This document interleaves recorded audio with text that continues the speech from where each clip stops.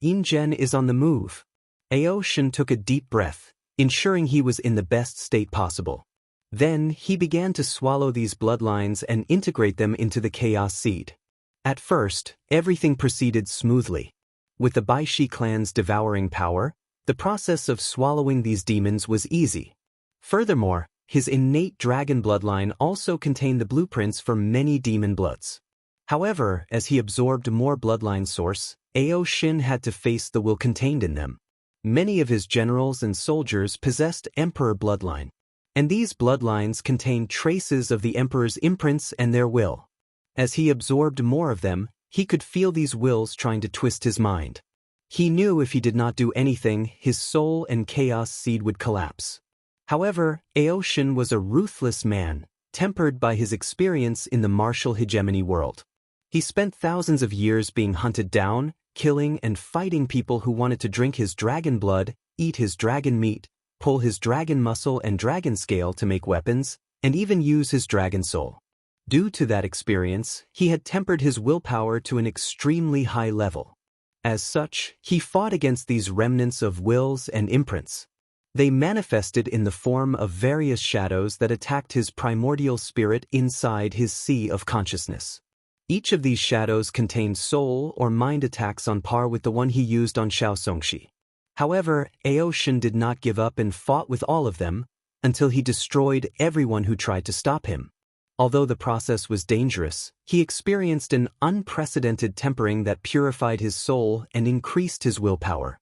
Immortal Venerable 6-leaf strength, thought Ao Shen as he exhaled. My plan is feasible. Previously, he was only at the peak of 5-leaf, but now, he made a breakthrough in such a short period. He sensed the dragon chaos bloodline seed inside his body, releasing a power that nourished his body and slowly increased his overall prowess. Furthermore, Ao Shen knew he could use countless bloodline divine abilities. But it's not enough, far from it, he thought with a frown. He waved his hand to summon Xianxia's body. The latter was still alive, although barely. Ao Shen had removed most of his Baishi clan's bloodline, but he did not kill him. He used his divine sense to search for Xianxia's soul. His original plan is interesting. According to Xianxia's original plan, he needed to gather 7 people that broke the mortal-immortal barrier and used a special formation. The array would allow them to bring out most of the power of an innate treasure, thus achieving the battle prowess of Dao ancestors for a short period. As for which root of power they reached, it would depend on the strength of the 7 people. His plan is too flawed. It would be too difficult to get these 7 people together and trust each other enough to cooperate, especially this late in the competition. Although this generation had more than 7 people who broke the mortal-immortal barrier, the core issue would be to gather them together and work for one purpose. It's difficult to complete this plan, especially with my demon race identity. Ao Shen shook his head. Although he had an even lower chance of success than Xianxia, he was willing to try as a last resort. Ao Shen gazed in the distance at the location of the sea race formation. He took one step and appeared in their location. Using Xianxia's knowledge, he controlled this formation, granting him entrance access. Then, with a flick of his hand, he killed all the sea race's generals and soldiers. A swallowing vortex appeared in front of his body, absorbing the bloodline of these people, further nourishing his chaos seed. Ao Shen felt his power drastically increasing, approaching 7-leaf. He suddenly frowned as he felt a new power incubating inside his body. The ambitious dragon closed his eyes to sense this new power. Innate chaos law, he thought with some excitement. With this law, it will be easier to drive the development of his chaos bloodline.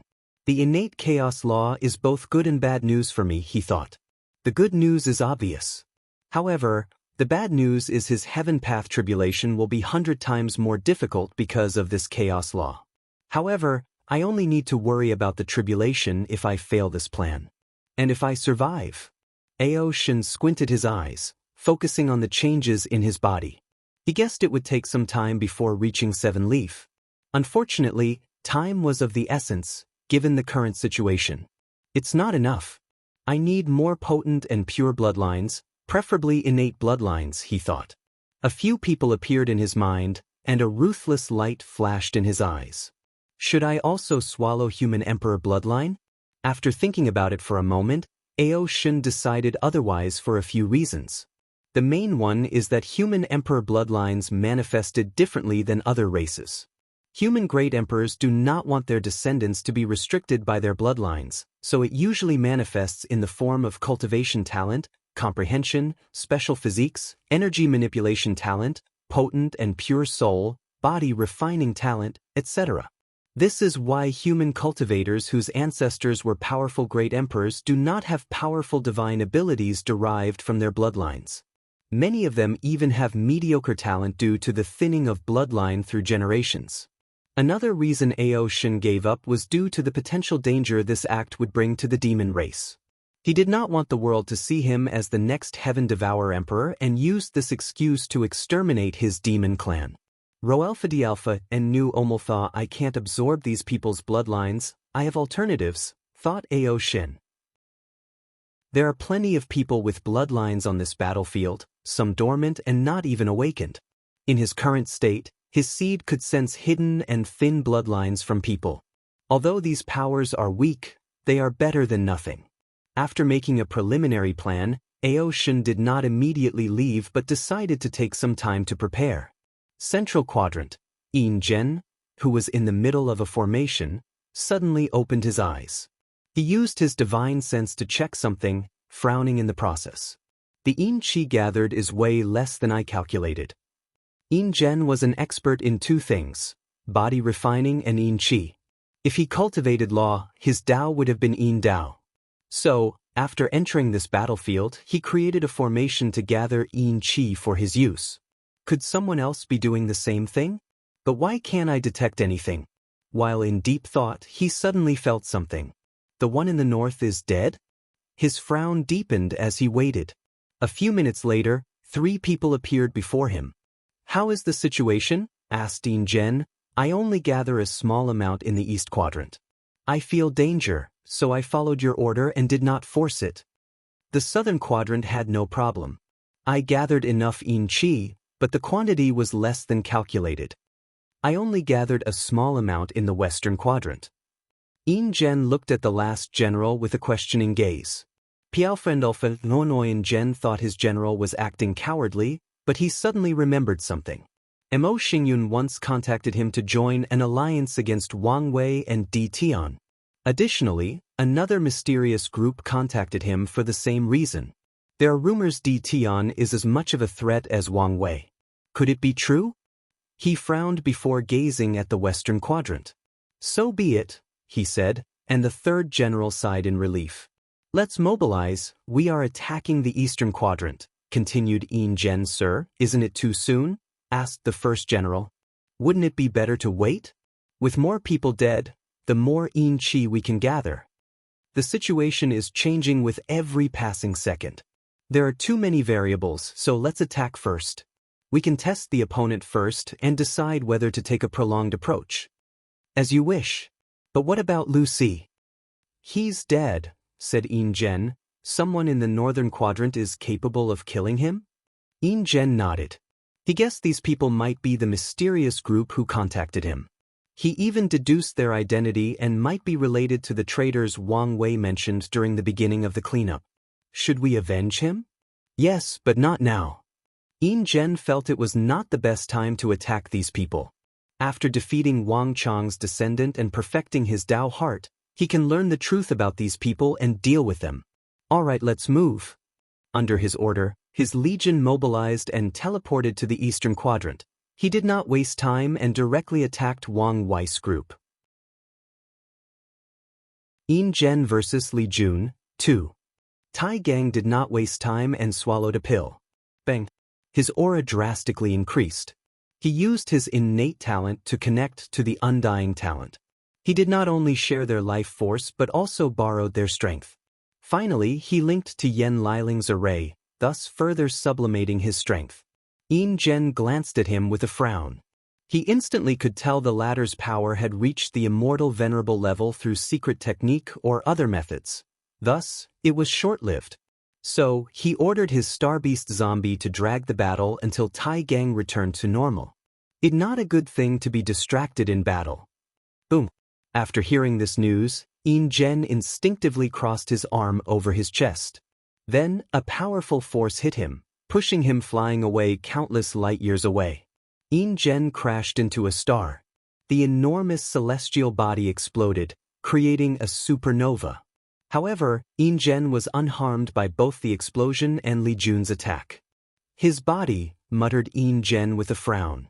He controlled the muscles in his legs, gathering an enormous force. The space underneath Yin Zhen's foot cracked as he used it as leverage to jump with immense force. Through his sheer strength, his speed reached an indescribable level. So, in less than a zeptosecond, he appeared before Li Jun and punched him. However, the latter did not want to be outmatched, so he returned tit for tat. Boom, boom, boom. The fists clashed, generating shockwaves that can easily destroy superclusters of galaxies. In less than a minute, they exchanged more than a quintillion punches. His fleshly body thought with an ugly expression. He expected Wang Wei to have a potent fleshly body. But he did not expect the latter's general to have such a level. The worst thing is he did not feel the breath of the ancient desolate body refining scripture, but an entirely different body refining scripture. Damn it, roared Yin Zhen in his mind before increasing the strength used. He punched Li Jun, sending him flying away. Li Jun crashed through hundreds of planets and a dozen galaxies before stopping. However, his injuries were only superficial and healed instantly. What a wonderful body refining technique. It's a shame. And what does that mean? Said Yin Zhen, who appeared before him. He had controlled his emotions and calmed down. Our sect's ancient desolate body refining scripture is known for its difficulty to cultivate, but there are still many people with the talent. However, the threshold for your technique is probably even higher. I'm guessing your sect would be lucky to find 10 people capable of cultivating it to a high level, let alone willing to cultivate it in the first place. Yin Zhen knew the latter was correct. Since he created his technique, few people were willing to cultivate it. After all, the first step involved turning into a disgusting creature like zombie. Although cultivators can change back into humans, it requires achieving a high level. Unfortunately, his golden zombie art, now called Immortal zombie art, is too difficult to cultivate. It requires immense suffering to absorb Yin Qi. There is a high chance of going insane, which requires a high willpower to control, and the technique is weak to light Dao, Yang Dao, Thunder Dao, and Buddhist techniques in the early stages. Only by reaching the golden zombie stage will these weaknesses against positive Dao or powers be eliminated. Unfortunately, few people can reach such a stage. Yin Zhen gazed at Li Jun, using Yin Power's coldness to remain calm. His obsession was proving his body-refining lineage was the best in the world. This obsession had made his Dao heart unable to reach perfection. The lack of perfection will not prevent Yin Zhen from proving the Dao or even becoming an eternal emperor. On the contrary, it will become his motivation to move forward until he defeats Wang Chong. Regardless, this lack of perfection can be exploited by others if he is not careful.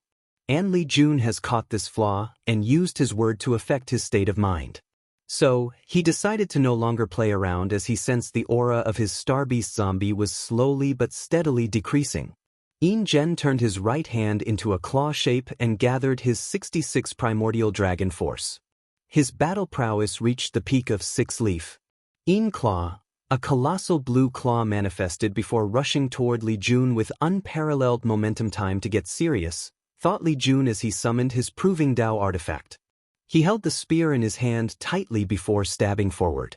The power of slaughter gathered on the tip of his weapon, swiftly eradicating the claw. Roalpha D'Alpha and Nuam. However, Li Jun's attack did not stop and continued moving forward. Yin Zhen felt a sense of crisis, so he evaded. Unfortunately, his action was predicted. Li Jun appeared before him and stabbed his head. Yin Zhen felt an intense sense of danger. Typically, he would not care if his head was gone. However, he knew he could not tank this attack. Furthermore, it was also too late for him to completely evade. So, he moved his body, so the spear pierced his body, leaving a hole the size of an adult human palm. Immediately, Yin Zhen blew with his mouth, and the force sent Li Jun a few meters away. Taking this opportunity, he distanced himself from his opponent. Yin Zhen's complexion was not good-looking. Roalpha Dialpha and Nu Am with a thought, Yin Zhen controlled the Yin Qi in the surroundings to replenish himself. After all, too many people died in the eastern quadrant, affecting this entire battlefield.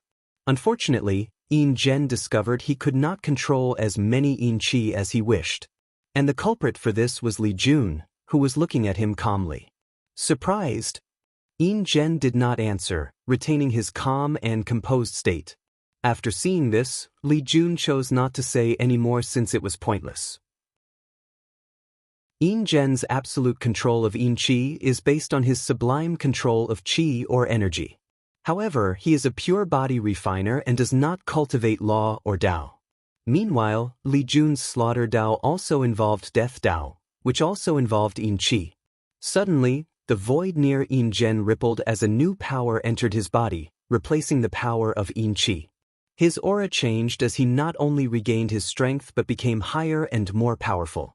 Negative emotions, sins, this is the devil's karmic sins, analyzed Li Jun as he sensed the power entering Yin Zhen's body.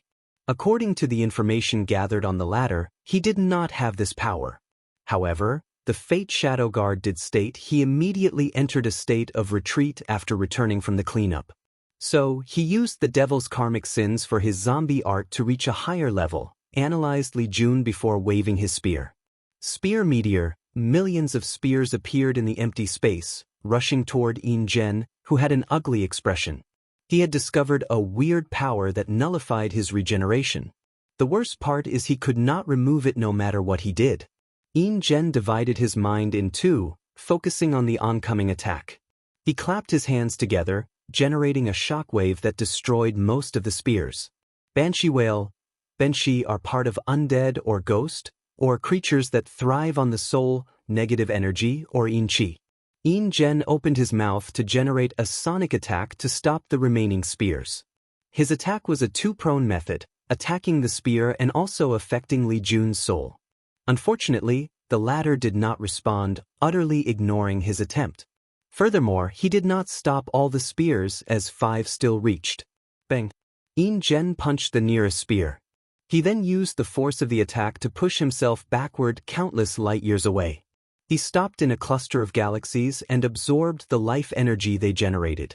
The starry sky battlefield created for the heaven will does not have life. However, the planets, stars, and galaxies themselves can be considered living, full of life energy. Yin Zhen absorbed hundreds of them, hoping to heal himself. Unfortunately, he discovered he could store these energies but could not make the hole in his chest heal. Damn it, what is this power? He thought. Unfortunately, he did not have long to contemplate and come up with a solution.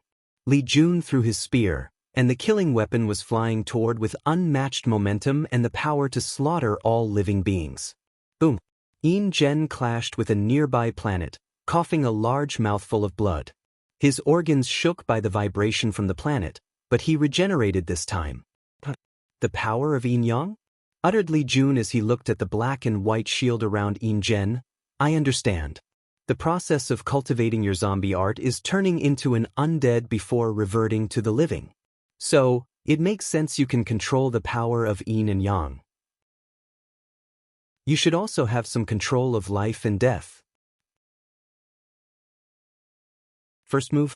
Li Jun spent so much time fighting Yin Zhen, even giving the latter so much time to remove the influence of his Di realm because he had a purpose. He wanted to study his use of willpower manifestation so he could reach the same realm. I've learned a lot, but it's not enough, he concluded. Willpower manifestation is not as simple as the name suggested. Li Jun has read about some other world communities' cultivation systems that train willpower to affect the world or even control the law or Dao. But this is not the same as the body refiner's willpower manifestation. These methods are, at best, a way to train to reach such a stage. The word manifestation represented a sublimation of their willpower to a higher form. This sublimation allowed body refiners to use their willpower the same way as Dao will, including using it to remove Emperor's Dao imprint in the Grand Dao source. And from the information he learned from his sister-in-law, Li Jun knew Body Refiner's willpower has more magical means than Dao will, and it's not one of the reasons their path is considered the best between Qi Refiners, Dao Comprehension, and Soul Path. It does not matter. I can use this experience as the foundation for later. Li Jun understood Yin Zhen's success in his willpower manifestation was not because of his talent and willpower. After all, he did not lag behind the ladder in any of these categories. The main reason for his success is his pure dedication to body refining and the battle between life and death. Unfortunately, he was not a pure body refiner and did not have a similar life and death experience. "Time to end this battle," he declared. "How arrogant," sneered Yin General. However, the two suddenly sensed something and looked in a direction. Li Jun's face changed as he saw what had happened. A shadow suddenly appeared and broke through their group's formation. Then, the shadowy figure headed directly toward Yen Liling. The shadowy figure waved his hand to shoot a brilliant light cannon that ravaged the location Yen Liling stood. Everything in the light beam's path was instantly atomized, including the surrounding spacetime. The golden light that shone in the dark space in an area of millions of light years slowly disappeared, showing Yen Liling standing in the same path with a cauldron floating above her head. Besides her slightly elevated breathing, she appeared intact. Then she looked at the assassin with red eyes. If not for her defense cauldron, she might have died in this attack since it reached the peak of 3-leaf. Cauldron of Strength. Another cauldron appeared next to her, full of designs of the demon race, innate demon, and primordial gods. Suddenly, a savage aura emanated from Yen Liling's body as she rushed toward the assassin. In less than an instant, she was before him and punched him. Boom! The assassin's training allowed him to defend himself instinctively by crossing his arms. Sadly, the attack pulverized his skin, muscles, tendons, and bones, leaving 2 empty sockets for arms. Yen Liling was an alchemist and had little time to dedicate her time to temper her body to the level of true power Dao realm. In her 9 cauldron art, she created ways for alchemists to use fire to purify their skins, muscles, organs, bones, and blood, thus achieving a high level of body refining. However, she was not satisfied, so she created the Cauldron of Strength, condensed through countless body refining pills, demon race blood, and bloodline purification pills. As long as she summons the cauldron, her fleshly body will be blessed and reach an unimaginable level. Bang! Bang! Yen Liling punched twice, instantly destroying the assassin's legs. She rendered him useless by leaving only his torso. Subsequently, she condensed the Cauldron of Soul. The purpose of this cauldron is to boost her soul. She used it to help her refine pills, using it to replenish her lost spiritual power while engraving divine runes. This cauldron is one of the main reasons she can succeed in creating immortal pills. With this cauldron, Yen Liling wanted to search the assassin's soul for information. Although angered beyond words, she was rational enough to know what was necessary at the current moment. Unfortunately, she failed. A seal suddenly activated, annihilating the assassin's soul and brain. Yen Liling frowned, deep in thought. "Was that you?" asked Li Jun, his eyes red. Adding to his crimson hair, he seemed the incarnation of death and slaughter. "No, it wasn't," replied Yin Zhen calmly before sneering. "But so what if it was? You should know nothing is off-limit in this battle." "Good," said Li Jun with a hoarse voice, making Yin Zhen tremble. Death of all sentient beings. A small and simple red spear appeared before Li Jun. However, after seeing it, Yin Zhen trembled. A terrifying power locked him, telling him he could not escape. From this simple spear, he saw all the ways someone could kill any life forms that fall in the category of sentient beings. Death by decapitation, death by weapons, death by poison, death by disease, death by mental breakdown, death by loneliness and sadness, death by war, etc. "He can't stop this spear," Yin Zhen thought, followed by, "I will die." The fear of death began to overwhelm his mind, so he had to bite the tip of his tongue, using pain to regain control of his body and mind. Without hesitation, he used his last trump card, the Star Beast Zombie. Yin Zhen wanted to fuse the latter, thus drastically increasing his strength. Unfortunately, he discovered his opponent had already severed or killed the connection between him and the zombie. Roalpha D Alpha and Nu Ompent no one, as such, the Body Dao cave has multiple Emperor artifacts. With the artifact, the spear barely slowed down. "You're a talented individual, Ingen," said Li Jun, his voice terribly calm. "Unfortunately, your luck and destiny are subpar. You were born in the wrong era and lost to our sect's ancestors. And now, you also woke up in the wrong era and will lose to his descendants." Li Jun waved his hand to manifest an Emperor artifact that looked like a turtle shell, suppressing Ingen's artifact. Then, the spear continued his journey, bringing him closer to death. Ingen still remained calm as he analyzed the situation. He knew he could not use another Emperor artifact in his current state, especially since the enemy could do the same. He knew it would be best to bring out more power from the glove artifact he was using instead of bringing out more of them. So, he continued pondering. My only chance is to use my willpower to boost my defense. Ingen entered a deep focus state, trying to mobilize the new power he awakened. Unfortunately, his luck or foundation had run out. In such a short time, he could not successfully comprehend a decent defensive method using his willpower. So, the spear continued its journey of destruction, death, and annihilation. When it was less than a meter away from him, Ingen found his lower body rapidly disintegrated into infinitely small particles. So, he watched his life pass him as the spear slowly approached. Luckily for him, fate was on his side. After the spear reached less than 50 centimeters from him, its power fluctuated violently as if it had lost control. Opportunity, thought Ingen as he moved his only remaining head to open a space portal and left the eastern quadrant. Meanwhile, Li Jun calmly watched him disappear before teleporting to see his wife. "How are you?" he asked as he held her in his arms. "I'm fine. Do you know what happens? Any idea who did it?" "Tong Ruobing," declared Yen Liling. What makes you say that?" "The assassin used an array-breaking talisman, and it was Immortal tier. Then, it also used an Immortal tier light erasure talisman. Only she has such capability." "You might be right," nodded Li Jun. "However, we should also consider the possibility that the traitors and Mo Xingyun are trying to frame her, plotting against us using her." Yen Liling agreed with this analysis. However, her intuition told her this was Tong Rubing's doing. "What do you want to do with it?"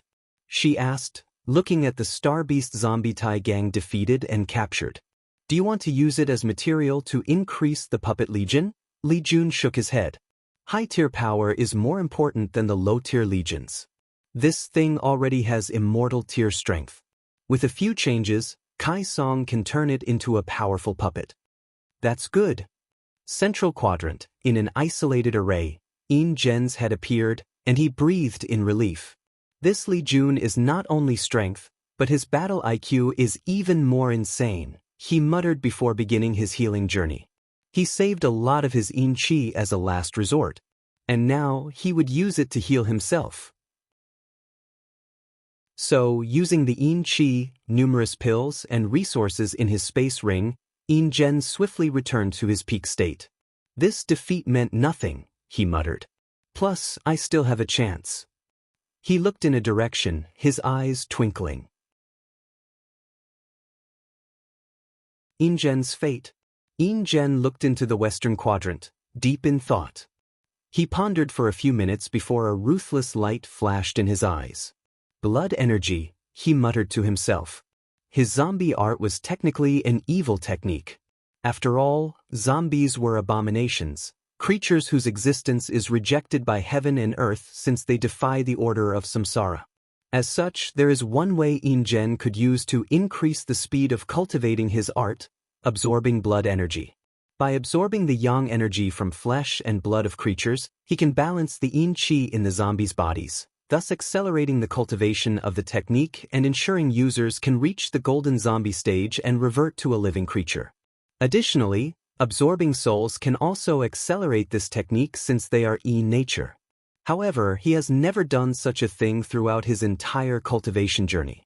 He even warned future descendants of the Body Dao cave never to use this method. Yin had many reasons. Firstly, doing so would garner heavenly tribulations, making cultivating his technique even more difficult.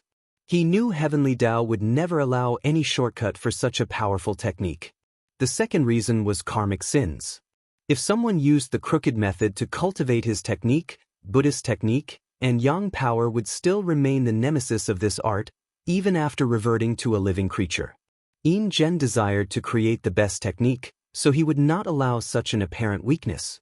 Finally, absorbing other people's flesh and blood energy would make the fleshly body less pure, making it difficult to continue cultivating in the future. But now, I have no choice, thought in general he would deal with the side effects later by purifying his body. And since he won't kill many people, he won't have to worry about karmic sins. I need to be swift, he planned. Rush straight for Tian, kill him, and absorb his flesh and blood. His generals will be a pain, but as long as I use my most powerful state and attack, I can quickly get rid of them. Yin took a moment to review his plan and perfect it. He decided to imprison these generals before going straight for Tian. He is the king and my goal. I will have a chance to prove the Tao in this generation as long as I get his blood energy. After making a plan, he no longer hesitated. He summoned his Emperor artifact and put the gloves on. Bang! A colossal cosmic being appeared in the western quadrant, right in front of Tian's group. The being did not have skins, eyes, mouths, and noses like creatures of flesh and blood. Instead, it had a body made of mountains, rivers, forests, volcanoes, and his two eyes were the moon and the sun. As soon as the cosmic being appeared, it attacked Jiang, making the latter's face contort. This attack has broken the limit of 7 leaf and is approaching the peak of 8 leaf. Jiang instantly knew she could not block this attack with her current strength. However, she did not despair. Gao Buqin, she roared through divine sense. Then, a golden armor suddenly manifested out of nowhere, and she equipped it. Devil, she roared, and gluttony immediately lent her his power.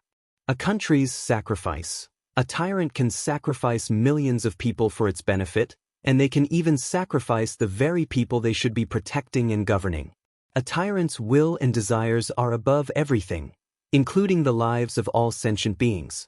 Jiang raised her to create a black-red shield that contained countless grievances, hatred, and curses.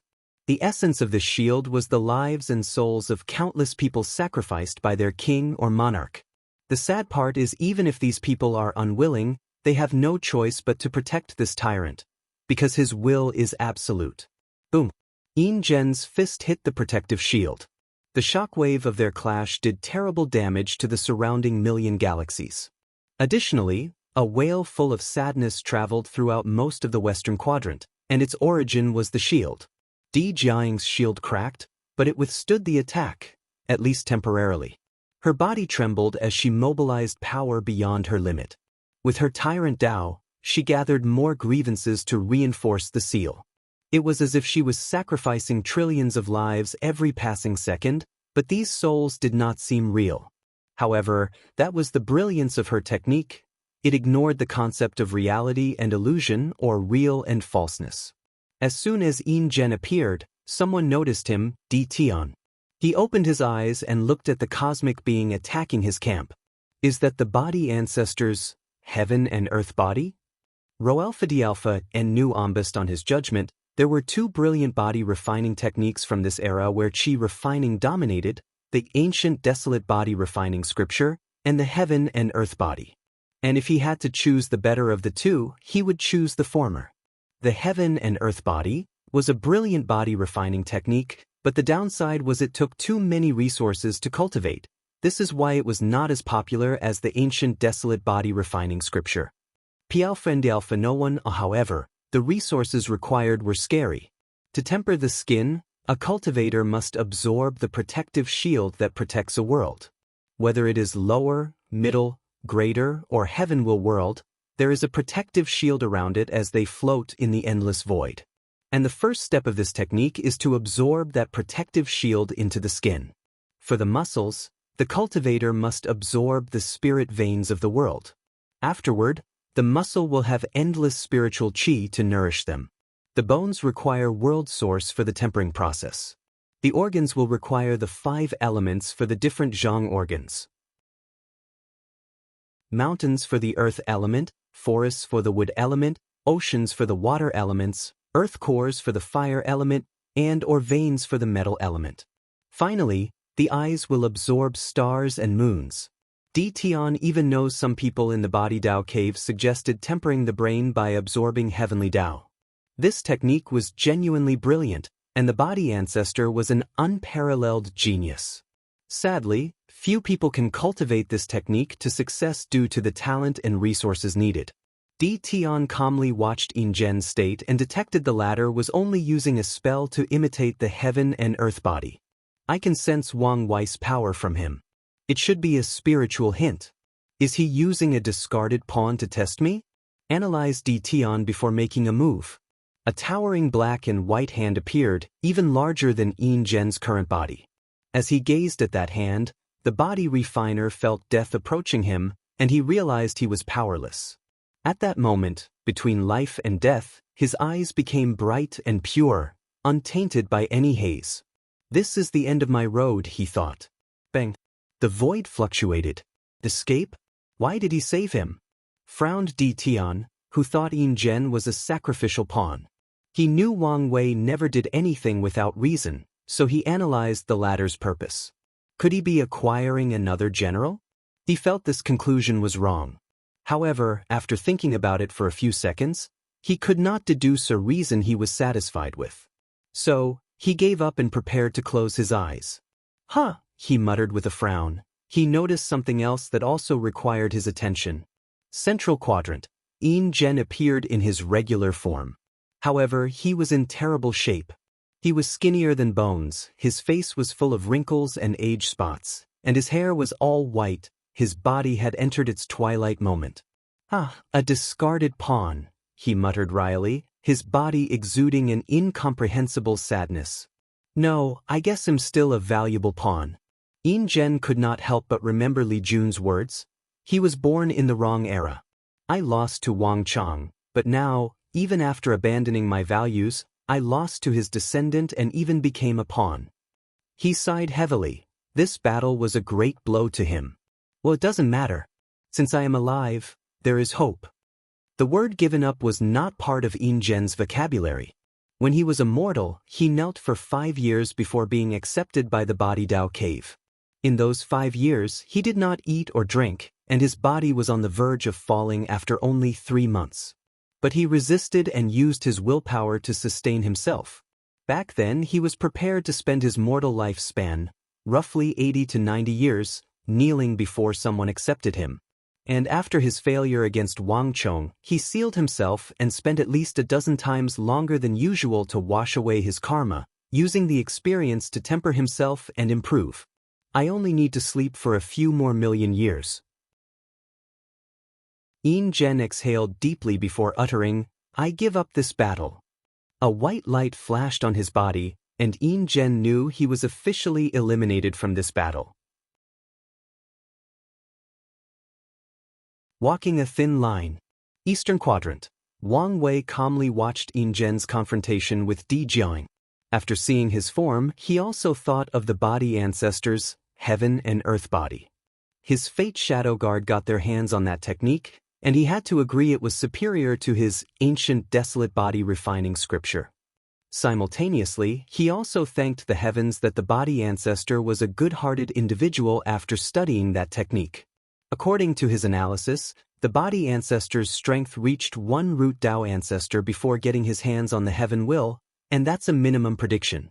And after proving the Dao, his strength was on par with Eternal Supremes, meaning above 25% Grand Dao source. If the latter wanted to absorb the myriad Emperor world to cultivate his technique, no one at that age could stop him. No, this man had the potential to be a catastrophe to the entire lower dimension. If he had the ambition to open the gate of power before ascending, he would have to destroy countless heaven-will worlds in his cultivation process. Wang Wei theorized the latter used thousands of great thousand worlds to temper his fleshly body, destroying these worlds in the process. Or he found many destroyed worlds from the innate acquired war and used them for his cultivation. It's a shame this technique takes too much time and requires too many resources. Not to mention the karma debts from destroying these worlds, he pondered. He often sighed and praised the body ancestors' genius and madness for creating such a technique. After all, no sane person would create such a thing. However, after many analyses and discussions with Wu Hong, he realized the appearance of this technique was inevitable. The cultivators in the ancient emperor era studied heaven and earth to perfect the cultivation civilization. Array masters studied innate formations. Alchemists, talisman makers, and weapon refiners studied divine runes found in nature. So, it's not out of the ordinary for someone to use nature as the foundation for a body refining technique. However, the body ancestor took things to the extreme. He used the idea that the human body contains a universe and slowly turned it into one. Of course, Wang Wei also understood why the body ancestors' dream of creating a supplementary body refining technique for the origin system did not work. If he made his heaven and earth body, the cultivators of the myriad emperor world would definitely be the best in the lower dimension. However, they would also become a scourge civilization, invading countless world communities and destroying millions of worlds. And the final fate of such a civilization would be worse than the devil race. It would prosper for a short period before becoming extinct. Wang Wei calmly watched the battle. And when Di Tian took action, he sent Yin Zhen away. Di Jiaying sighed in relief. The armor on her body turned into numerous motes of lights, disappearing into the unknown. She was not surprised by this fact. Gao Buchan's talent was very high, but he did not quite reach Yen Liling and Tong Rubing's level. This also meant he could not create immortal tier artifacts. However, he could create temporary ones who would disappear after a short use, similar to talismans. Roelfa Dialpha Naam's entire process was so fast that she could not even react. For a moment, she felt the shadow of death looming over her head. Clink. A hooded figure appeared and blocked the attack for Di Jiang. Unfortunately, the latter was also slightly too late. The assassin's dagger spewed a black light that grazed Di Jiang's sides. Wang Ju, said Di Tian's shadow, also called the silent sleeper, in a hoarse voice. However, Wang Ju did not answer him as she sensed a terrifying gaze. She did not waste time as she dispersed. It was like she was never here in the first place. Damn it, suddenly said Di Jiang, catching the attention of the others. They saw a mysterious shadow-esque power emanating from her injuries. Shadow-based poison? Asked Gao Buqin. It should be. Can you remove it? Does it look like I can remove it? She snarled, and Gao Buqin decided to keep his mouth shut. Gluttony remained quiet, as always. Meanwhile, Silent Sleeper did not immediately aid her but looked at his master. Di Tian frowned as he knew he had already lost the initiative. Wang Wei's move made him display one of his general's trump cards. Subsequently, whether he or Silent Sleeper takes action to remove this poison, they will further reveal information about them. And in this battle, information is power.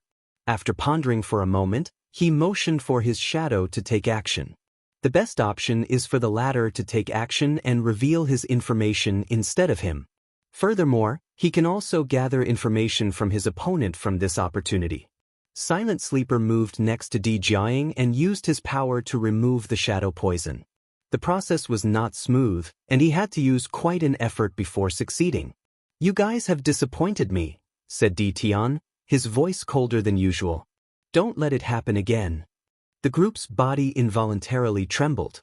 They knew Wang Wei's group was their greatest obstacle, but after the first confrontation, they lost the initiative, which could lead to their defeat later in the battle. We want, replied Di Jiang with gritted teeth. Di Tian didn't say anything else and returned to his closed-eyes state. He did not wholly blame them as he realized his strategy for this battle was too passive. Eastern Continent. Wang Ju appeared next to Wang Wei and handed him the information gathered in this strategy. Although she also revealed her strength, the knowledge she acquired was worth the price paid. Modify our plans accordingly, said Wang Wei before taking one last look at in general. He spared the latter because of his talent.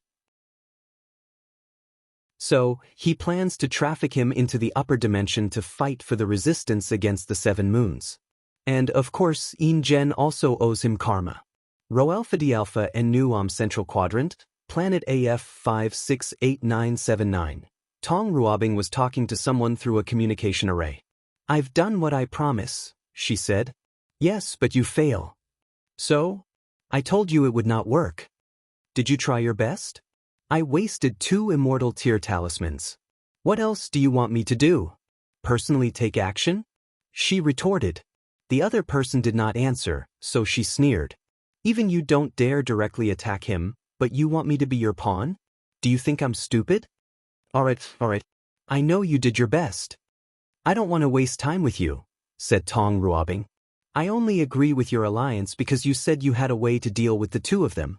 I believe you because of your identity, but so far, you have shown me no proof. Parasite frowned. He could tell she was becoming impatient.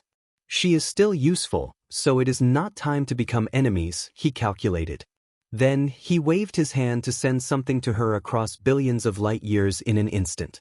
Tong Ruobing opened her formation and received the package. It was a binding contract backed by true heavenly Tao. Sign it, and I can tell you some of our plans. Tong Ruobing only glanced at the contract before saying, I won't sign anything I don't know much about. She could tell the contract was of high level, most likely something from the upper dimension. I have shown you our sincerity, said Parasite. I'm willing to swear a grand Tao oath not to reveal a word. Take this deal or we can part ways. Are you threatening me? Asked Parasite with red eyes. I'm simply telling you my terms, she replied calmly, gazing directly into his eyes. After more than a minute of constant staring and no communication, someone relented. Fine, but I don't want any loopholes. Be straightforward in your wording. Tong Ruobing no longer hesitated and made the oath. Then, Parasite told them of their trump card. An artifact that can strike with the power of a third-class emperor. Her eyes lit up as she knew this weapon was enough to deal with Wang Wei and Di Tian's 9-extremity foundation. Now, her only concern is how many times they can use this weapon.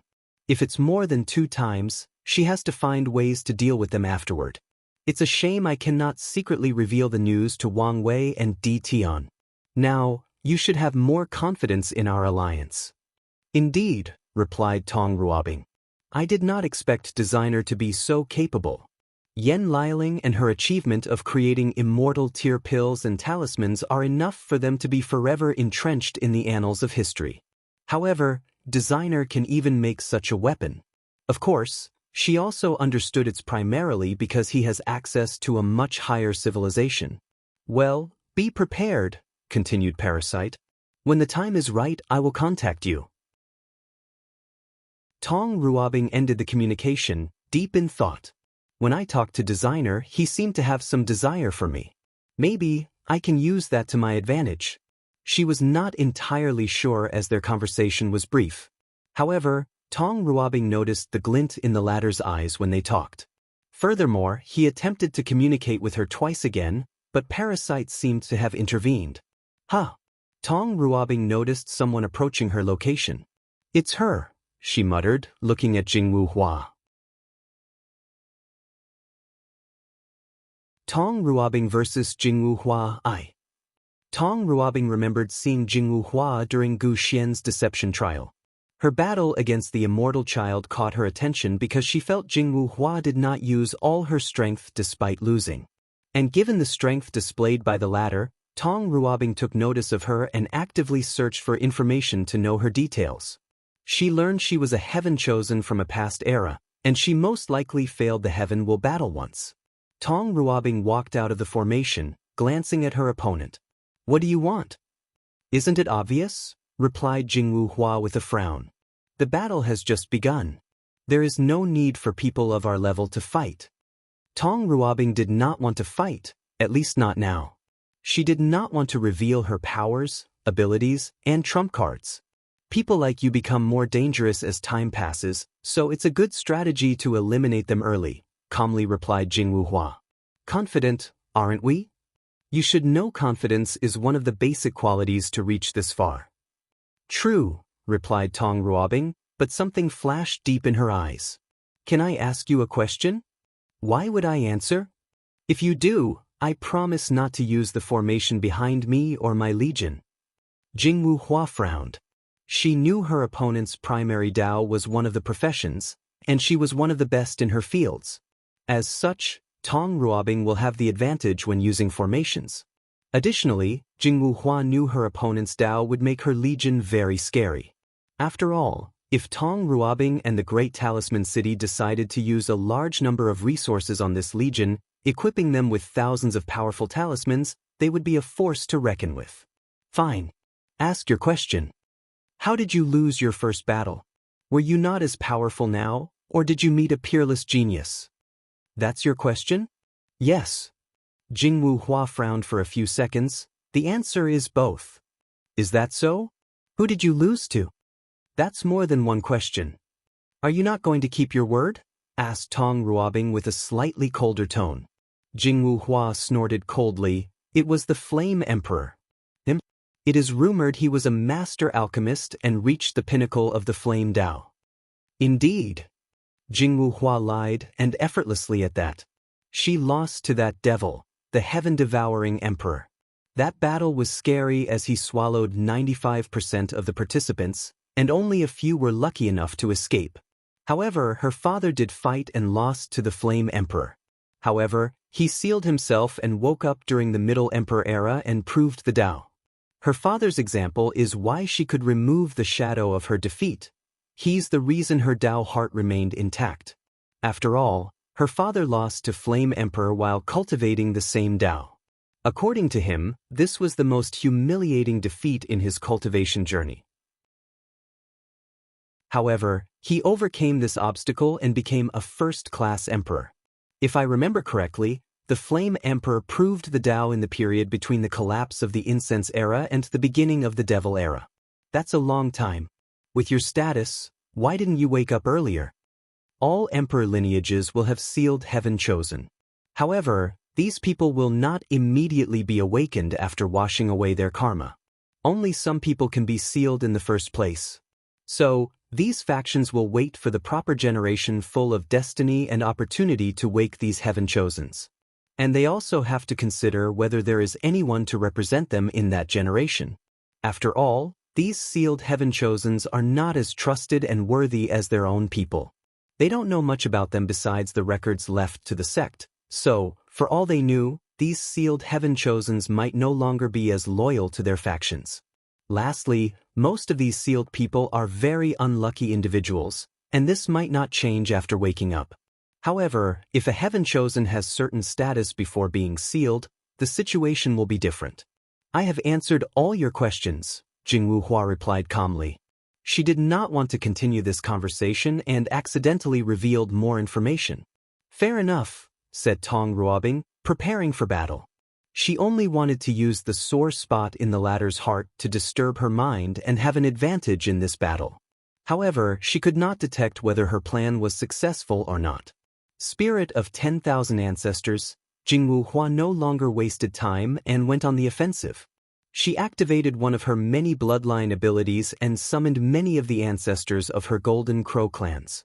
Millions of golden crows manifested, burning with golden flames. The slight heat released from the flame could burn hundreds of galaxies, killing trillions of sentient beings. The crows flew toward their target with the sole purpose of reducing her to ashes. Peak 5 Leaf. She has become way more powerful since the trial, analyzed Tong Ruobing. Regardless, she was calmed and waved her hand frowny face freezing domain talisman. Roelfidelfa knew in an instant, the golden crows, the surrounding million galaxies, matter, energy, and space-time all froze. It was like a winter storm hit a supercluster of galaxies, turning everything in its path into ice. Bang! Jingwu Hua burst out from her cocoon of ice, brilliant golden flame emanating from her body. Her talisman Dao is very versatile, granting her extreme mastery over ice and Yin Dao. Since their existence, the Golden Crow has mastered fire and Yang Dao. And ice and Yin Dao are their nemesis. What is the best approach to fighting an opponent like her? Use long-distance spells and/or use hand-to-hand combat. Jingwu Hua could not decide because she had too much to lose once she made the wrong choice. She needed to prove the Tao to ascend and search for her father's whereabouts. Tong Ruobing calmly watched her. She's taken too long. Is this some kind of trap to lower my guard? She frowned as she sensed things were not as they seemed. So, she waved her hand to create numerous ice spears, testing the water. Jingwu Hua subconsciously avoided most of the attacks. As for the ones she could not, her golden flame took care of them. After more than half a minute of testing the water, Tong Ruobing went on the offensive. Absolute imprisonment. 4 runes formed a cage to imprison Jingwu Hua. The terrifying power of suppressed the flames on her, almost extinguishing them. Damn it, this is not the time to be indecisive. Pure yang body, she injected a terrifying amount of pure yang energy into her body, mainly her blood. Her aura drastically increased as the power of her fleshly body also improved exponentially. Most body refiners will have a high amount of yang energy in their bodies. It is why their blood will emit heat and have an effect against creatures like ghosts or souls. Using this fact, Jingwu Hua developed a technique to increase the power of her fleshy body. As a demon race with royal bloodline, her physical body was not bad compared to ordinary genius body refiners. But now, she successfully reached another level. Bang! Jingwu Hua tore apart her imprisonment before rushing toward her opponent. Tong Ruobing immediately displayed her high combat IQ and used numerous talismans targeting body refiners. Curse of Weakness Talisman, Piaofendelfa, No 1-0, Stamina Draining Talisman, Force Dispelling Talisman. Regrettably, Jingwu Hua bulldozed through these talismans, making them ineffective. Without stopping, she rushed toward Tong Ruobing and punched her. To her surprise, Tong Ruobing only flew a few dozen kilometers after crossing her arm to block. A talisman that disperses force, analyzed Jingwu Hua. Then, her face suddenly changed. No, she also used a talisman that absorbed the yang energy in my body. However, Jingwu Hua did not even detect when the talisman entered her body. She guessed it must have been when her body contacted Tong Ruobing's cross-armed. What's going on? Why can't I remove the talisman? The Dui realm. She did not expect her opponent to reach this stage. Jingwu Hua quickly mobilized her Dui realm to counter. Unfortunately, she realized hers was too weak. She only entered the Dui realm during the divine body realm. Instead of tempering her body and opening the orifices using the flame of good fortune, she turned it into the flame of pure yang and used it instead. Unfortunately, she barely trained her Dui realm and was only in the 3rd stage. Meanwhile, Tong Ruobing had reached the 9th stage. While Jingwu Hua was trying to stop her talisman, Tong Ruobing did not give her more time and went on the offensive. 5 trigram sealing talisman, 5 paper talismans appeared to make a circle with Jingwu Hua in the middle. They connected to form a star above her head. The Emperor offspring felt threatened as she sensed the immense sealing power heading for her. No choice, I have to use that method. Jingwu Hua did not think she had to use this method so soon in the battle. This was one of her final trump cards. Bang! A strange aura emanated from her body, making Tong Ruobing squint. Her heart trembled. That's impossible. Tong Ruobing vs. Jingwu Hua, 2. Jingwu Hua had many runes on her, similar to when she was in the supernatural realm. However, the runes were not on her skin but floated around her. The runes were beautiful and mysterious as they displayed the charm of the Tao. Tao sounds or musing emanated from them, displaying the people to allow people to understand the Tao better. In an instant, she became noble, supreme, grand, and mighty. Emperor Body Awakening, muttered Tong Ruobing, unable to contain her shock. The technique of awakening was something only emperors could achieve after Grand Tao Source nourished their pseudo-Tao body. A great emperor's Tao body is a manifestation of their foundation during the mortal stage of cultivation.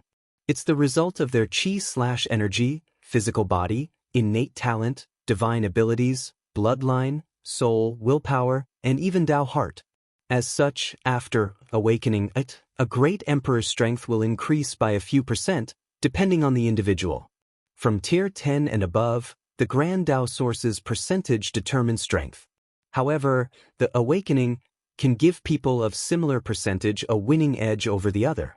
Of course, this is not the reason the Tao body awakening is crucial to great emperors.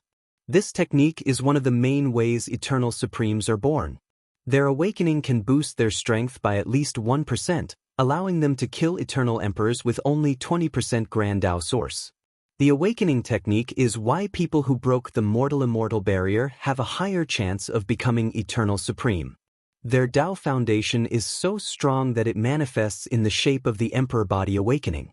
Wu Hong once told Wang Wei that his 9-extremity foundation would grant him a 5% Grand Tao source boost, and it would manifest in his awakening. Tong Ruobing knew a little about the importance of this technique. So, she could not control her emotions after seeing Jingwu Hua's current state. No, something is not right, she muttered, controlling herself and observing. According to the records she read, the awakening often manifested in the shape of an armor made of runes. The records also dictated it could also take the form of different weapons, wings, animals, or various odd shapes, but they were all made of Tao runes or rhymes. However, Jingwu Hua's runes seemed scattered and with no shape as they floated before her. Roelfa Dialpha Na Omen Emperor offspring has too many trump cards, calculated Tong Ruobing with slight envy. She could imagine how many trump cards Jingwu Hua's parents left for her. And these trump cards would be things allowed within the rules and regulations. I need to finish this battle as quickly as possible before something unexpected occurs. Tong Ruobing waved her hand, and a talisman appeared before her frowny face. Atomized beam talisman. Tong Ruobing discovered it was challenging to create talismans involving the supreme outlaw. And using law resonance, she could, at best, bring about 70 to 80% of their powers.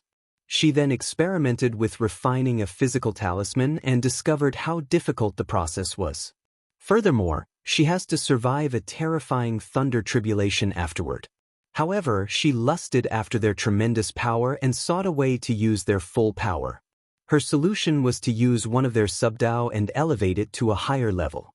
The atomized beam talisman used the atomization from destruction Tao and elevated it to a level on par with its superior. So, a terrifying beam rushed toward Jingwu Hua, eradicating anything in its path. Numerous black holes appeared on the beam's path as it tore through space and collapsed the surrounding gravity. Swish!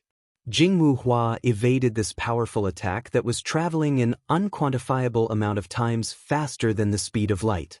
Speed and slowness are a concept of yin and yang. So, she used her yang Tao to control the Tao of speed. The beam changed direction and followed her. For the next 15 seconds, it followed Jingwu Hua everywhere she went, preventing her from escaping. Finally, she rushed toward Tong Ruobing, intending to lead the attack back to its owner. Jingwu Hua evaded all of the talismans in her path before reaching her destination. Damn it, she cursed. She used her bloodline ability, Fiery Eyes, to see the unseen, the truth, and the unknown. Unfortunately, it was only after reaching Tong Ruobing she discovered it was fake. The heat from Jingwu Hua's body eviscerated Tong Ruobing's illusion. Then, she turned around to face the beam. 9 Yang Flame, a pure red flame that embodied the ultimate of Yang energy, shot out from Jingwu Hua's mouth, confronting the atomization beam. Boom! The Saintess of the Golden Crow survived the attack. However, she was not intact as a hole appeared in the lower left quadrant of her stomach, leaving the left part of her body in a moon shape. Luckily, I had used my Di realm as a defense, analyzed Jingwu Hua while scanning around her with her eyes and divine sense. Phoenix Flame, she gathered the life, yang, aspect from life and death, yin yang, and combined it with her flame Tao to create a flame full of life and the power of regeneration. With a boost from her Di realm, she was barely healing from this injury. Space Bomb Talisman, a cube the size of a basketball appeared before Jingwu Hua and exploded. To create the cube, Tong Ruobing compressed a large amount of space comparable in size to hundreds of the myriad Emperor Worlds domains into a cube before detonating them. Roelfa Dialpha and Nu space turbulence created by this explosion was enough to destroy thousands of middle thousand worlds. Boom! Jingwu Hua's flame burned the space around her. However, the shockwave from the explosion crashed into her, injuring most of her organs. World of Yang, 9 suns suddenly appeared above Jingwu Hua's head, burning the surrounding billions of light years. Tong Ruobing could no longer hide and showed up. Then, 9 massive golden crows rushed toward with the power to incinerate the world. Tong Ruobing wanted to take action but discovered her actions were very slow. Her movement, thinking, origin essence operation, and even law control became extremely slow. Soul-protecting talismans appeared in her sea of consciousness, breaking the effect of this attack on her soul. Her thinking returned to normal, and she swiftly analyzed the situation. A domain that boosts her Yang Dao, she observed. Using Yang Dao to control speed, she then robbed me of all my speed, thus achieving control of slowness. What a brilliant application of her Dao. Jingwu Hua's Dao should only allow her to control speed and not slowness. However, she achieved the same result by removing speed from her opponent. Tong Ruobing's mind quickly calculated the most efficient way to get out of this technique, and the first thing eliminated was using absolute strength. In less than a nanosecond, she thought of a method. Then, she blessed herself with a few talismans: Speed Talisman, Light Blessing Talisman, Wind Blessing Talisman, Sound Control Talisman, and Thunder Blessing Talisman. With these talismans, Tong Ruobing brought the concept of speed back to her body, allowing her free mobility. Then, she waved her hand to manifest 9 fire phoenixes that overwhelmed her opponent's golden crows. Tong Ruobing knew the benefit of defeating the opponent using their own specialty. It is devastating to their state of mind. And her strategy worked. Jingwu Hua's body trembled when she saw her flame being overwhelmed. Pillar of Purification. A pillar of golden flame descended on Tong Ruobing's head, purifying everything on its path. The flame contained the most profound meaning of purification from Yang Dao. Tong Ruobing snapped her finger to manifest a large magical circle. It swallowed the flame pillar with no effort. Then, the magic circle spread so fast that Jingwu Hua could not react. A sealing array? When did she set it up? Her face was difficult to look at. She felt a strange fluctuation from the array, but she could not analyze more information. I am outclassed. I need to run away. Jingwu Hua felt humiliated and unwilling. She used her father's special emperor bone to achieve an incomplete awakening. But even then, she was easily defeated and now has to run away. However, she knew it was the best choice. Bloodline ability. Fire escape. Jingwu Hua exploded into a large quantity of golden flame before condensing into a tiny dot like an implosion. Then she was gone. Tong Ruobing calmly watched this without any action. She never planned to kill Jingwu Hua for many reasons. Firstly, she had reservations about the latter's father. On the chance she succeeded in proving the Dao, this might become a problem in the upper dimension. Secondly, she wanted to use this battle to temper herself. However, Tong Ruobing discovered her opponent was not in the best shape. Jingwu Hua was distracted during the entire fight, making many mistakes, including not transforming into her demon form. It was as if something was preoccupying her mind. Finally, Tong Ruobing wanted plausible deniability. Her current status was on the side of these traitors. However, she only did so out of desperation to have a chance to win this battle. So, after she betrays these people, she can use the excuse she never killed any of the Heaven Chosens to show her innocence, to show this was all her plan from the beginning. Of course, Tong Ruobing also knows her plan was obvious to some people. However, as long as they do not have direct evidence, she can argue her innocence that she wanted to infiltrate these people and destroy them from the inside. The cultivation world has certain rules that it must follow as a society. And because of these rules, Wang Wei can secretly help the devil race but would never openly admit it. So, even if someone knows the truth, they can't do anything unless there is obvious evidence. Tong Ruobing was using the same logic. Northern Quadrant. Jingwu Hua appeared with even more significant injuries. She hurriedly found a place to set up formations and hide. Unfortunately, someone found her before she could swallow a few healing pills. Damn it, she cursed after seeing who it was. Bloodline Supremacy Battle, I. And this chapter is not edited. Huofeng Huang waved her hand to summon an all-white sword with a design of a white tiger roaring at the heavens on the edge. A terrifying killing intent emanated from the sword and her body. She moved and instantly appeared before Ao Shen, swinging down her sword with the intention of cleaving him into two parts. Dragon scales appeared on Ao Shen's arms, allowing him to block the attack. However, the force behind this swing pushed him a few kilometers away. Huofeng Huang was not surprised by Ao Shen's identity as an innate dragon. Before the battle, he did an excellent job hiding it, using a brilliant secret technique and probably some type of hiding innate treasure. However, after acquiring his chaos bloodline, it was more challenging for him to control the bloodline aura released from his body. So, Huofeng Huang immediately identified him upon laying eyes on him. Swish! Huofeng Huang used a blood-colored slash attack. However, a vortex appeared before Ao Shen, swallowing the attack. Bluff! Ao Shen vomited a mouthful of blood, followed by Huofeng Huang's previous attack. Yin-yang reversal? He thought with an ugly complexion. After swallowing that slash, she used the Tao of Yin-yang to reverse the power of his swallowing and force him to expel what he ingested, thus injuring him in the process. Huofeng Huang did not give Ao Shen any breathing time. She used the killing innate law from her white tiger bloodline to control the blood he vomited and turned them into two blood spears. Ao Shen's face changed as he saw the blood spears rushing toward him. He felt they locked his position and would follow him anywhere he went. Regardless, his intuition told him he should not directly defend against this attack. So, a pair of cicada wings appeared behind his back, and he rushed away, evading the attack. He thought his evasive actions would buy him more time.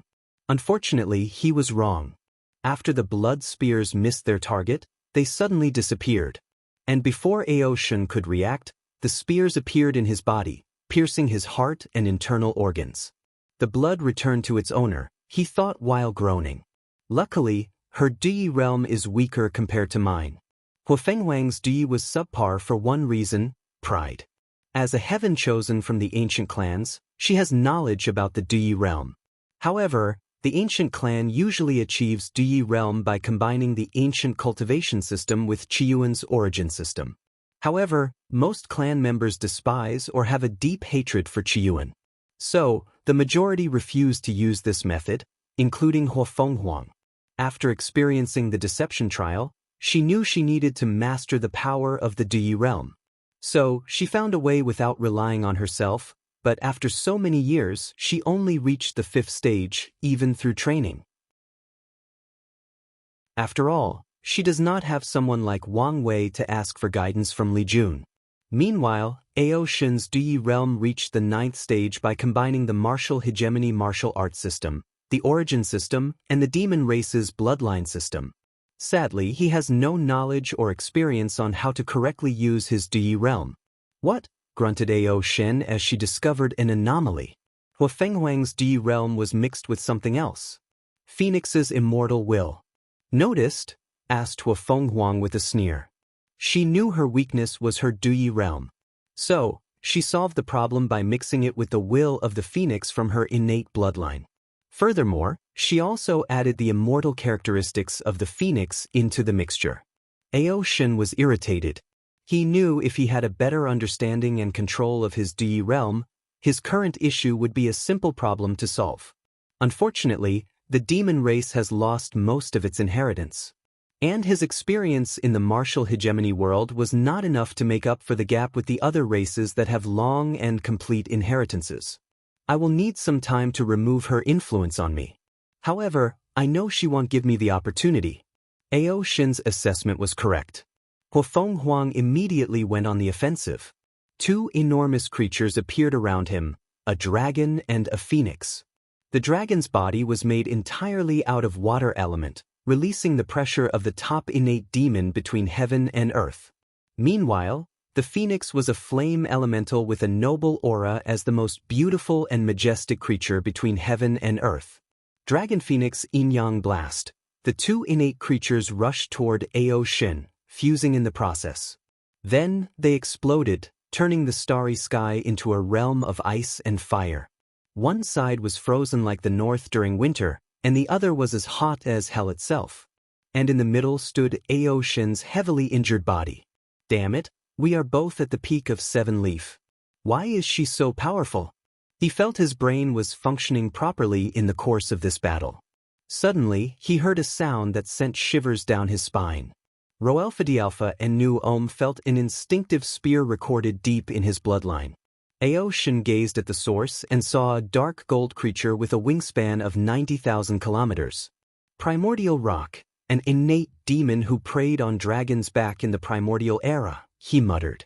Dragons were the most powerful innate demon in that era. However, once they became too powerful, Heavenly Tao needed to balance their existence, and thus came the existence of the primordial rock. They were known as the fastest creature between heaven and earth. They would snatch dragons with their claws as if they were catching worms. Ao Shin felt the fear deep in his bloodline, but he swiftly reined in his uncontrolled emotion. His ancestors schemed against the primordial rock's race and almost drove them to extinction. So, he had no need to fear them. What he cared about was how Huafenghuang could create such a technique that targeted the weakness of his bloodline. He did not sense any of Rock's bloodline from her, so he was momentarily confused. Then his eyes lit up. According to my memories, in the primordial era, dragons ruled the sea, Qilin ruled the earth, tigers ruled the mountain, and phoenixes ruled the sky. They were known as the rulers of all birds. Did she use that concept to create the primordial rock? His mind worked extremely fast, analyzing the situation in the little time he had. A subtle aura emanated from Ao Shin's body, displaying the fear he had tried to control. The primordial rock seemed very spiritual and took this opportunity to rush toward him with unmatched speed. Before Ao Shin could blink his eyes, the creature was already above him, ready to tear him apart. Unfortunately, only a smirk greeted the noble creature. Ao Shin was faking his fear to lure the creature closer to him. He did so knowing how fast the rock would be, and he would most likely be unable to avoid it directly. Numerous tree roots came out of Ao Shin's body and captured the primordial rock. Then he acted swiftly by activating one of his bloodlines that focused on curses. He used the primordial rock as a medium to cast a powerful and nasty curse. Bluff. Ao Shin vomited another significant mouthful of blood. He suffered the backlash from his curse's failure. Rookie mistake, thought Ao Shin with gritted teeth. He forgot the 5 sacred beasts were one of the noblest creatures. As such, heavens blessed them so they would not be evaded by evil, and curses were considered one of the evils of heaven and earth. Swish.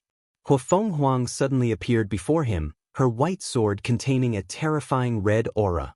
Without hesitation, she stabbed him in the heart. She calmly looked at the body before her before slowly removing her sword. Eglisnovelts C. Own the shell escape technique from the white cicada bloodline, thought Huafenghuang, who was similar to this technique as this demon tribe was famous for their escape technique. When in danger, they can shed their skin and escape. Ao Shin watched her as fear flashed in his eyes. He knew how scary that last attack was because she wanted to use her killing innate law to kill his chaos bloodline. Something is wrong, thought Ao Shin. Unfortunately, Huafenghuang did not want to give him time to figure it out. She rushed toward him, not hiding her desire to kill him as soon as possible. Ao Shin decided to use a stalling tactic. He used another divine ability to create countless clones of himself. Then, he used his extreme innate treasure he used to hide his identity to turn invisible. Huafenghuang acted swiftly and burned all the clones in her path. However, they were not afraid of death and exploded themselves before death. Many rushed at her with the intention of dying. Then, before Huafenghuang could find a countermeasure, she heard a cracking sound, making her sigh deeply. "Did you find it?" she asked with a smile. "A probability field created by your luck Dao that increased your chances of winning," said Ao Shin with a sneer, his voice echoing in the surrounding. "And the best way to guarantee victory is to affect my mind, forcing me to make horrible decisions and mistakes during battle." "Correct. And with your previous state of mind, this technique was more successful and easier than it should have been." Ao Shin wanted to rip her heart out and force her to eat it.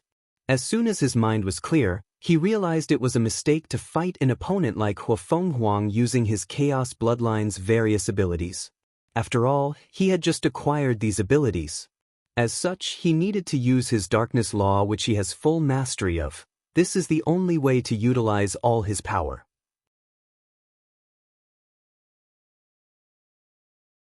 Bloodline Supremacy Battle 2. Huafeng Huang was not playing around. She used her Heavenly Eye technique to see through falseness. Unfortunately, Aoshin used an extreme level innate treasure and could use a lot of its power with his immortal venerable strength, so she could not detect him. So, Huafeng Huang used the background of her ancient clan. Although Qiyuan almost left them broke, after so many years, they recuperated to some degree. She waved her hand to summon an extreme-level innate treasure in the shape of an eye. Its name was Phoenix Eye. "Find you," thought Huafeng Huang before instantly appearing before Aoshin, using a brilliant application of Yin-Yang Dao. The distance between her and Aoshin was considered far or long, but using Yin-Yang reversal, she made it near or short, thus achieving instant teleportation. She swung her white tiger-killing sword to devastating power. However, Aoshin was now in a much better state, capable of fully utilizing his strength and battle experience. Domain of Darkness. The starry sky was already dark, especially with all the stars in the surrounding destroyed. However, Huafeng Huang sensed it became even darker. She could not see or hear anything.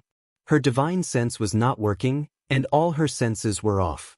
Huafeng Huang swiftly mobilized her Heavenly Eye technique, an innate technique unique to the Hua clan. Upon cultivating to the pinnacle, this technique would grant the user visual prowess no less than someone with the yin-yang eyes that have cultivated it to the extreme. Huafeng Huang combined the Heavenly Eye with her Phoenix Eye artifact.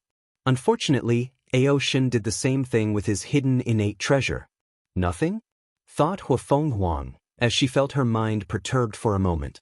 The darkness had an eerie power that crept into the mind. Luckily, she had high willpower and could use the phoenix flame to keep her sanity and sea of consciousness unaffected. Then, she suddenly swung her sword to the left side of her. The sound of two people clashing echoed in this darkness. "Impossible," said Aoshin, his voice echoing in the darkness. "How did you find me?"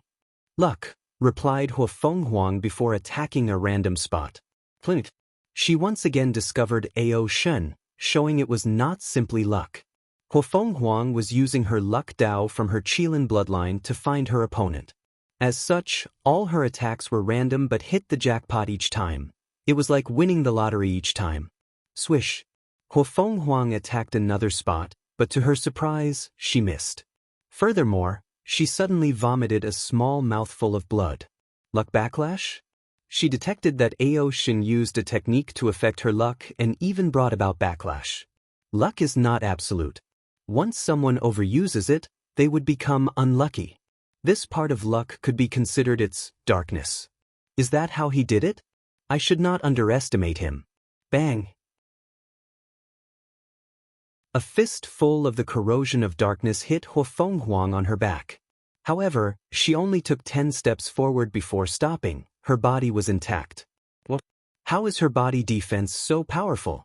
Huafeng Huang acted swiftly. Frowny face domain of purification flame. She used her yin-yang Dao in tandem with her flame Dao to create a domain full of yang and light power.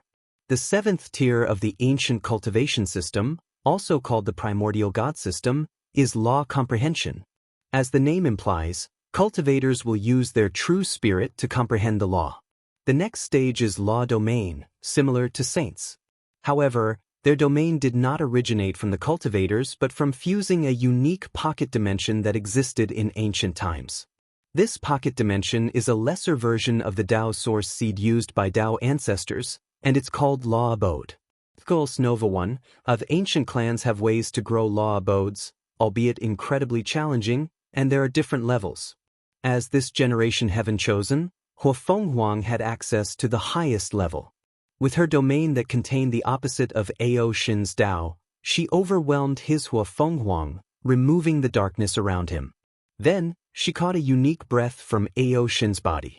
Through that breath, she used yin-yang calculation and blessed her heavenly eyes, acquiring the power to detect him at any time and anywhere. A dragon figure manifested behind her and fired a breath of water.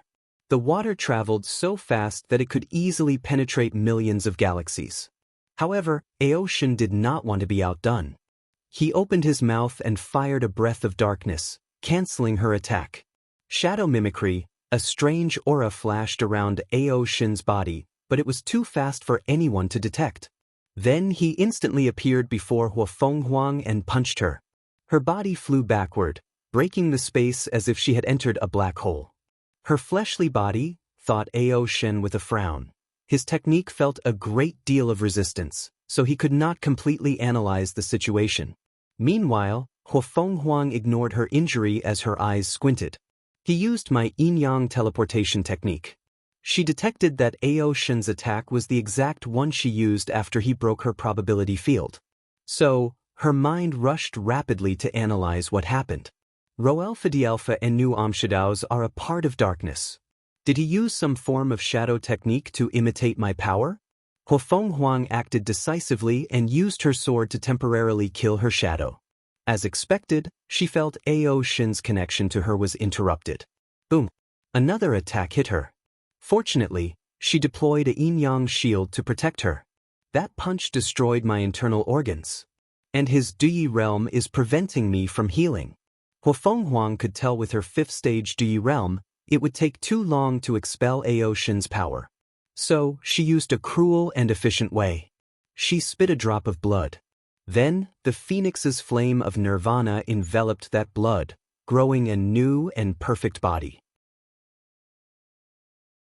Finally, she opened her mouth to absorb as much energy as possible from her previous body, leaving an empty and injured shell. Time to end this battle, thought Huafenghuang, gazing directly at Aoshin, who instinctively knew things were about to get serious. I have 3 modes of battle, and 2 are useless, pondered Aoshin. He has 3 fighting methods, using darkness for assassination, using it to influence people's minds, and using his darkness body with tyrannical body and martial art. Assassination is useless since Huafenghuang can discover him. Influencing the mind is also meaningless since Huafenghuang has a potent state of mind and a great understanding of the soul. Aoshin no longer hesitated and turned into a humongous all-black dragon, along with some purple marks. However, these things were new and the results of his chaos bloodline. This was the first time he displayed his demonic form before the public, and he could guess the storm going outside. He also understood the consequences if he was defeated, the pressure and danger the demon race would face after the world knew he was an innate dragon. Huafenghuang calmly looked at him. She was tiny compared to the mighty dragon. Her current size was even smaller than Aoshin's eye. However, she showed no fear, and her aura was no less than his.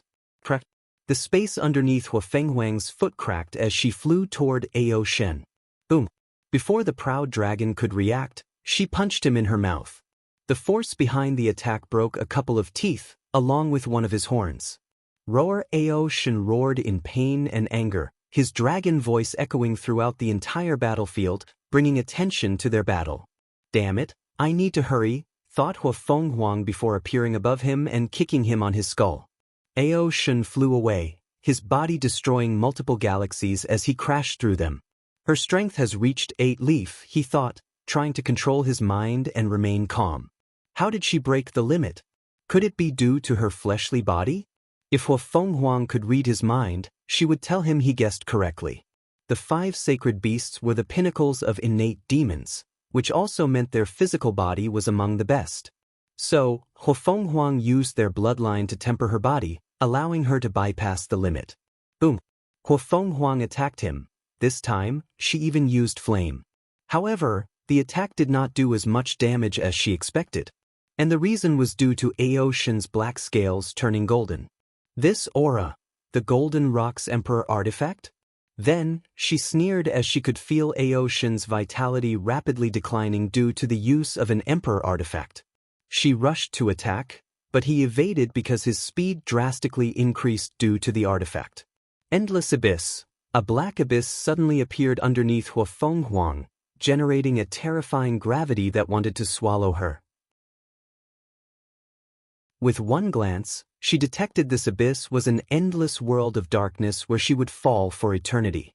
Two fates would fall upon her if she were swallowed, crushed by gravity, or kill herself after becoming insane by the act of constantly falling without stopping.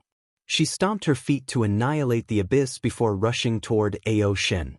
However, Huang discovered the latter kept evading while trying to find a way to escape. She punched him again, using the power of yin-yang. Then, everything in the surroundings became extremely slow. "You're finished," she said. Huang turned into a white light and flew straight into Ao Shen's body. She used her body to poke into his body. And she did not stop at once. She repeatedly flew with tremendous force, creating millions of human-size holes in his body. In a few seconds, Ao Shen looked like Swiss cheese. "Stop," yelled Ao Shen as he felt his life passing through him. Overusing the Emperor artifact was already detrimental, and now he was severely injured. Additionally, his weakened state made it impossible for him to break her technique. Unfortunately, Huang did listen to him, her eyes full of killing intent. "I have important information," quickly yelled Ao Shen. "I can exchange them for my life." Huang finally stopped, looking at him solemnly. However, the killing intent from her eyes did not diminish one bit.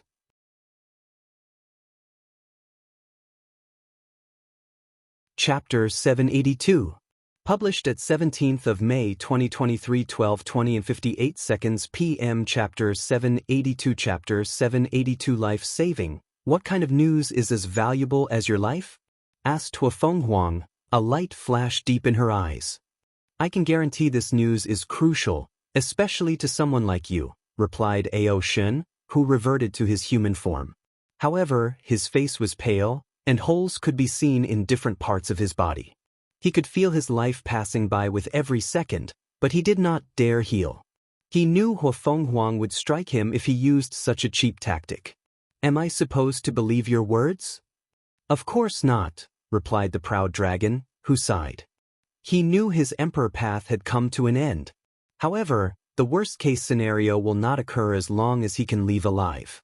As for the trouble that would occur after his exit, his mind was thinking of ways to deal with it. "We will sign a contract guaranteed by Heavenly Tao.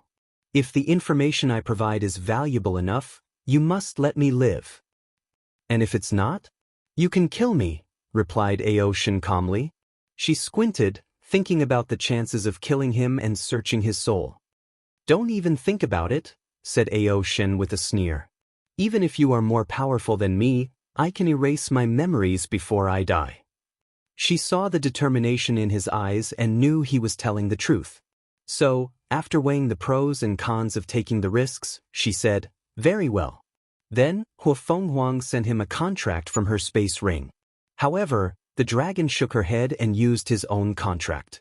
Huang did not trust him, so they decided to create a contract together on the spot. Then, they filled it with the terms and conditions. For example, Ao Shen must give up this battle after Huang allows him to live. "Speak," demanded the proud phoenix once they finalized their contract. "You should know about the Heaven Path tribulation?" Huang squinted her eyes. "Yes. But your ancient clan should not have the method of summoning the tribulation?" continued Ao Shen with a tiny smirk. He analyzed the ancient clans and concluded they did not have the method. Otherwise, they would not have been so weak compared to more modern factions. Huang secretly gritted her teeth. After Emperor Qiyuan killed most of their clan's immortal tier cultivators and sealed them, he also erased all their knowledge and information about the Heaven Path tribulation. Otherwise, the ancient clan could have given birth to many primarchs. In fact, this method was the primary reason they ruled the world after the Null Era. With that technique, their clan could give birth to powerful primarchs, thus guaranteeing their power in the myriad emperor world. Although the Heaven Path tribulation was 100, even 1,000 times more challenging for humans, their clan still had many geniuses who succeeded. Furthermore, even if it was a one-star primarch who is on par with Immortal Venerable is a valuable asset to any emperor lineage. Sadly, their clan lost such a precious method. Furthermore, Qiyuan ensured they could not discover it through bloodline memories. Huofenghuang even believed he erased this technique from history. "You're telling the truth?" asked Huofenghuang with glowing eyes and rapid breath. After coming to this battlefield, she felt a great fortunate encounter awaited her. So, she waited on a deserted planet, not even summoning her troops so she could move rapidly once the chance presented itself. And when Ao Shen showed up, her luck Dao told her the chance was from him. At first, she thought the opportunity was Ao Shen's body. After all, an innate dragon with chaos bloodline is also priceless. But she did not expect her encounter would be the technique to summon the Heaven Path Tribulation. "You don't have to trust me, but you should trust the contract." Excellent. This deal was worth it. Ao Shen no longer hesitated and gave her the method. Huofenghuang took a moment to overview it, and a beautiful smile crept on the corner of her mouth. With this method, she has another way in case she fails this battle. Although Huofenghuang was confident, she knew there were a few people capable of giving her a challenge. More importantly, this method will become the foundation for the rise of the ancient clan, especially her Hua clan. Eastern Quadrant. Wang Wei opened his eyes. Heaven Path Tribulation? This might be a problem. He noticed their battle when Ao Shen transformed. Furthermore, Huofenghuang owed him karma from the cleanup, so he used it to spy on them despite their means of blocking the surrounding during their conversation. The Heaven Path Tribulation will increase the strength of the ancient clan. Should I eliminate Huofenghuang and prevent them from acquiring it? Numerous thoughts flashed in his mind. As long as he kills her and Ao Shen, they have no ways to acquire it. Egglesnell no, innate life forms will appear after I revert the environment. So, it's only a matter of time before they get the method. It's better to use another approach. Furthermore, these two geniuses are still valuable alive. Swish. Ao Shen and Huofenghuang moved as they sensed someone appearing next to them. "Wang Wei," said Huofenghuang, an intense fighting intent in her eyes. During the deception trial, the latter's strength made her feel despair. However, her power was even stronger than what he displayed back then. So, even if he improved, he would only be on par with her. Wang Wei ignored her and focused on Ao Shen. "Give me a copy of the technique, and the Dao opening sect will share some of the pressure for you after you exit." Ao Shen frowned but did not immediately answer. "You should understand the storm your demon race is about to face," continued Wang Wei. As an innate demon, many people will want to get their hands on your body, including immortal venerables and Dai ancestors. Give me the technique, and the sect will share most of the pressure for you until you finish the tribulation.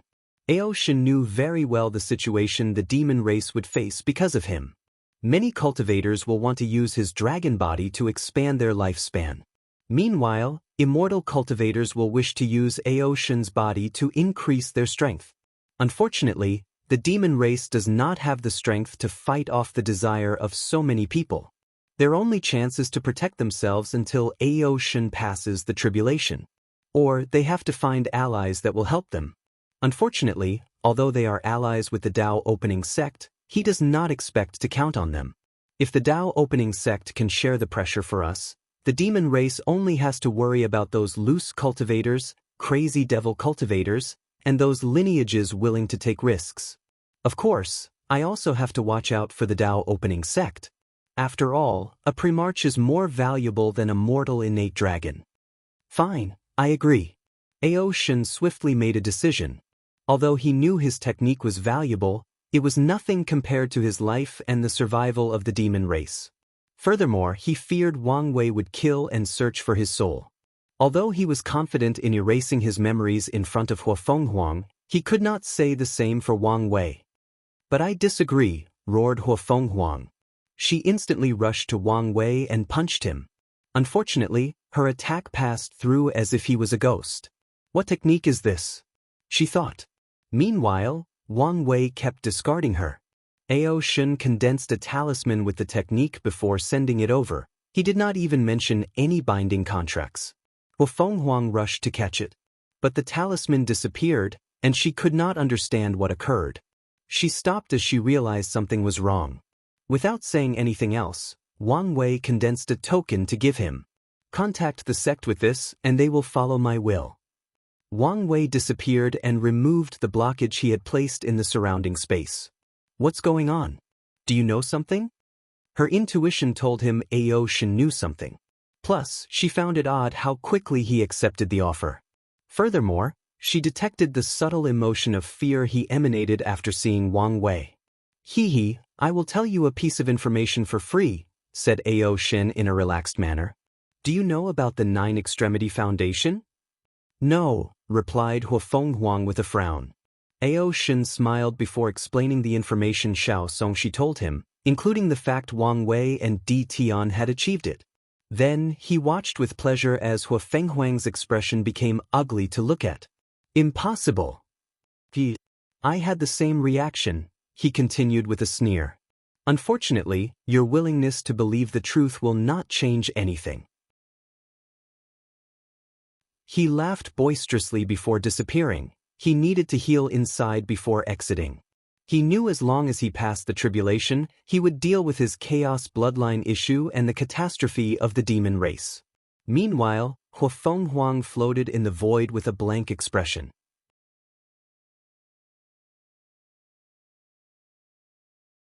The history of the chaos universe. Eastern Quadrant.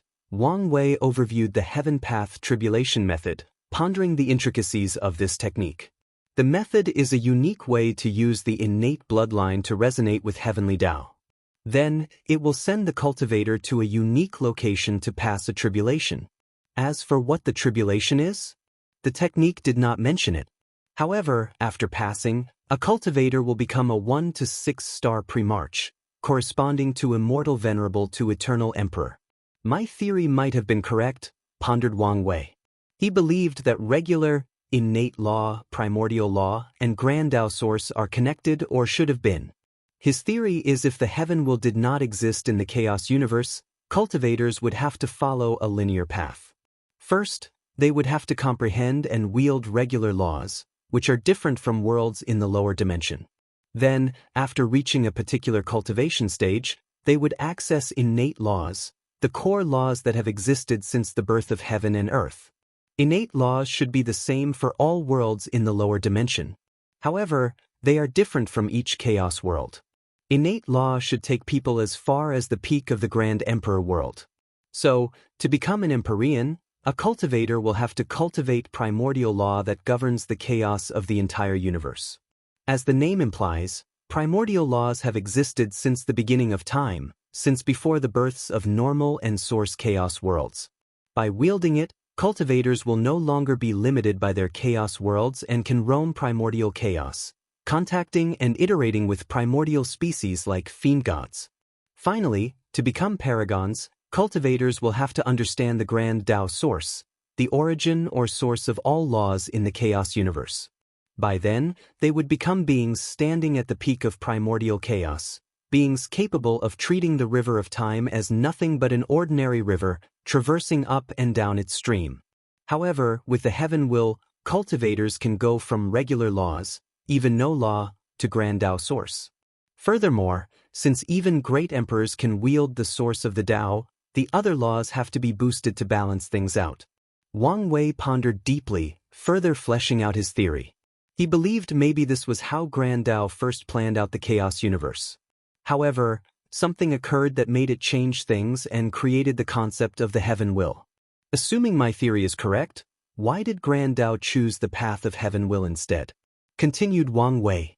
The development of the chaos universe, he answered. The previous method made it too difficult to become paragon. After all, they must comprehend regular laws, innate laws, primordials, and grand Tao source. The time needed for a person, even with talent, to become a paragon is simply too much. The time needed for the most gifted individual to become paragon is in the 100,000 yuan epochs. But in the old system, paragons would be people who comprehended 1% grand Tao source. So, the 100,000 yuan epoch would be on top of all the time required to cultivate regular, innate, and primordial law. Then, there is the difference between regular paragons and peak paragons. In the current system, Paragons have control over 90% Grand Dao source and peak paragons have 100% Grand Dao source. However, in the old system, paragons would only have 1% Grand Dao source. The difference between peak paragons is too great. Although they would have all the other laws to help them, it made little to no difference. However, I have to admit, the old system would be more powerful than the current one. After comprehending so many different laws, their understanding of the law and the Tao is not something people of the current system can match. The old system took too long to cultivate, reducing the number of peak powerhouses like paragons. So, Grand Dao introduced the heaven will to decrease the difficulty of becoming peak powerhouses, thus allowing for the further development of the entire chaos universe. Wang Wei's eyes lit up as he sensed he was coming closer to the truth. Grand Dao sacrificed the battle strength of the old system for this new one that took shorter. No, maybe it did not sacrifice it but used another way to make up for it. It created fiend gods, boosting their primordial law and innate demon gods' innate laws. Then, secretly manipulate the confrontation between the three paths. Through constant battles, fiend gods, paragons, and heavenly primarchs can increase their battle strength while also retraining each other. Eggless novel C. Under such a mindset, he discovered many things and further developed his theory. Something wrong may have gone with the side of heavenly primarchs. From the knowledge I learned from Honger, the universe is a battle of supremacy between paragons and fiend gods. Meanwhile, heavenly primarchs have become irrelevant. Wang Wei thought for a moment before secretly shaking his head. The innate demons and primordial gods rely too much on their bloodline and are incapable of evolving. Roalpha D'Alpha and knew ominously, Wang Wei feels the fiend gods are also heading in the same direction. From his analysis, they are also becoming irrelevant as paragons now rule primordial chaos. Especially with the appearance of half-step transcendence. If their race did not take the opportunity during the ultimate taboo, then their fate will be the same as the heavenly primarchs. Wang Wei took a breath to concentrate. He decided to fuse this theory with his others, creating a history timeline for the entire chaos universe. Let's divide the chaos universe into eras, just like the myriad emperor world. The universe was born or created, most likely from Hongmeng. This era should be the primordial chaos era, with little to no living things.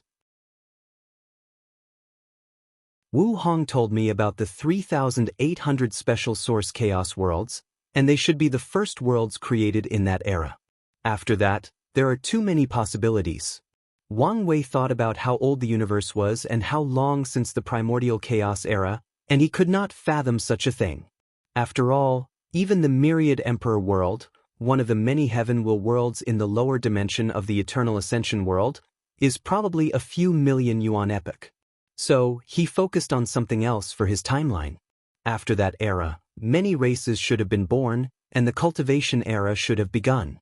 I believe the first system discovered by acquired lives was the true power Tao realm, or body refining itself. So, let's call the next era the body refining era. Trillions upon trillions of lives from across infinite worlds tempered their bodies, opening their inner gate. Wang Wei's eyes became brilliant as he wanted to live in that era full of body refiners competing with their fists and bodies. He could imagine the resources available back then. It made him drool. Something must have happened to end that era. Honger and I believed there should have been 3 gates in the true power Tao realm. So, I think something happened in that era that removed the first gate. Then, body refining became more difficult, leading to the rise of qi refiners. Many thoughts flashed in his mind. Wang Wei believed Grand Dao might have removed the first gate to impede the development of body refiners. And the reason is simple: body refining took too many resources. If it became the mainstream of the universe, the protagonist of all 3 systems, essence, qi, spirit, the resources of the entire universe would become a problem after a while. Of course, there is also the possibility that something else was the result of this change. There were too many possibilities, so Wang Wei was not too sure. The qi refining era should be the period in the universe where the old system was prevalent. Ancient qi refiners had to understand regular, innate, primordial, and grand Dao sources. This era was probably a fierce competition between body refiners and chi refiners. And I guess even after missing one gate, body refiners were dominant because of how long it took chi refiners to become paragons. So, Grand Tao introduced the Heaven Will system, granting chi refiners supremacy over the universe. Wang Wei felt he was very close to the truth of the universe, thus sublimating his state of mind to an even higher level. Now, I wonder whether soul cultivators also had their eras. According to Honger, many source chaos worlds have a soul path similar to Immortal Venerable and Tao ancestors, but others also do not have it, like the Eternal Ascension world. So, did they also have their glory during history? Did something happen to them like body refiners? Body refiners can become inextinguishable paragons, while chi refining leads to boundless paragons.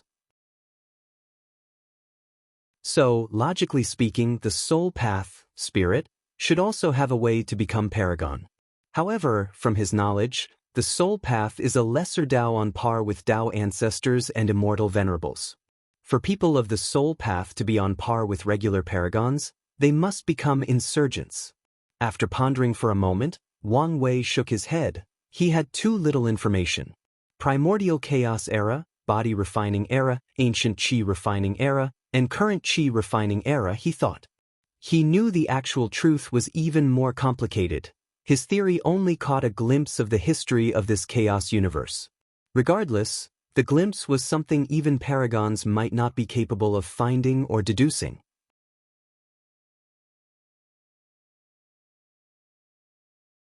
Wufengwang's next move. Tao opening sect, Supreme Elders meeting. What do you guys think? Asked Origin 1. Since the sect master asked us to help, then we'll follow his order, replied Sword 1 without hesitation. Are you guys not tempted? I can make a bunch of immortal pills with his body, said Miscellaneous 1. With these pills, the sect's strength can increase by a large margin. You need to look at the bigger picture, said Origin 1, who agreed with Sword 1's decision. The demon race is our ally, and their survival is a necessity for the coming of this new age.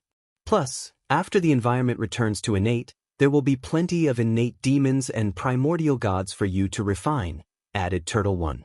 What I'm worried about is the response of the other factions, asked the steward. Will they fight us even after showing a desire to protect the demon race? That's for sure, replied Sword 1.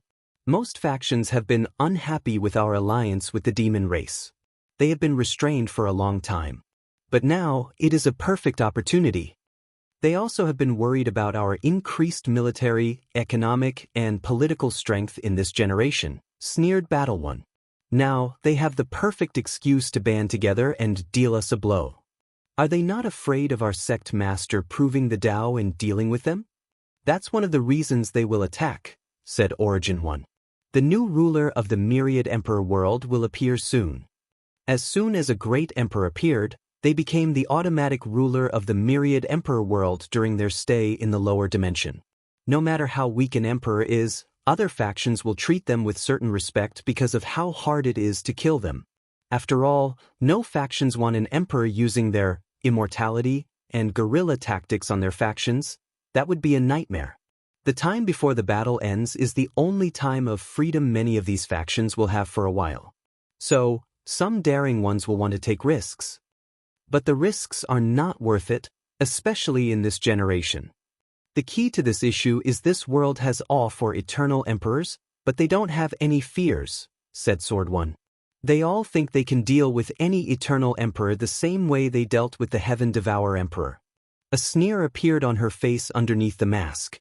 However, they fail to understand that not every eternal is the same. The main issue I worry about is whether these hiding immortal sovereigns will show up, said Origin 1. Heavenly Tao is currently occupied with the battle, so it's a great time for them to get rid of their seals and cause trouble. There is no need to worry too much, replied Sword 1. According to the sect master's instructions, we only need to buy time for the demon race. And if the situation turns into the worst-case scenario, I will control the human preservation array to protect the sect. All right then, let's take action. Sword 1 nodded before her gaze penetrated countless distances to see the northern continent. She waved her hand to manifest an enormous sword that hung on top of the continent. "Sword One, are you sure you want to get into this troubled water?" said an old voice. "Is it worth it for the mere demon race? I don't want to waste my breath with you. All of you rats who are hiding and want to interfere, come together. I know this is the excuse you wanted, so let's not waste time," replied Sword One. Then she teleported to the northern continent, followed by many of the supreme elders. Another terrifying battle was about to take place in the Myriad Emperor world, on the cusp of the Heaven-Will battle. Meanwhile, on the battlefield, Wang Wei opened his eyes without any knowledge of what was going on outside. "I have been so focused on my theory that I did not study this technique in depth," he muttered before taking out Ao Shen's Heaven Path Tribulation Summoning technique. For a moment, he wondered why his ancestor did not leave this method to the sect. If the Dao Opening sect had a faction focusing on innate bloodline, they could create countless primarchs throughout the years. However, after thinking about it for a moment, he realized the reason. It is not good for the Dao Opening sect to be overwhelmingly more powerful than the other factions because of heavenly Daos balance system, especially in the ancient emperor era. In that period, the world civilization was starting anew. If there were a faction that could forcibly rule the world, their fate would be miserable. Heavenly Dao would definitely scheme the destruction or weakening of such a faction. So, in some ways, Qiyuan's action against the ancient clan saved them. Otherwise, Heavenly Dao would not tolerate their existence. Another reason he did not leave this method was probably because of luck, analyzed Wang Wei. If there were an innate bloodline faction in the sect, they would have to cultivate the ancient system to better use their bloodline. Roelfadialpha and Nu the ancient system had a realm where cultivators acquired or awakened their bloodline. However, not everyone in that realm with innate bloodline can develop innate law. No, only the ones with the purest bloodline and the best cultivation talent can acquire it. Regardless, that realm is the best way to acquire and develop innate bloodline. If such a faction existed in the sect, it would only be a matter of time before it became dominant over the others with so many primarchs. Then, if that faction decided to spread the ancient cultivation system, it would contradict with Qiyuan's origin system, thus affecting the luck he amassed from the entire Myriad Emperor world. The origin system is the foundation for the survival of the Dao Opening sect, so nothing can happen to it. Additionally, Wang Wei guessed that luck helped his ancestors immensely in cultivating to the Empyrean realm. From this decision, I can see the ancestors' disdain or disregard for bloodline. He did not want the Wang clan, or the other factions, to rely on bloodline. Wang Wei felt similarly, so he has to be careful when he creates his human fiend god bloodline. Furthermore, I may need to change the rules of heaven and earth and make sure people can only become primarchs at a specific time, probably when the Heaven-Will was closed to appear. Wang Wei knew even if the sect acquired this technique, the ancient clan and demon race would have an advantage. So, he cannot allow primarchs to appear at any time during a generation. He could foresee how many geniuses and elders with innate laws were sealed in the ancient clans. With this technique, even if only 10% can survive the tribulation and become primarchs, it will still drastically increase the strength of the ancient clan. Maybe I should really kill Huafeng Huang or take the technique from her, analyzed Wang Wei. No, there is no need. In my era, immortal tier cultivators will be common. And the more that appears, the more prosperous the Myriad Emperor world will be and the greater the benefit I will receive. Wang Wei calmed down and finished his review of the technique. Then, another thought flashed in his mind. Roelfadialpha he pondered for a while before making a decision. It might be helpful, but only after I become a peak paragon. I can learn from them and prepare for my transcendent path. He did not know whether these things would help. However, he was willing to try. Anyway, by then, he would reach the peak of his power and has little to no room for improvement. Then, he can study these two laws to see if they can help. Southern Quadrant. Huafeng Huang floated in the void, unable to process the information Ao Shen gave her. Will my emperor path end here? She was unwilling. So, her mind came up with countless reasons that Ao Shen was lying to her. However, deep down, she knew it was true. The revival of the ancient clan is relying on me. How can I lose? Ever since she was young, her clan told her she had a sacred mission: revert the environment to innate and lead the clan to their glory days. She worked day and night cultivating, tempering her body, and suppressing her peers. She dedicated all her life to that single goal. But now, she knew her mission was impossible to achieve. So, despair overwhelmed her mind. No, this is not over yet, thought Huafeng Huang with a ferocious look. I can become a 6-star Primarch. As long as I deal with whoever proves the Tao in this generation, there is still hope. She knew things would not be so simple. Although 6-star Primarchs are at the same level as eternal emperors, there is still much difference between them. After all, the emperor path is supreme. Regardless, the tribulation gave her hope. Plus, I cannot give up until the last moment. Huafeng Huang sat in the void and summoned a black and white mirror. Before the battle, my luck warned me to take this emperor artifact. Now, I know the reason. Most people will only take offensive or defensive artifacts for this battle. However, Huafeng Huang took the risk and brought an auxiliary artifact. She waved her hand to create a green flame called the Flame of Victory. She condensed this flame by using her Yin-Yang Dao to control the concept of victory and defeat. She infused the victory flame into the Yin-Yang mirror, deducing a way for her to achieve victory in this battle.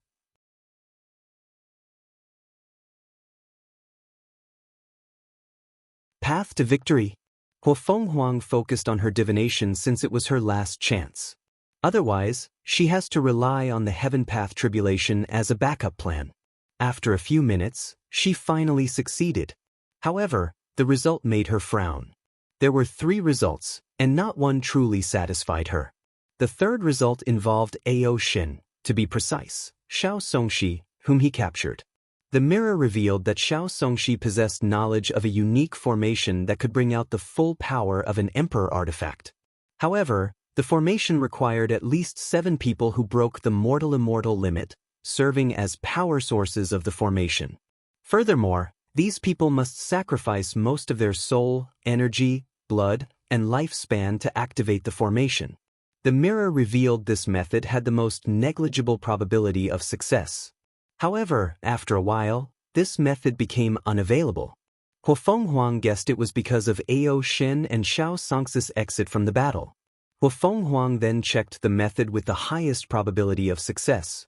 This plan involved these traitors that have taken base on the northern quadrant.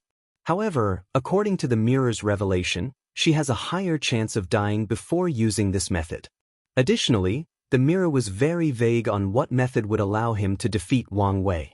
So, Huafeng Huang finally glanced at the second and only viable method. However, the first step of this plan baffled her for a moment since it revealed she needed to acquire the soul of a particular heaven chosen called Mo Xingyun. Mo Xingyun, isn't she the heaven-devouring emperor's descendant? Why would her soul allow me to defeat Wang Wei? Wait, Huafeng Huang felt she had caught on to a piece of important information, so her mind worked faster than usual.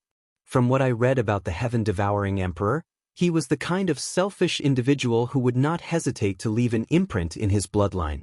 Could he have died and taken over Mo Xingyun's body to revive himself? Huafeng Huang knew some emperors would use the heaven will to accelerate the rate of their revival. However, this method is considered taboo in the ancient clan. Heavenly Tao does not tolerate these emperors messing around and wasting the heaven will of one generation. So, any of them who try this method does not end well. Furthermore, a great emperor requires excellent skills to even attempt this method since most would not even be able to enter the heaven will battlefield. Even if the heaven-devouring emperor took over Mo Xingyun's body, he would be restricted by her Bodhi's natural talent. She knew this fact would not change because the latter was an eternal emperor. However, his essence will also change her soul. Her eyes became brighter. If I use the correct secret technique to refine her soul, I can draw some of his emperor's power. By then, it will be easy for me to defeat Wang Wei. For a moment, she could not contain her excitement. However, Huafeng Huang quickly calmed down. The mirror revealed this plan had a low chance of success, and she also had a high probability of dying. Is there really no safer way? She tried to mobilize the power of the mirror and her Victor flame. Sadly, the result did not change. Do I have to give up? She looked at these 3 methods and gritted her teeth. The third method was unusable, and the first method almost guaranteed her death. However, she still had hope for the second method. Huang placed the mirror away before taking a deep breath. She used her luck Dao to bless her with great fortune and imbued her with a unique intuition that can revert any dangerous situation. Then, without hesitation, she headed to the central quadrant, where Mo Xingyun was temporarily hiding after scheming against Wang Wei's group. Huang, why are you here? Asked Mo Xingyun after seeing the visitor. The heaven-devouring emperor had no relationship or hatred with the ancient clan. Well, at least in this generation he did not. During his rise, he heard the ancient clan had someone with the bloodline of the Taodai. So, he infiltrated their clan to get his hands on that bloodline and study it. Unfortunately, that person only had the bloodline of a Taodai's descendant, and it was so diluted that it could barely be called such. Although he was sad he could not acquire the lineage of such a chaos life form, he did learn plenty regarding bloodline from the ancient clans. It was a shame he was discovered and had to run away from the ancient clans, being chased everywhere. He planned to return there after proving the Tao, but he never got the chance. Do I need a reason to be here? You're my enemy, replied Huang. No, your eyes tell me you have a clear purpose in seeking me out, replied Mo Xingyun. Are you interested in an alliance? She did not mind acquiring another pawn. From Huang's aura, she could tell the latter was a top heaven chosen, thus should be very useful. Roalpha D'Alpha you knew, don't think about it. I'm here with only one purpose, kill you. Mo Xingyun did not care about her killing intent. Instead, he took a moment to truly gaze at her, accessing her appropriately. The 5 sacred beast bloodlines? Thought the heaven-devouring emperor as greed flashed in his eyes. When he was young, he had an ambitious dream, to cultivate all 3,800 great Tao and combine them into the ultimate Tao, Chaos Tao. Only with such a Tao could he be invincible in the world and not have to worry about someone ever killing or humiliating him. Unfortunately, before he could pursue this dream, his teacher, Shi Fuyu, destroyed it. The old monk told him about the supreme outlaws and the terrible trial. After knowing the truth, the heaven-devourer emperor became conflicted. Some part of him was scared about this trial and did not want to take the risk. The other resented his teacher because knowledge of the trial would increase the difficulty. So, after thinking about it for a long time, he realized fate was in his favor. He practiced the devouring Tao because of his lack of talent. Although he had excellent comprehension, this thing would only be helpful in the latter stages. However, the heaven-devourer emperor's devour Tao was the solution to his dream. He wanted to cultivate it to the pinnacle before devouring people who cultivated the other 3,000 great Taos and 800 side door Taos. Then, he would be able to control the power of chaos without worrying about the supreme outlaw trial. There is no way to know whether true heavenly Tao would allow me to use this method to bypass the trial. However, there is a reassured way with no trouble, chaos innate law. The heaven-devouring emperor knew innate demon gods were still favored and blessed by heaven and earth despite their current pitiful situation. As such, they had some privileges that guaranteed their noble status. Of course, these privileges also caused them tremendous trouble. Many races and powerful entities also want to acquire these privileges, and these people are powerful enough to ignore the innate demon god's race strength and status.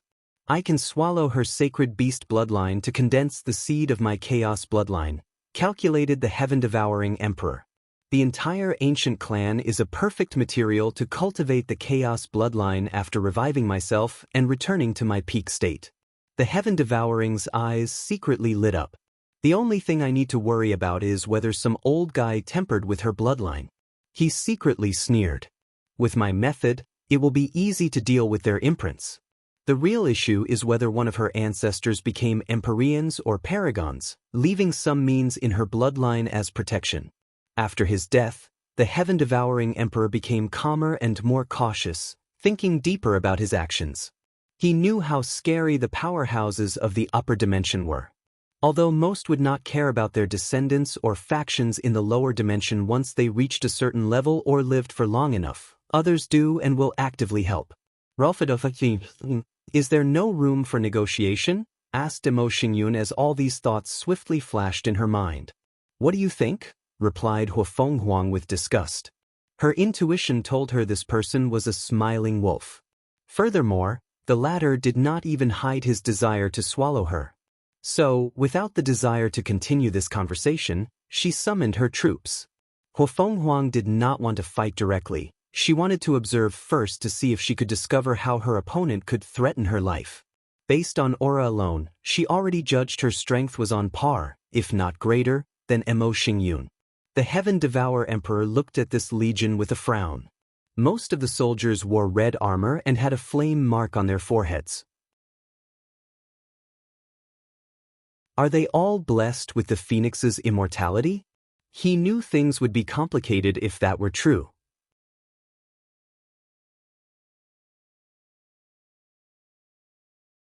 Huafenghuang vs. Emo Xingyun. 2. Huafenghuang knew the severity of the situation if the heaven-devouring emperor discovered her true purpose. This would make her tasks 100 times more challenging. I was careless. I should never underestimate any great emperor, let alone an eternal.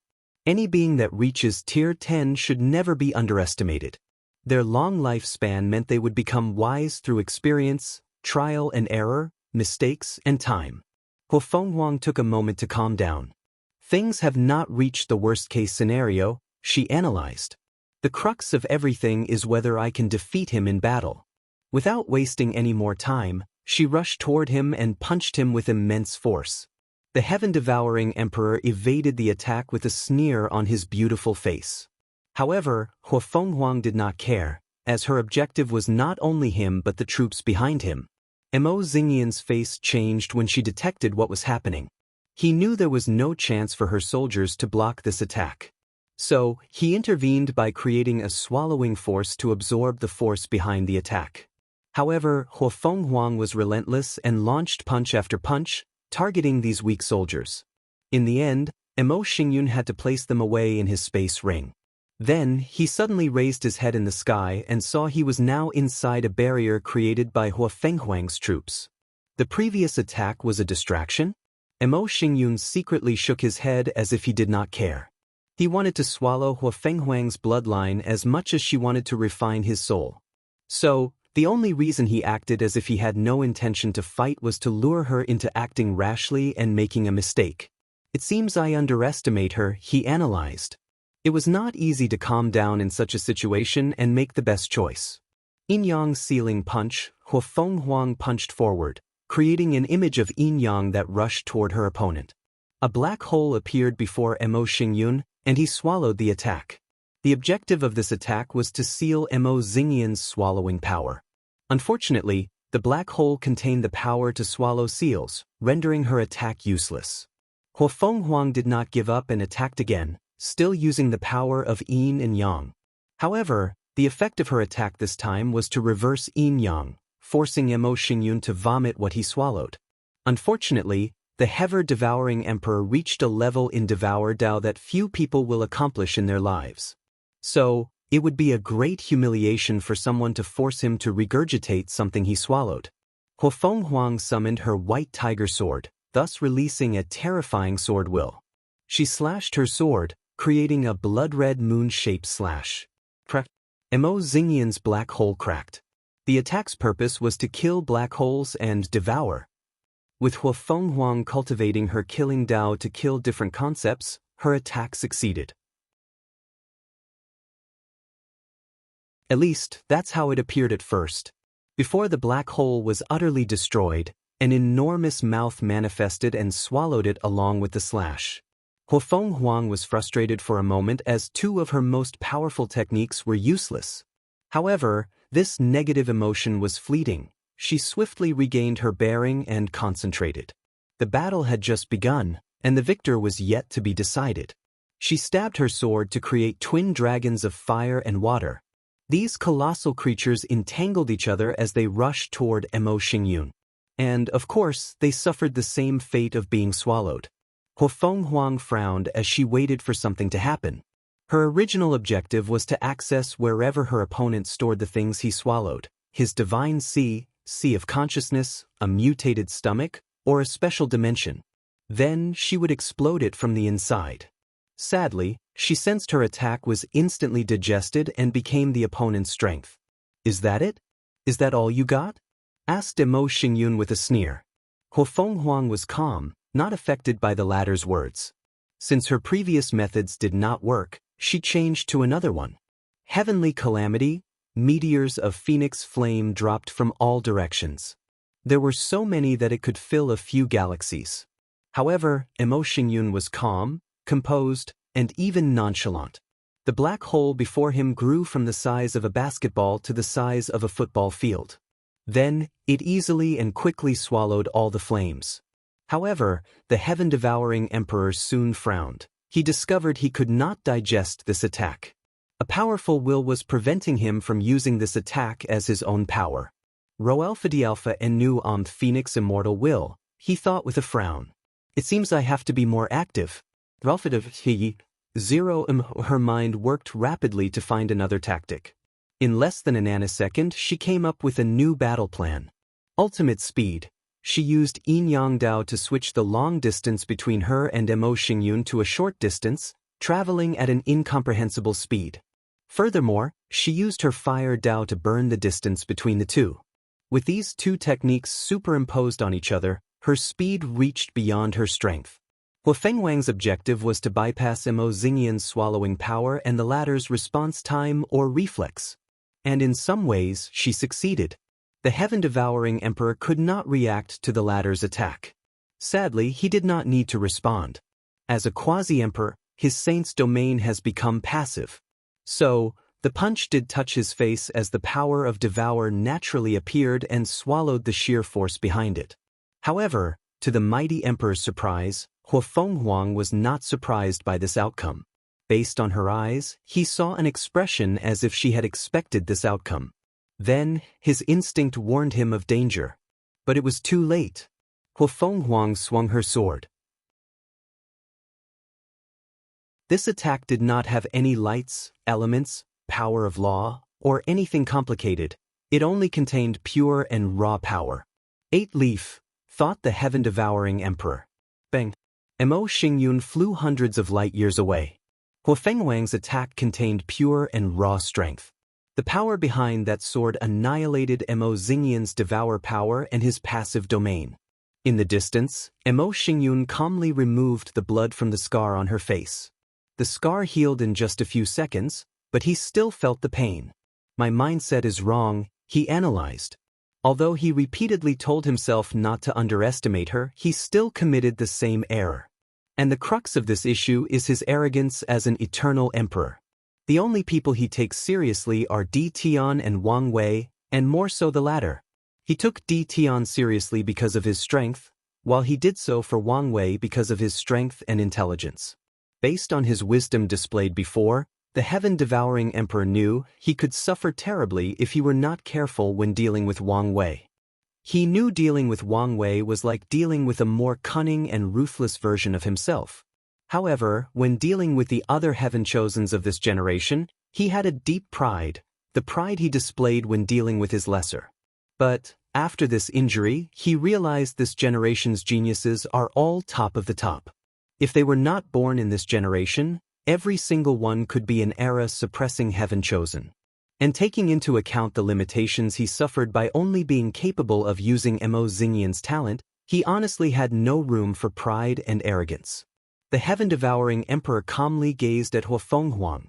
His calmness created an intense atmosphere that made her unwilling to take action. If she were my era, I would not have won the heaven will battle. He recognized this fact. In his generation, he was only a regular quasi-emperor and did not break the barrier between mortal and immortal. His peak was close to 1 leaf, but he never crossed that boundary. And it was not because of his lack of talent. Anyone who can become eternal emperor is the cream of the cream regarding cultivation talent, luck, and destiny. So, many factors contributed to this fact. The first one was the heaven-devouring emperor was born at the wrong time. There were no other talented individuals who broke the barrier and would then motivate him to achieve it. The second reason was his status. The heaven-devouring emperor was one of the 9 devil sons of the Mo family. However, he was the weakest one, and only acquired the status because of his high comprehension. The way devil cultivators raise their heaven-chosens is cruel since they need to compete, scheme, and kill each other. The one remaining will be the final winner and receive the family's support. The heaven-devouring emperor suffered tremendously in the early stages of his cultivation, and he even had to attend the Emperor Enlightening Academy to save his life. By the time he became powerful and valuable to the Mo family, they did not trust his character. So, he did not have access to too much valuable information, thus reducing his chances of breaking that barrier. Finally, he lacked destiny. His generation was full of eternal destiny, and most of it landed on him because Heavenly Tao wanted to deal with the devil cultivators in the Western continent. Unfortunately, as he grew up, Heavenly Tao questioned his character and whether he was up to fulfill his destiny. So, it reduced the heaven-devouring emperor's luck and destiny, thus preventing him from breaking the barrier.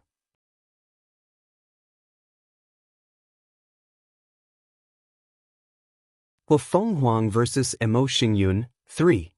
Bang. Mo Xingyan's aura suddenly increased. Numerous tattoos appeared on his body, followed by a drastic increase in his blood energy. He clenched his hand, feeling the sheer power coursing through his veins. Barely 9 leaf, thought the heaven-devouring emperor, a little disappointed. He always wanted to create a secret technique to reach the strength of a Tao ancestor. Unfortunately, his foundation was not enough. He never broke the mortal-immortal barrier during his life, so he lacked knowledge and experience in this field. Then, after he became an eternal emperor, he did not live for long before being exiled to the upper dimension. And once he reached there, he died within a few million years. Furthermore, he spent most of this time running away from people hunting him down. Because of this experience, he lacked the foundation of an emperor since he only had a little time to learn the secrets of heaven and earth, learn secret techniques, or even have a high cultivation level. When he died, his Grand Tao Source's comprehension was only 23%, and that's only because he absorbed a lot of the myriad Emperor World Source. So, when he took over Mo Xingyan's body and had to cultivate her to be a viable heaven-chosens in this generation, the heaven-devouring emperor felt he had many limitations. He felt he could not bring out his full potential. Well, I should be satisfied, he pondered. With his current Tao foundation, he can recast a better Tao body after reviving himself. The previous one was trash, in his opinion.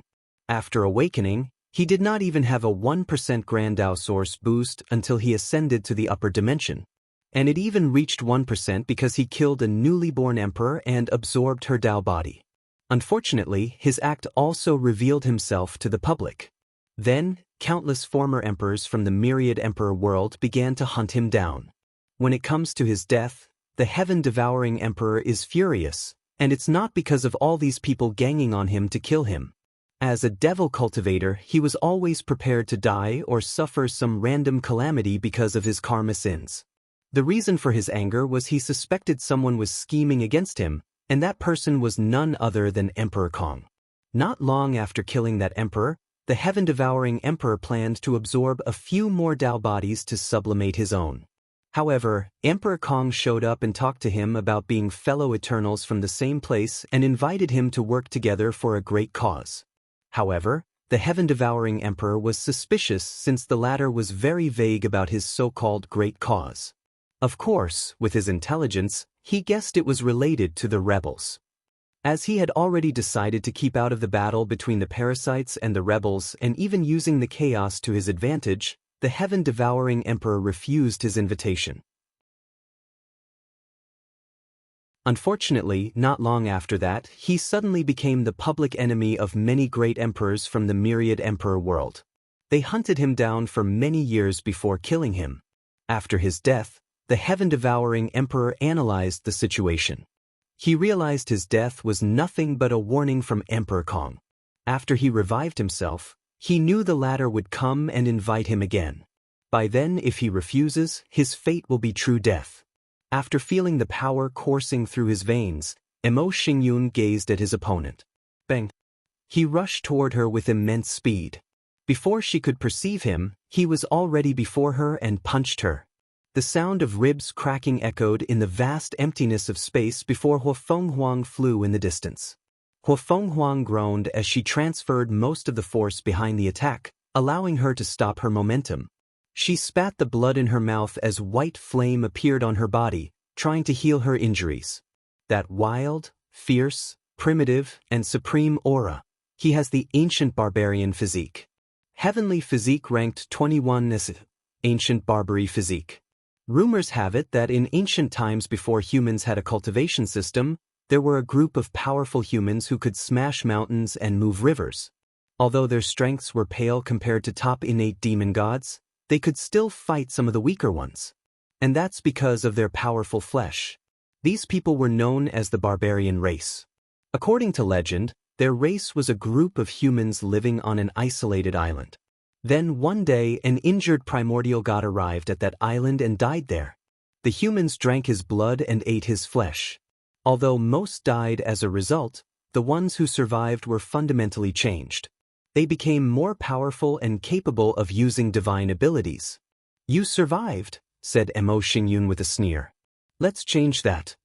The phantom of a half-man and half-bull appeared behind him before instantly appearing before her and stomping his feet. Hua Fenghuang's yin-yang shield could not resist for even a second, even with the power of weakness yin, to reduce the attacking potency of this technique, and strength yang, to strengthen the defensive capabilities of the shield. Luckily, she manifested another bloodline artifact besides her white tiger sword, the black tortoise shield. Rho Alpha D Alpha in Nu Bang. The vibration from the attack destroyed her organs, making her vomit more blood. Shit, this is bad, thought Hua Fenghuang as she felt the power of the Duyi realm preventing her from healing. She analyzed it was probably the peak 9th stage of the Duyi realm. Her phoenix flame was working on overdrive to heal herself, but the process was like someone caught in a quagmire. The heaven-devouring emperor no longer talked. He decided to kill her as quickly as possible to prevent any trouble. His secret technique used the reserve power or energy he swallowed to increase his power. Such a technique should have a time limit and sequelae. However, for the heaven-devouring emperor, this fact was only partially true. There was indeed a time limit, but he could use more reserved energy to extend it. And it was the same for the backlash. With the power he swallowed, he can convert them into a life force to instantly heal himself to a peak state. As such, with this ingenious method, he can keep this power and fight for at least a week. And if the heaven-devouring emperor can continue to swallow his opponent's power, he can extend this time limit. Boom! Mo Xingyun attacked again, and Hua Fenghuang's injury aggravated. Then, her expression became ugly. She discovered a subtle power absorbing the blood qi in her dantian and the spiritual power in her sea of consciousness. The scariest part was she felt the innate law from her bloodlines tremble slightly as if affected by this power. What's going on? I have absolute control over my power, so he should not be able to swallow them. It was one thing to swallow her external attacks, but another thing entirely to directly take them from her inside her body. Boom, boom, boom.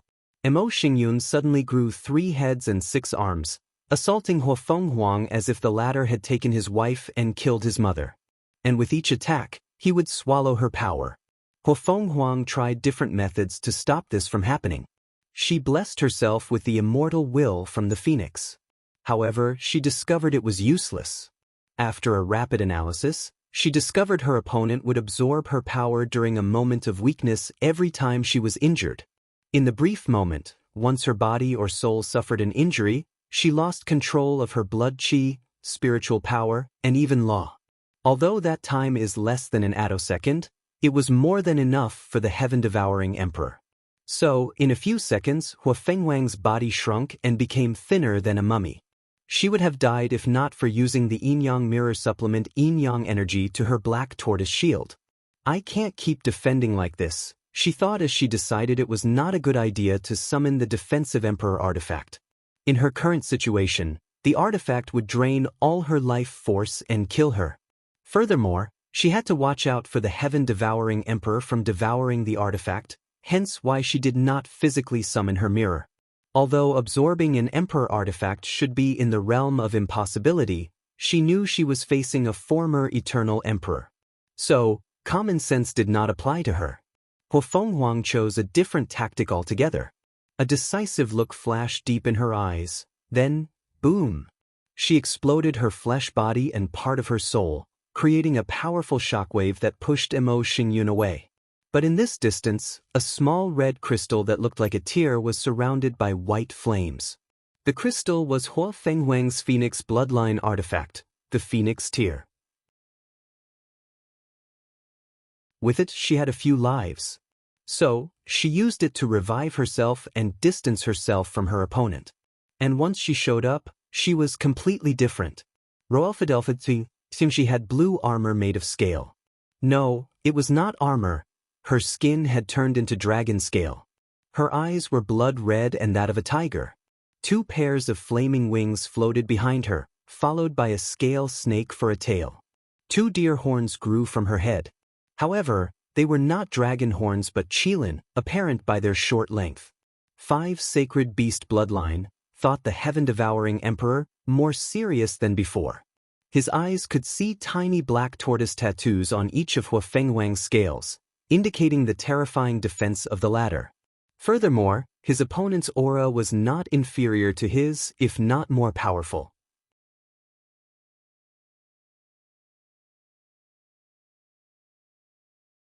Huofenghuang vs. Mo Xingyun 4. Huofenghuang went all out as she knew she had no choice. Her aura changed, becoming old, ancient, and full of vicissitude and wisdom. And given her young and beautiful face, it was somewhat odd.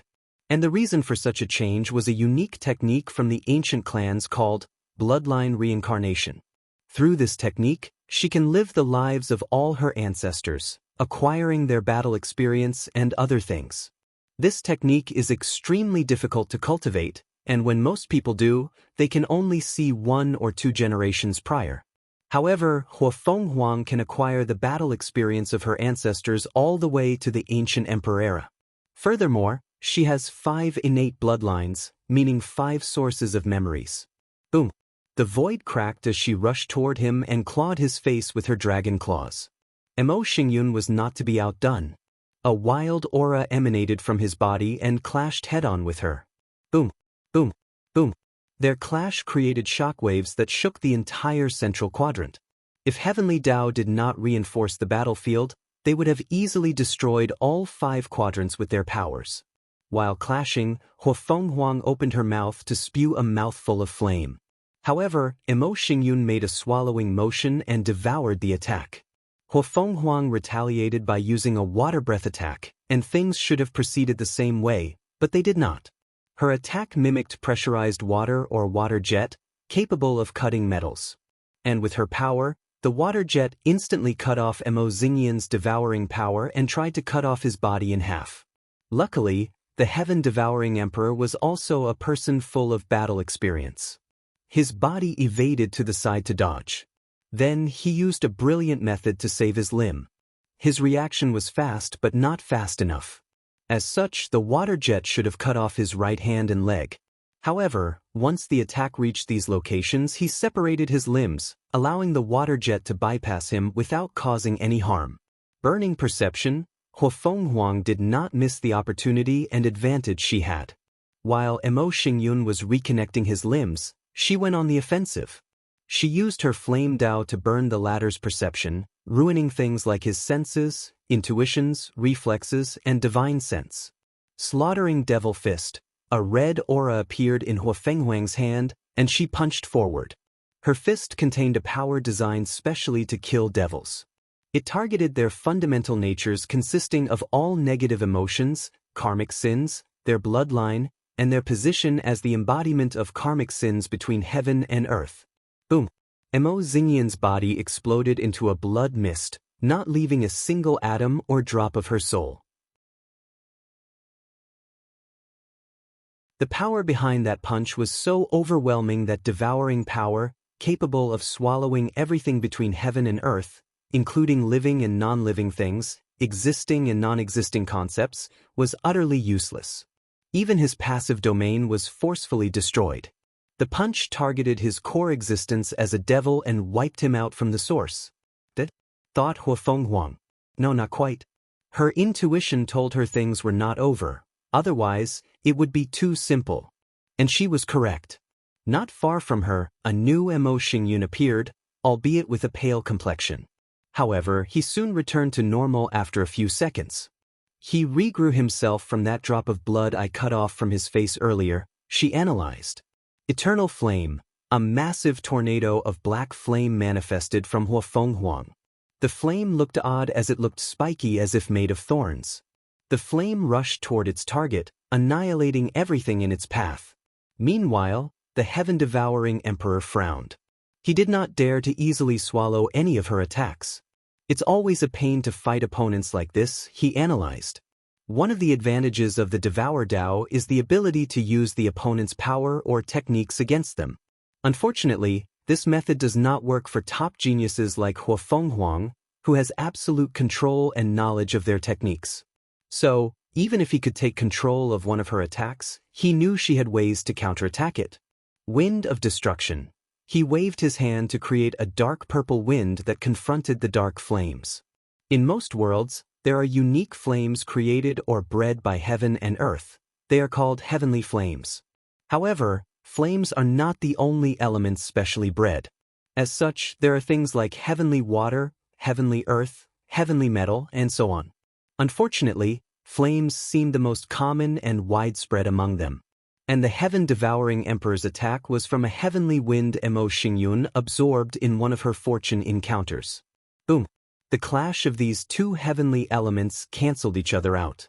Then Huafeng Huang suddenly appeared before her opponent and attacked swiftly, and the ferocity of a target hunting its prey while on the verge of starvation. However, her expression soon changed as her attack passed through Emo Xingyun as if she was an intangible ghost. Huafeng Huang's tiger eyes scanned her opponent and quickly saw the truth. The person before her was nothing but a projection. The real Emo Xingyun entered a secret dimension, similar to a mirror of the current battlefield. Rho Alpha D Alpha N Nu Om. According to our spies, Emo Xingyun probably killed Xianxia and absorbed his void physique. In a short moment, she thought of many ways to deal with the situation, like using her Yin-Yang Dao to enter this mirror space. However, she decided to use the most direct and efficient manner, break it with one punch. She clenched her fist, boom. Huafeng Huang did not have the time to attack. Instead, Emo Xingyun detonated the mirror space and used it as a bomb against her opponent. And the explosion generated by this attack could only be described as world-destroying, the embodiment of nature's wrath. He heard the sound of coughing, and his eyes squinted. Damn it, how powerful is her defense? He secretly cursed as he saw Huafeng Huang with a few broken scales and a few patches of blood on her body. The mirror space he created was larger than this entire battlefield. Yet she survived a head-on explosion. Burning perception, Huafeng Huang used the same tactic. However, the heaven-devouring emperor would never fail for the same plan twice, especially one capable of instantly killing him. So, he quickly swallowed the flame targeting his perception. Sadly for him, Huafeng Huang's battle experience was on par with his. So, she saw a few steps ahead and predicted she would fail. Her attack was only a distraction in the first place. Suddenly, two Huafeng Huang appeared on the left and right sides of Emo Xingyun. Yin-Yang diagram appeared underneath him while a sun appeared on his left. The sun moved from his left to his right, and the heaven-devouring emperor's face changed. He discovered he was slowly losing his power, weakening at an alarming rate. Time. She's reverting me to a younger state. But she does not have time law, so how did she do it? If he did not understand this weird technique, he would suffer tremendously. His cultivation realm decreases as he gets younger, and he might even reach the point before he took over Emo Xingyun's body. Is this her objective? He analyzed as he pushed his devouring power beyond its limits. Unfortunately, the power of his technique was also drastically weakened as soon as it appeared. As such, although he made the sun stop moving from left to right for a moment, it was far from enough. The space is completely blocked. No, I'm basically sealed inside the space created by this technique, thought the heaven-devouring emperor as he observed his surroundings. He entered a calm state, not minding his weakening strength and focusing on analyzing this technique. Sin the sun rises from the east and sets in the east. The movement of the sun is a symbol of the passing of time. When the sun completes its cycle, it represents that one day has passed. Using this idea, she can use her bloodline to control time Dao. And by making the sun rise from the west and set in the east using Yin-Yang Dao, she can revert time. The heaven-devouring emperor could not help but marvel at such a brilliant display of bloodline and law. He calmly gazed at Huafeng Huang and saw 4 items floating above her head: the white tiger sword, the black tortoise shield, the phoenix tear, the azure dragon cloud, and the Qilin's luck seal. He could tell she used all her bloodline artifacts to their ultimate level for this technique. Numerous thoughts flashed inside the heaven-devouring emperor's mind, calculating the best way to stop this technique. Unfortunately, his Devour Dao, all his heavenly physiques, innate talents, and secret techniques were useless. There is only one way, he thought, not hiding the unhappiness in his facial expression. The only solution to this situation is to use his trump card. However, his pride was wounded after concluding this fact. He was forced to such an extent by someone other than Wang Wei. Furthermore, he had to consider the consequences of revealing his trump card so early on. What a terrifying generation, he thought, releasing a terrifying killing intent. He decided after reviving himself, he would kill or enslave all these geniuses. That way, they can't threaten him in the future. He knew he would finish what he started long ago after his revival. And if these geniuses survived this battle and sealed themselves, they could easily prove the Tao and become eternal emperors. Then, problems will arise if one of them decides to take revenge. Of course, an alternative approach is to enslave and take them to the upper dimension. The heaven-devouring emperor knew the reason for his downfall was that he did not have a faction supporting or under his control. But if he could have these geniuses as his subordinate, he could do many things after helping them prove the Tao. So, he immediately decided to do this after seeing Huafeng Huang's talent. Then, a mighty and supreme aura emanated from his body. Meanwhile, Huafeng Huang's eyes lit up despite the horrific danger she sensed. Is this his trump card? She took all her willpower not to show her excited emotions. Finally, victory is in sight.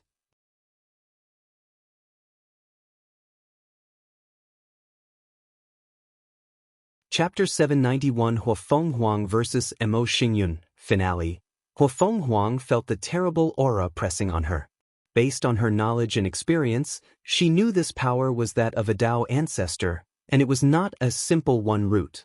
With her current strength, she could barely fight for a one-root Tao ancestor for a short time if she used more detrimental secret techniques. However, despite the impending danger, she was excited beyond words. Her divination revealed she had a high chance of dying, and now she finally knew why.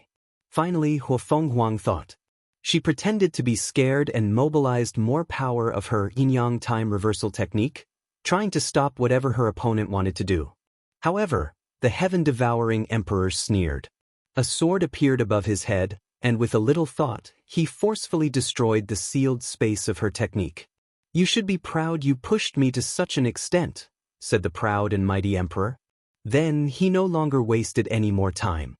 The sword rushed toward Huafeng Huang, intending to annihilate her utterly. However, before the sword could accomplish its tasks, something changed. Huafeng Huang's troops suddenly appeared in the surroundings, divided into 5 groups. Then, a massive phantom of the 5 sacred beasts flew from them. So, an azure dragon appeared on the east side, a white tiger in the west, a black tortoise in the north, a red phoenix in the south, and a yellow Qilin in the center.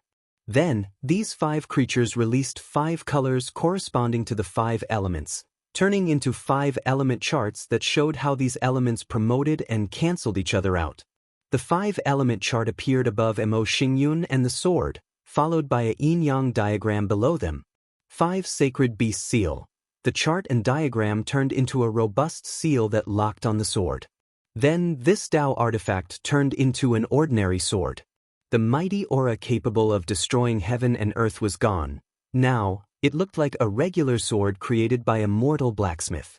Done, thought Huafenghuang. Now, she only needs to defeat her opponent and take the heaven-devouring emperor's soul. Subsequently, she will finally have a chance at winning against Wang Wei and Di Tian. Although it won't be easy even with that secret technique, now there is hope. So, this was your plan, said Mo Xingyun calmly. However, his calmness made Huafenghuang nervous.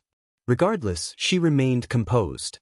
She immediately decided not to waste time with him in case the situation changed. Boom. Her aura increased by a few %, followed by the entire central quadrant turning red. Killing mark, a weird tattoo or rune appeared on Huafenghuang's face. Through them, she could use the slaughter chi on the battlefield to boost her strength.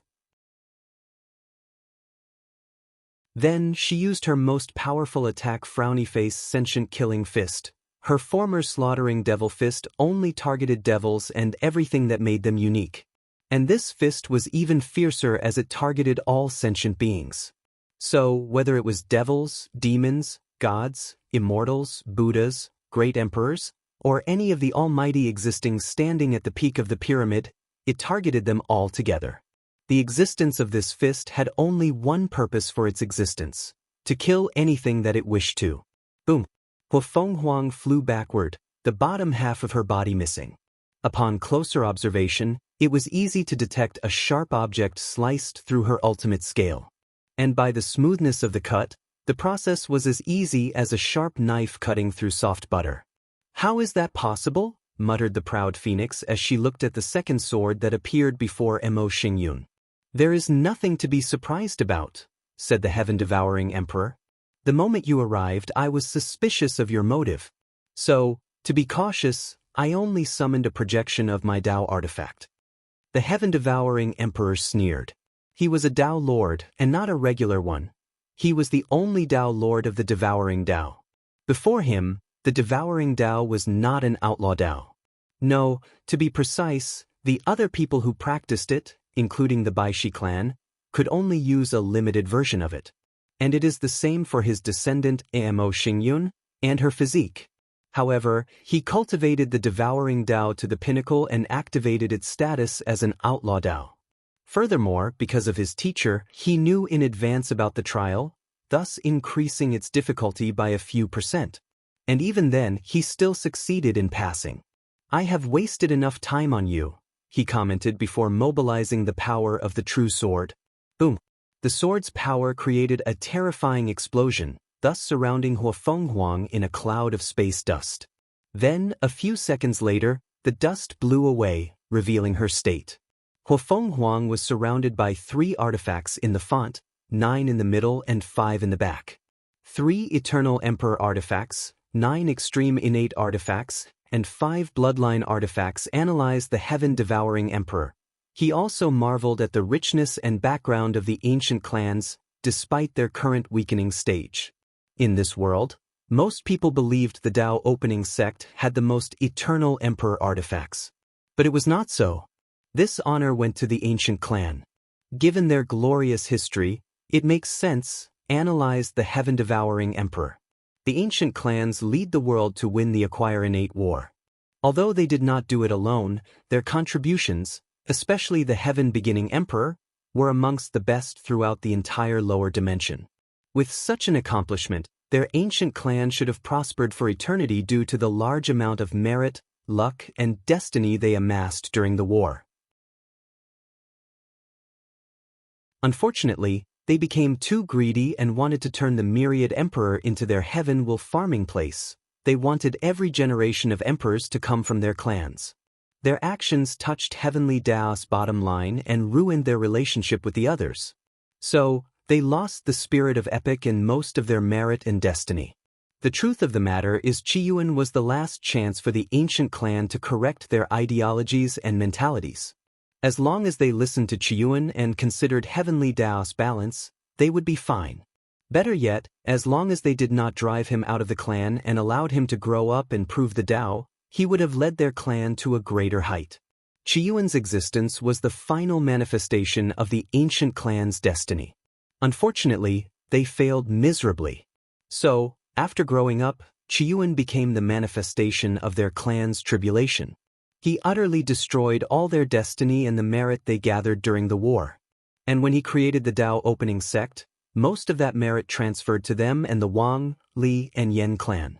That's why there has been so much unparalleled genius in these three clans and the sect for so many eras.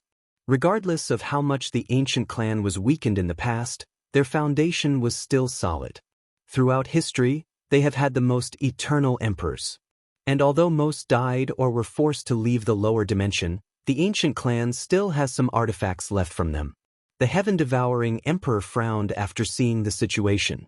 She is sacrificing these innate treasures to power up the emperor artifacts. So, her defense could last for a long time. He knew the longer he wasted, the more variables that could arise. So, he decided to act swiftly as he saw a white flame enveloping Huafenghuang. He used his Duyi realm to resist her healing while also summoning 3 emperor artifacts. He controlled them to suppress Huafenghuang's artifact. Mo Xingyin only had 1 eternal artifact, so he had to make up the number with his better understanding of emperor artifacts and the massive amount of reserve energy he had swallowed. Moreover, one of the artifacts contained sealing abilities. The heaven-devouring emperor brought many emperor artifacts, most of which he borrowed from other devil factions in the Western continent, using the power of the Mo clan or making enticing deals with them. Although the rules stated only 3 artifacts could be used, there are ways for people with a great background to take advantage of this rule. For example, the rules did not place limits on innate or chaos artifacts. Secondly, the rules only stated a person could use up to 3 artifacts at the same time, but it never stated someone could not bring more and leave them in their space ring. And with more artifacts, a cultivator will have more variety of options. After all, emperor artifacts have specific daos and are helpful for different occasions. This flaw in the rules greatly benefits wealthy individuals like Di Tian and Wang Wei. In a few seconds, cracks appeared on Huafenghuang's shield, making her expression ugly. She tried to mobilize all the power of the innate artifacts, sacrificing them like pawns. Simultaneously, she was also healing. Unfortunately, the heaven-devouring emperor wanted to eliminate her at all costs. So, he summoned his troops and used them as a sealing formation to boost the power of his artifacts. So, in less than a minute, Huafenghuang's shield broke, leaving her vulnerable. Then, Mo Xingguan's sword rushed in for the kill. Boom! A terrifying shockwave echoed through the entire central continent. However, Huafenghuang was intact as someone had appeared before her.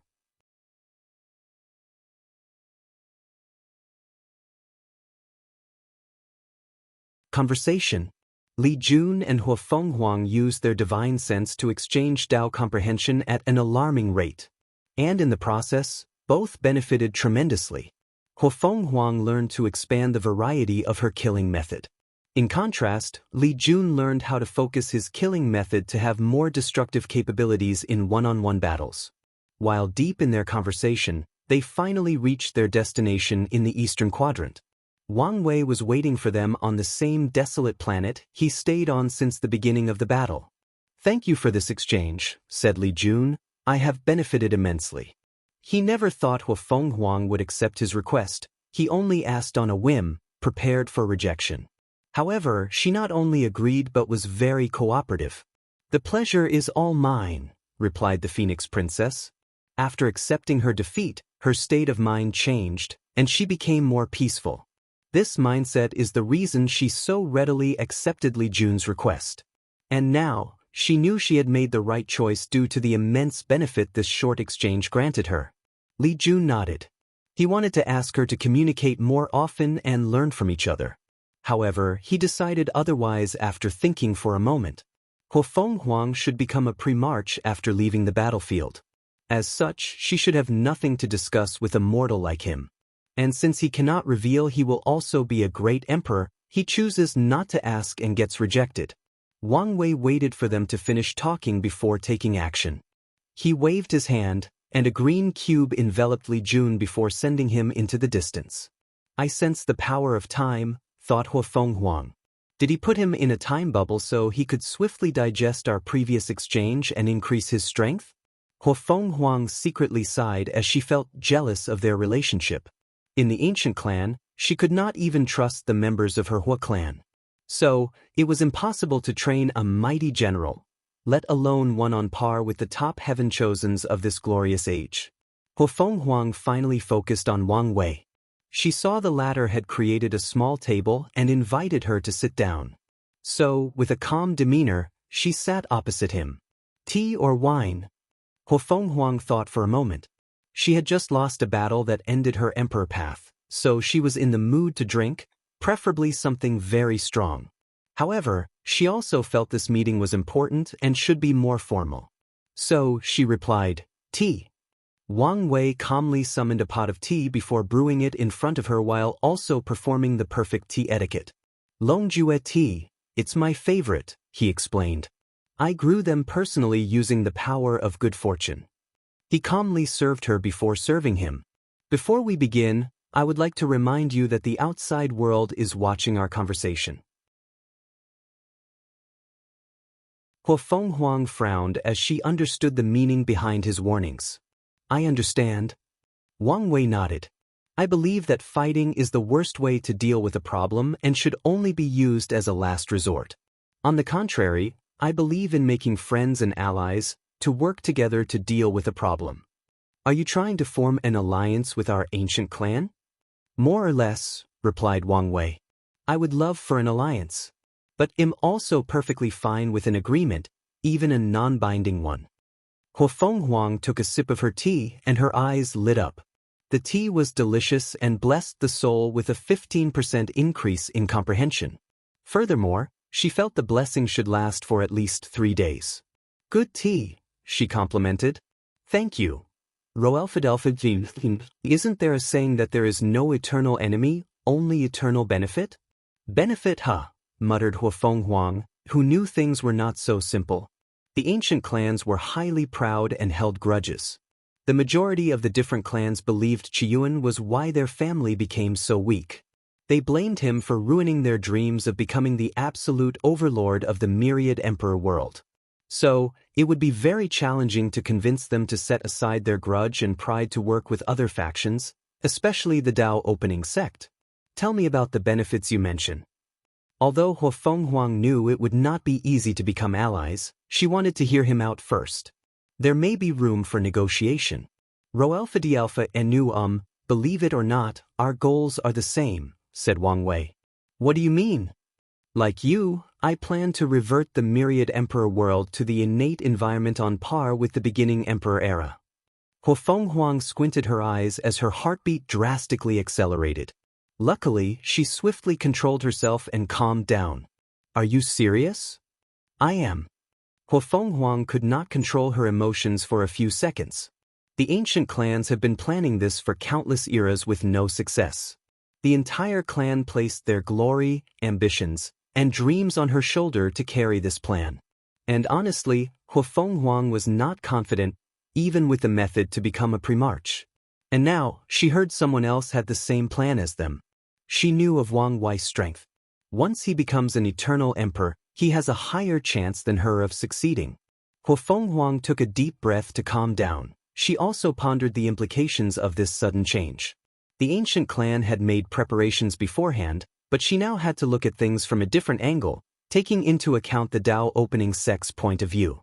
So, after more than a minute of silence, she said, "How do you want to work together?" Wang Wei smiled before deciding to be direct. The first cooperation involved a cultivation system.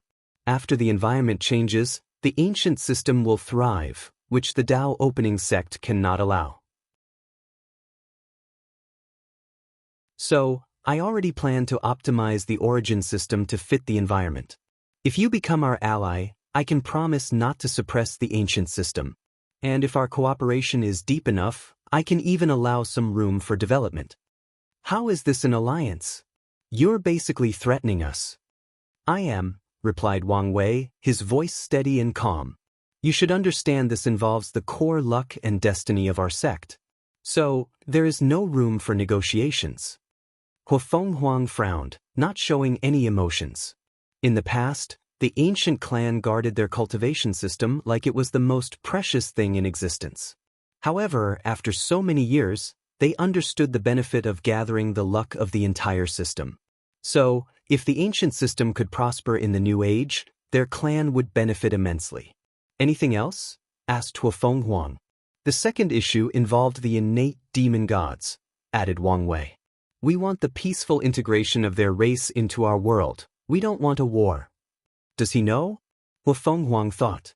The ancient clan's plans involved secretly manipulating a war between innate and acquired life. Then, they will lead acquired life into victory, thus amassing a significant number of merits. In other words, they want to repeat or recreate the situation after the Null Era. Wang Wei looked at her and guessed what she was thinking. And he did know about the ancient clan's plan. And his only comment is these people were mad, living in the shadow of their past. According to his predictions, if the ancient clan's plan succeeded in the myriad emperor world, their ambitions would expand, and they would want to recreate the innate acquire war that spawned all the lower dimensions. And in the worst-case scenario, the ancient clan might want to turn the lower dimension into their heaven-will farm. They will use the innate acquired war to destroy the civilization of all heaven-will world while preserving their strength. Then, they will open branches in all these heaven-will worlds, using their foundation to win heaven wills after heaven wills, thus dominating the lower dimension as the devil race did. Of course, their clan has not reached such a level of madness. Currently, they are only focused on the myriad emperor world. However, if they succeeded, Wang Wei could predict their next step. And if they reach such a stage, their fate will only be annihilation. Time has changed, and the appearance of the innate lives is not much of a big deal. Wang Wei previously planned to change the laws of heaven and earth to affect their birth. However, after thinking about it for a while, he realized the impact of their appearance was similar to a powerful emperor lineage suddenly appearing in the myriad emperor world. In the current stage of the world full of immortal venerables, Tao ancestors, and insurgents, the innate demons or primordial gods have no discerning advantage that would allow them to rule the world as they did. Humans are no longer the weak species from the beginning Emperor era that needed to secretly study their bodies to become powerful and survive. Humans were now the protagonist of the world. So, if these new generations of innate demon gods tried to rule their world, their fate would only be another extinction.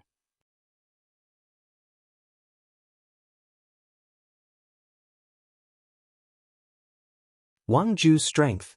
Western Quadrant. Di Tian opened his eyes. In a moment, his eyes saw every corner of the battlefield. With his power, only a few individuals could hide from him, and only 2 people or groups could do it if he went all out. Wang Wei has been making a lot of moves, he thought. He was not surprised by this fact. It could be said he anticipated this outcome.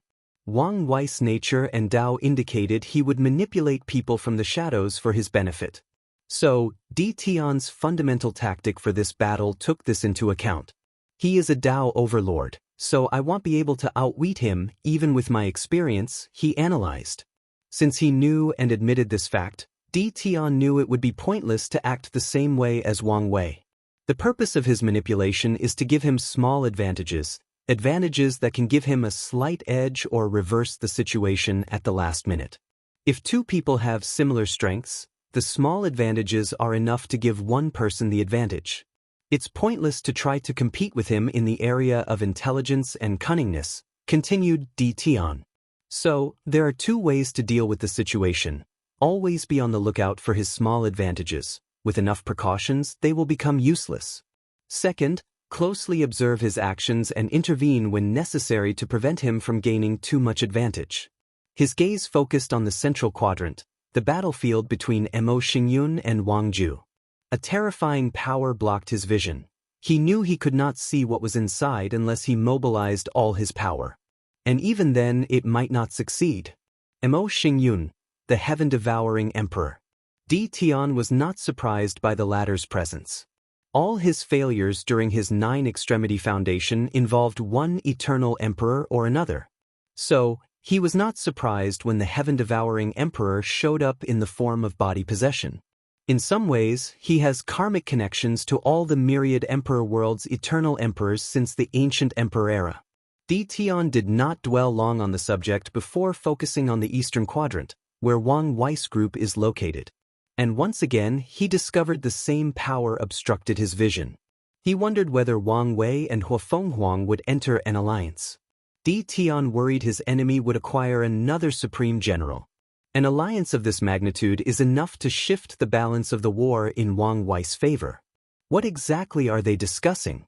Should I be more forceful and try every means to break the blockage? His mind worked faster than any quantum computer analyzing the situation. Tian did not know their conversation was not technically something he could not know. However, Wang Wei actively blocked him for a reason. He had already planted the seed in Tian's mind not to kill him since he would be useful as a subordinate to help him gather merit. His idea of reverting the environment to innate is a great idea to gather a large amount of merit.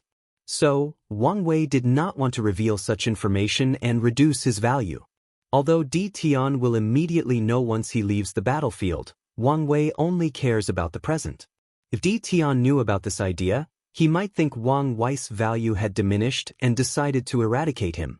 After all, it's an extremely dangerous thing to keep a Dao overlord as a subordinate or slave, especially one that used to be the enemy. So, Wang Wei did not want Tian's mindset to change by the tiniest amount and affect his battle strategy for this battle. Tian continued his observation of the eastern quadrant. Although he did not know Wang Wei's objective, he knew the latter's actions had a deeper meaning behind them. So, he analyzed a few possibilities and prepared for them. Then, he focused on analyzing Wang Wei's power based on the blocking methods he used in these locations. How did he break the limit and reach 10 supremacy? Did he have another limit breaker? Did Empress Wu give him one? After seeing Wang Wei at the entrance of the battlefield, he knew the latter was the same as him and achieved 10 supremacy. To be precise, he confirmed his suspicions after hearing about the divine thunder punishment that appeared above the Dao opening sect a while ago.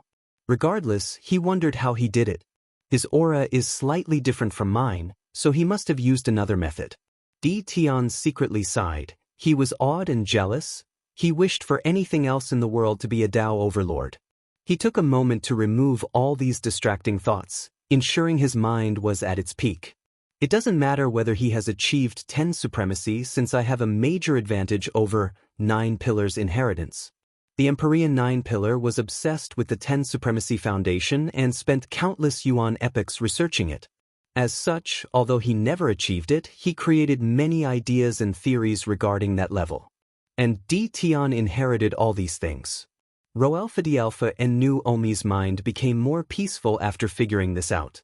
Furthermore, he was even more relieved after sensing Huafenghuang's departure from the battle. If she joined Wang Wei, he would have to hunt down another general.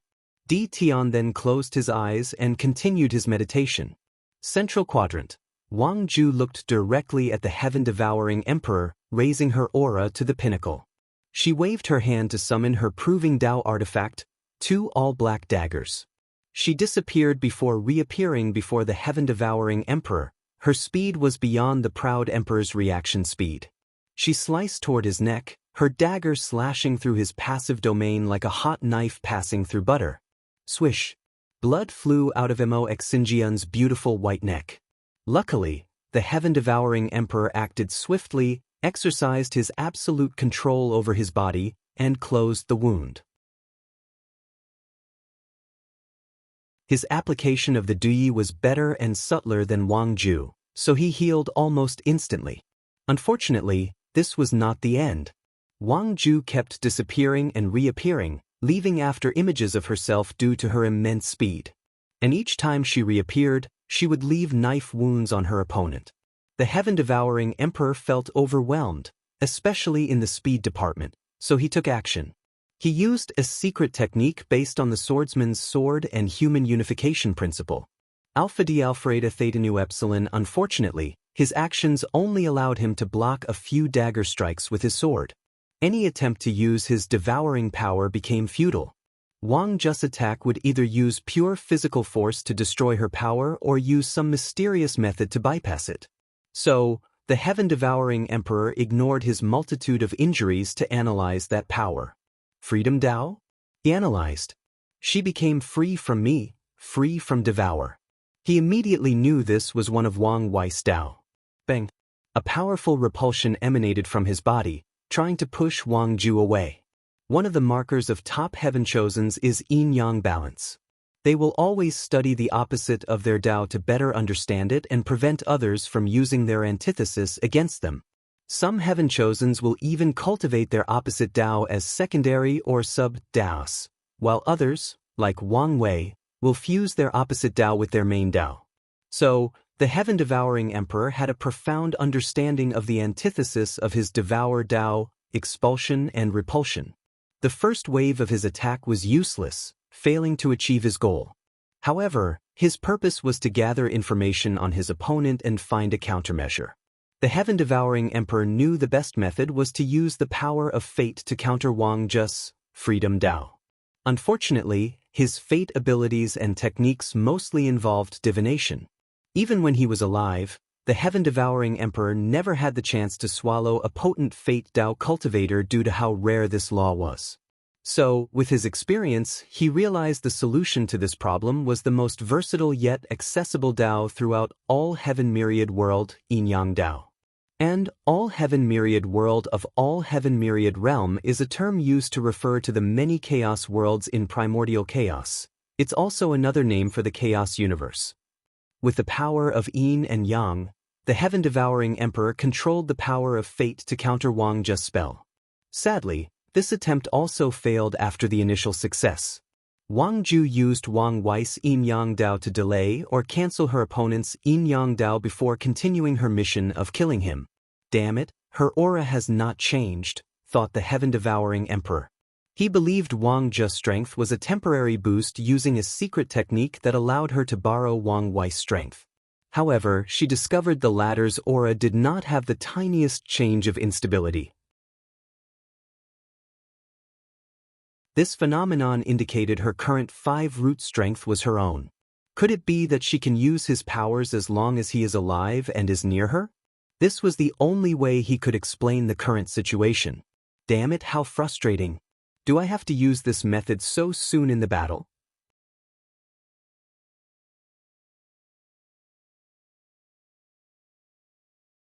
Awakening. The heaven-devouring emperor had an unwilling look as more injuries piled upon his body. So, he contacted someone. Chin, where are you? What do you want? Asked a cold and emotionless voice. Let's team up to kill one of Wang Wei's most powerful pawns. I'm doing something important. You don't have to test DT on anymore.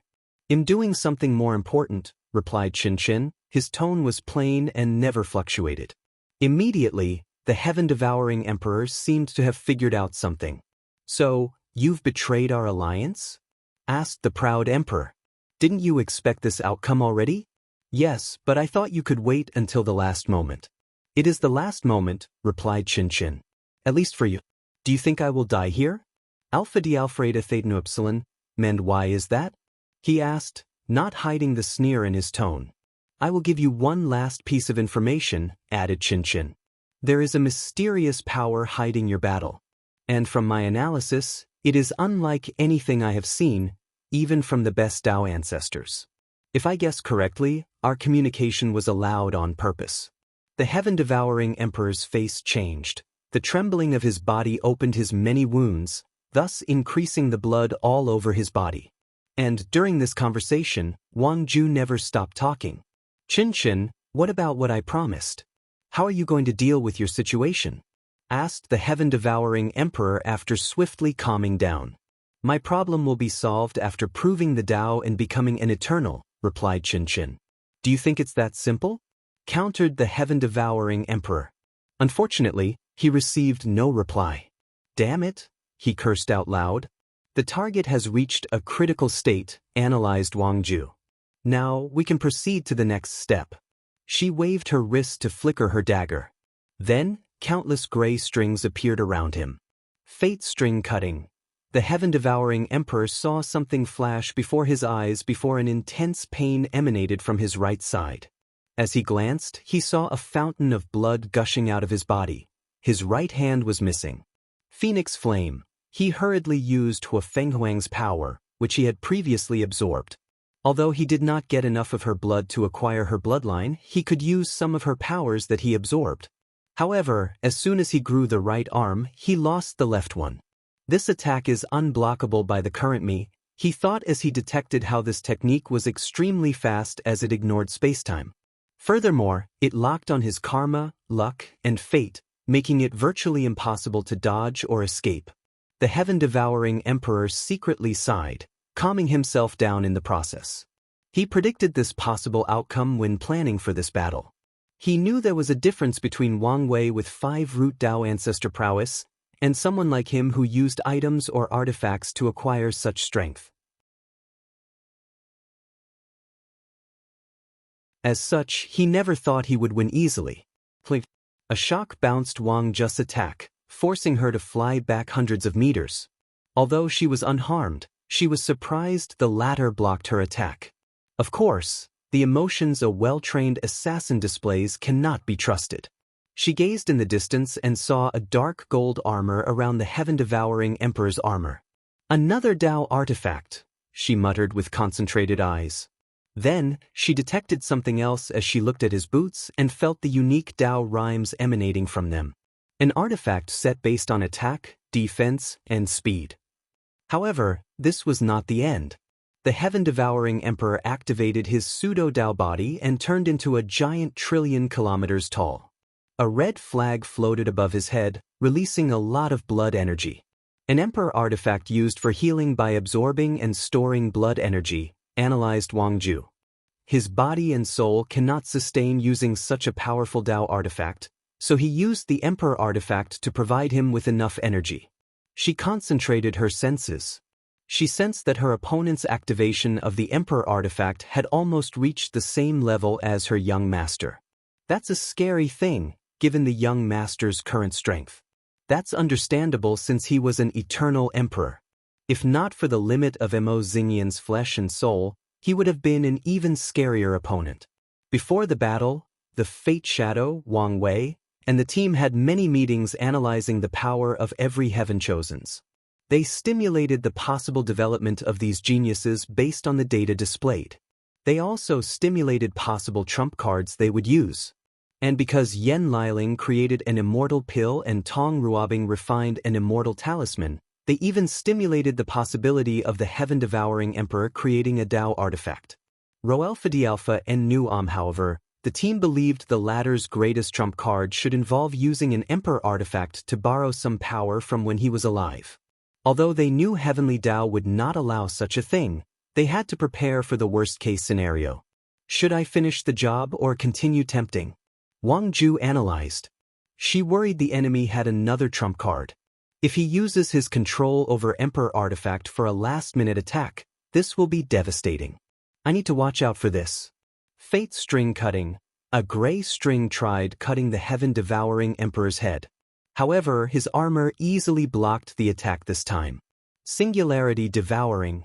A black down only a few centimeters appeared before the heaven-devouring Emperor, releasing a terrifying swallowing power. With this dot at the center, all matter, space, time, and energy were devoured.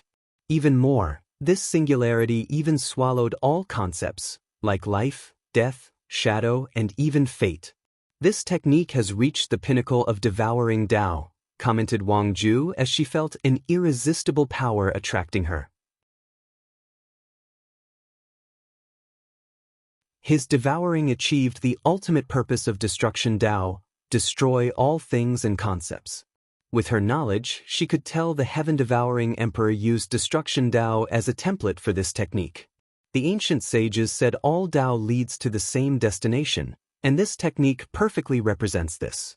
Wang Ju's body flew closer to the singularity. Unfortunately, no matter what technique or law she used, it was futile, the thing swallowed it. But she never gave up, as there was still hope. I know what you're thinking, but I won't let you, groaned the heaven-devouring emperor. He could tell his opponent wanted to buy enough time until his power dried up. His current situation was not ideal.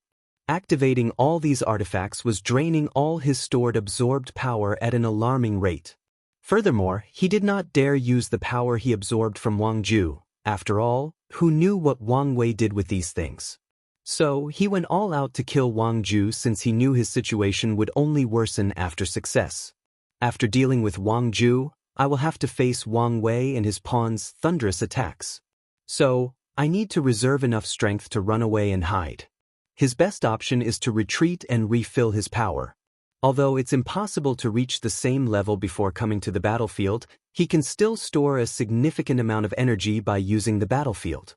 Then, he can use his current state a second time to deal with Wang Wei. Even then, my situation will not be ideal since there is still DT on. I won't have a chance if he sees me as a threat and decides to eliminate me as swiftly as possible. So, the best choice is to hide until the two finish fighting. The heaven-devouring emperor was confident in his hiding method.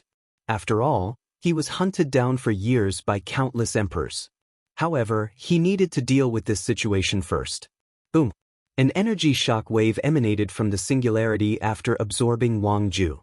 Then, the heaven-devouring emperor did not hesitate to punch through the protective films surrounding their battle. Bang! No wonder Xianxia said this power was odd. He could tell the power was on par with a Dao ancestor who controlled 9,999% of the Grand Dao source. This Wang Wei is truly a talent. He cultivated to the limit of the Dao ancestor realm.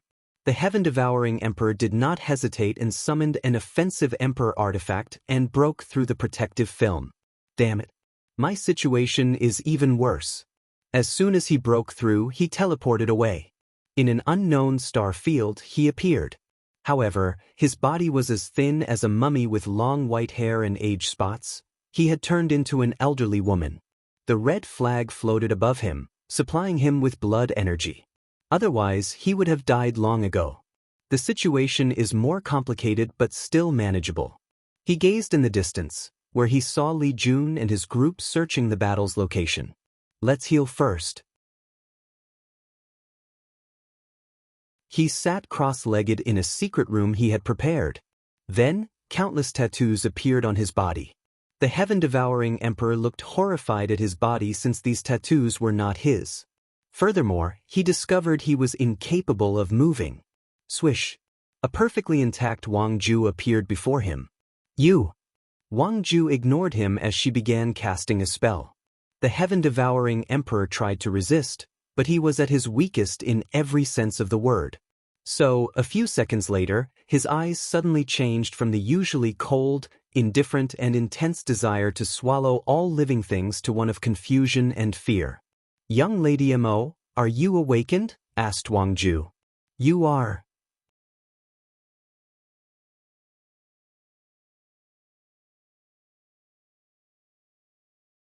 Xianxia vs. Tong Ruobing. And, chapter not edited. Was I wrong? Thought Xianxia.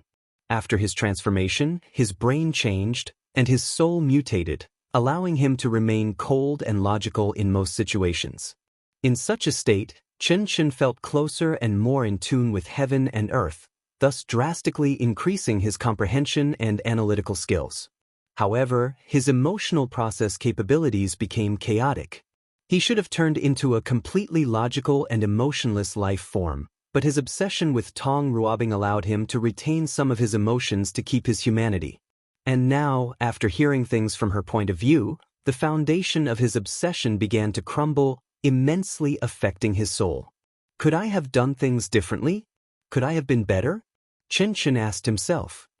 He thought of the fortunate encounter he had.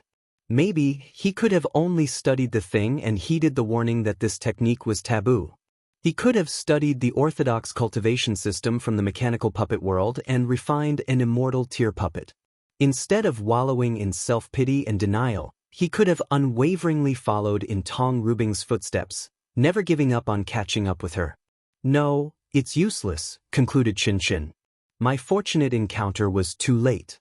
By the time I acquired it, there was not enough time to study it in depth and make any achievements.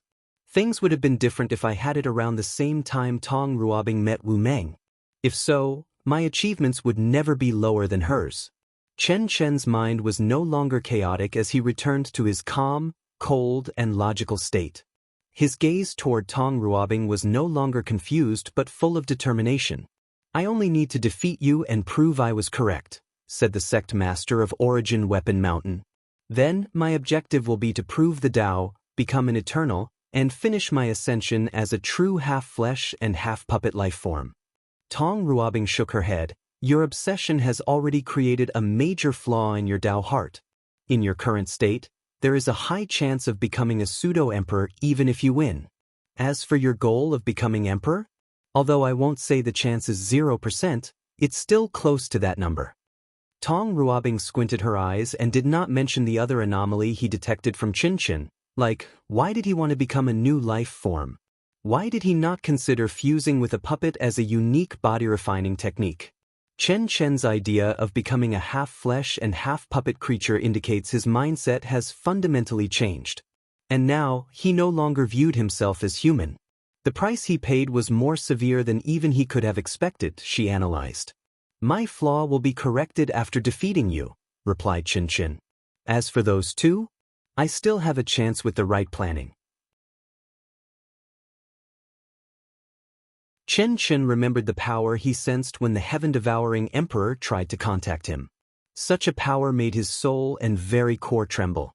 Regardless, he never thought of giving up. So, she muttered, thinking about the despair she felt after knowing the power of these two monsters. She thought how much she lamented that it was a blessing and a curse to live in the same generation as two heaven-defying geniuses. Yes. Do you want to partner with me to deal with them? Suddenly asked Tong Ruobing out of nowhere. What do you think? Replied Chen, his voice colder than normal. I thought I should try. Destruction Flame Talisman. Tong Ruobing went for a sneak attack and used one of her most powerful blows. She did not want to have a legion confrontation with Chen for many reasons, the main being resources and wealth. One of the advantages of her legion is she granted them innumerable talismans. So, her troops can essentially use money or resources to defeat her opponent. However, she knew it was the same with Chen, and the latter was even wealthier than her. During their luck trial, she suffered at the hands of his troops, who battled by spamming powerful origin artifacts. Logically speaking, this tactic should not be usable since Chen would need to refine countless high-level artifacts. But Tong Ruobing did not want to take risks. She knew Chen's refining talent was no lesser than hers, meaning his success rate of refining quasi-emperor artifacts was ridiculous to the point he could grant 100 his million troops each a weapon set. So, she watched a terrifying black mushroom cloud envelop the surrounding million galaxies.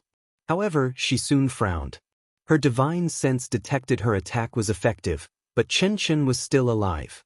She saw only his partially destroyed head floating in the empty vacuum of space. Then, with his usual cold and indifferent eyes, Chen said, I have transcended the weakness of flesh life forms, including the soul. Bang!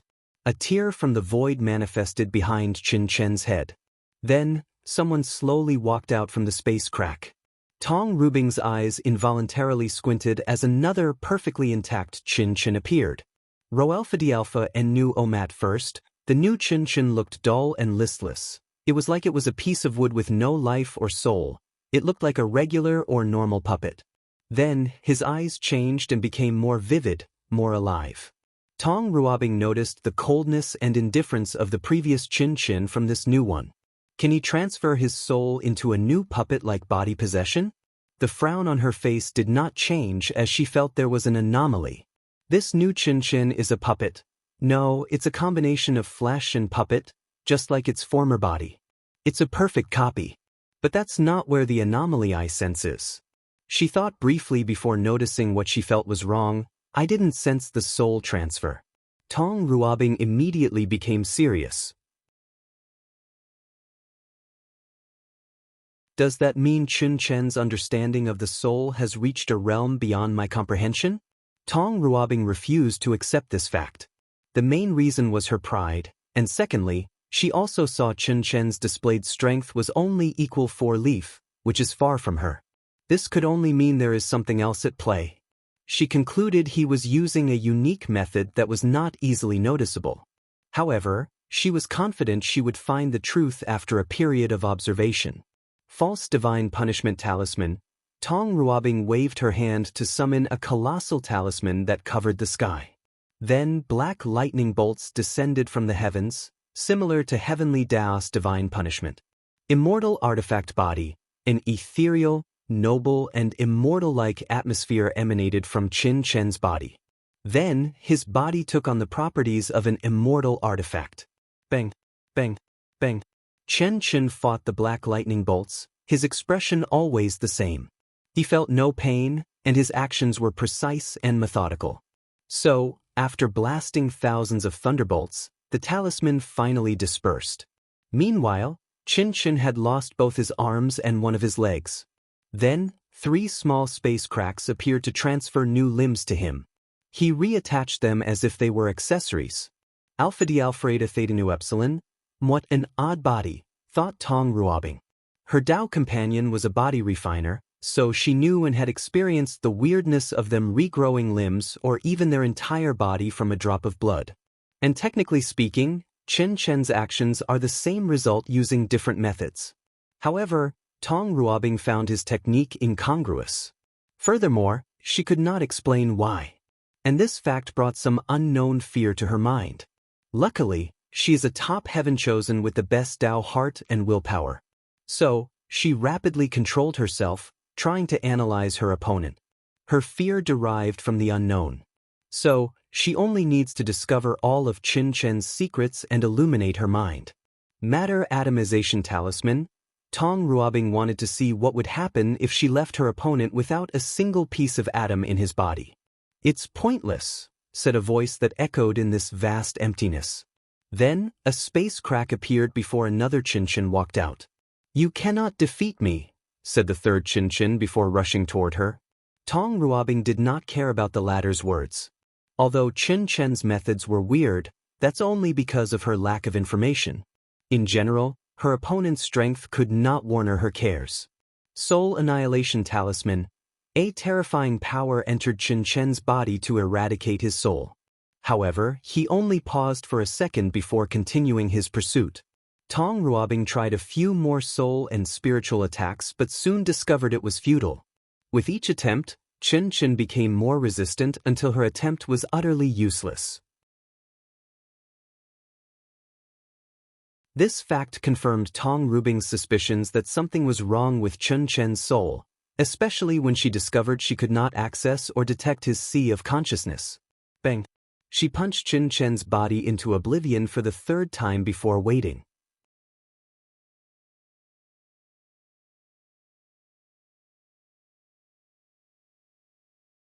Chapter 801. Chen vs. Tong Ruobing 2. 9 stars appeared in Tong Ruobing's eyes as she used one of her unique talismans, the Star God Talisman. The origin of the talisman is from studying the body of her Tao companion, Mu Lei. Tong Ruobing was not a body refining. Although her fleshly body was excellent compared to ordinary cultivators due to the runes, it was still not on par with true body refiners, let alone true power Tao cultivators. As such, she created this special talisman to increase her physical prowess, including defense, stamina, and regeneration when needed for battle. Regardless, after destroying Chen's body for the 3rd time, Tong Ruobing was not happy as she knew things were not so simple. And as expected, another crack appeared with another Chen. Tong Ruobing swiftly flicked her fingers to create a sword slash that left a mark on Chen's body. Then in less than a second, the wound naturally healed. The Duyu realm is useless against him, she analyzed as she sensed how fast and easily Chen healed from her attack. The main reason seems to be that he can replace his injured body parts with already created replacements. Tong Ruobing frowned as she felt Chen's method of fighting was too expensive. How many other parts did he have, and why were they all immortal tier? Has his refining achievement reached the stage where he could easily create immortal weapons? Based on the given fact, this was the most logical conclusion. However, Tong Ruobing had a hard time believing this fact. She knew how hard it was for mortals to refine any immortal-related products. This fact was true for her and someone like Yen Liling. No, something else is at play, she thought. Chen Qin disappeared before the cleanup, so this should be the time he received his fortunate encounter. From that time to now, only about 200,000 years have passed. So, even if he used time dilation, it was impossible for him to refine so many immortal weapons. Tong Ruobing knew that immortal venerables could not easily create immortal products for many reasons. The first one is that it took time to refine these things. The second reason is that they need to use a lot of immortal qi in the process. A few talented immortal venerables can resonate with the source qi space and use the immortal qi from there. But even then, their refining speed would not allow them to refine as many items as Qin Qin. If I want to find the truth, I must focus on discovering Qin Qin's ability. Tong Ruobing waved her hand to use a super gravity talisman to crush Qin Qin's new body. Then she focused on the space crack that sent his body. She swiftly used her divine sense to detect the spatial energy released, trying to detect where this space was connected. Unfortunately, a mysterious power bounced her divine sense. Furthermore, her actions seemed to have activated something. The surroundings changed as thousands of space cracks appeared, followed by millions of Qin Qin. Tong Ruobing's face changed before calming down. She sensed that only a few hundred Qin Qin had the aura of immortal venerable, and the highest was still 4 leaf, while the rest were between 1 to 3 leaf. Meanwhile, most of the Qin Qins were peak quasi-emperors. "Thundersword Rain Array," said all the Qin Qins in a strange harmony. Then, they raised their hand to each manifest 7 swords. All the immortal venerable Qin Qin had immortal artifacts, and Tong Ruobing noticed these artifacts were on par with 6 leaf. The swords then formed an array that showered Tong Ruobing with countless mighty thunder swords. Damn it, thought Tong Ruobing as she watched the sky covered by powerful thunder and lightning swords. Her analysis of Qin Qin was that he was a lightweight and only relied on the weirdness of his body. But now, she realized he had means on par with her 7-leaf strength. The previous conversation affected my state of mind. She realized Qin Qin's accusations affected her on a subtle level.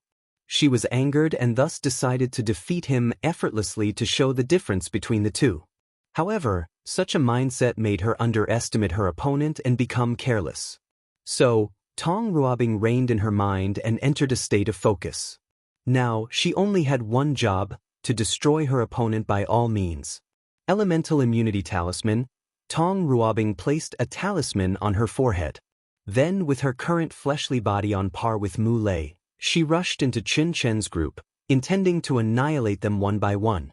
Her slim and petite body blocked all the swords and thunder, rushing forward with unparalleled momentum. The armies of Qin Qin then suddenly changed tactics. Their sword array no longer released thunder attacks but focused on the sword's sharpness. This method rendered Tong Ruobing's elemental immunity useless. Tong Ruobing followed them and blessed her with a physical damage immunity talisman. However, Qin Qin's group would respond by changing their mode of attack. Their way of fighting was as versatile as hers. Unfortunately for Qin Qin, Tong Ruobing's current state was the embodiment of what made body refiners terrifying: they were unkillable. No matter the obstacles or power thrown at them, their flesh can block it. As such, although Tong Ruobing's progress was slow, she was steadily approaching the army. Then, when she was only a few kilometers away, Qin Qin changed his formation. The Immortal Tier's 1 moved to the back while the Quasi-Emperor's 1 moved to the front. Did he want to consume my stamina? Normally, Tong Ruobing would have sneered. After all, once cultivators reach a particular realm, numbers of lower tiers simply do not matter. It's a fact that billions of quasi-emperors cannot kill even the lowest 1-leaf immortal venerable. However, she also knew there was no absolute between heaven and earth. She knew anything was impossible. So, she was on guard, which was the correct decision. After punching the first quasi-emperor Qin Qin, she discovered their bodies were refined with the absorption rune with the purpose of draining her. She even deduced Qin Qin might have planned this battle down to the tiniest detail. Two can play at this game, thought Tong Ruobing before taking out a talisman from her space ring. This talisman was not created by her Dao or using law resonance. This talisman was one of the physical Immortal tier's talismans she refined. Clone army, millions of Tong Ruobing manifested around the main one. So, a weird scene formed on this battlefield where an army of Qin Chens and Tong Ruobings faced each other. Although these clones have 50% or less of my strength, it's enough, thought Tong Ruobing before ordering them to attack. Eastern Quadrant. Wang Wei had opened his eyes, gazing at the battle between these two. However, he had a pondering frown. Why is Qin Chen's fighting method, no, his essence, so similar to cyborgs or robots from Earth? Cyborgs, robots, and puppets might seem the same thing from different civilizations, but Wang Wei knew their essence and ideologies were different. Puppet Dao's origin was to create artifacts that imitated creatures, and the way puppet masters fought was similar to summoners. The way Qin Chen fights is similar to the robot of Skynet instead of a puppet master, analyzed Wang Wei, who felt something important was at his grasp but could not catch it yet. Moreover, his mindset is also similar to robots who believe flesh life forms are limited. Wang Wei felt Qin Chen's last humanity was due to his obsession with defeating Tong Ruobing. Otherwise, this symptom would have been even more prominent. Am I overthinking about this, or is there really a mystery? Thought Wang Wei, his frown deeper. He decided to investigate. Most of the time, when his mind cannot stop working, it usually indicates he is about to create some fantastic idea or theory. Although the majority of the time, these theories are nonsense. But the time he was correct, he usually discovered some of the fundamental truths of the universe. Wang Wei tried the easy way out and divined the answer he wanted. Of course, he found nothing. He expected this outcome, but he hoped he would be lucky and had to skip all the work his brain was about to do. Then, he used a Karman thread connecting Qin Chen to the mechanical puppet world. His eyes penetrated infinite distances and saw this heaven will in a far distant world community. Wang Wei became cautious and read a small section of the entire world's fate line. He experienced countless battles with the people of this world. This world is weird, and Qin Chen is even weirder. The cultivators in this world developed Puppet Dao to the peak. And what Wang Wei found weird about them is the way they battle is not like typical summoners.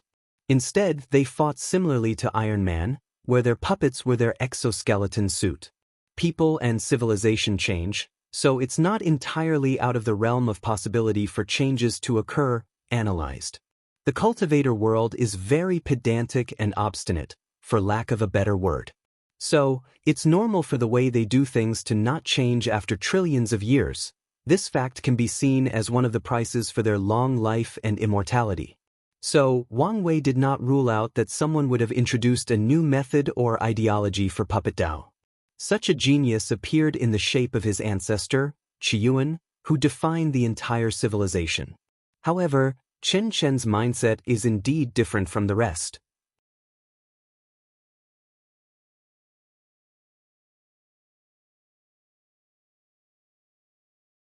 Influences?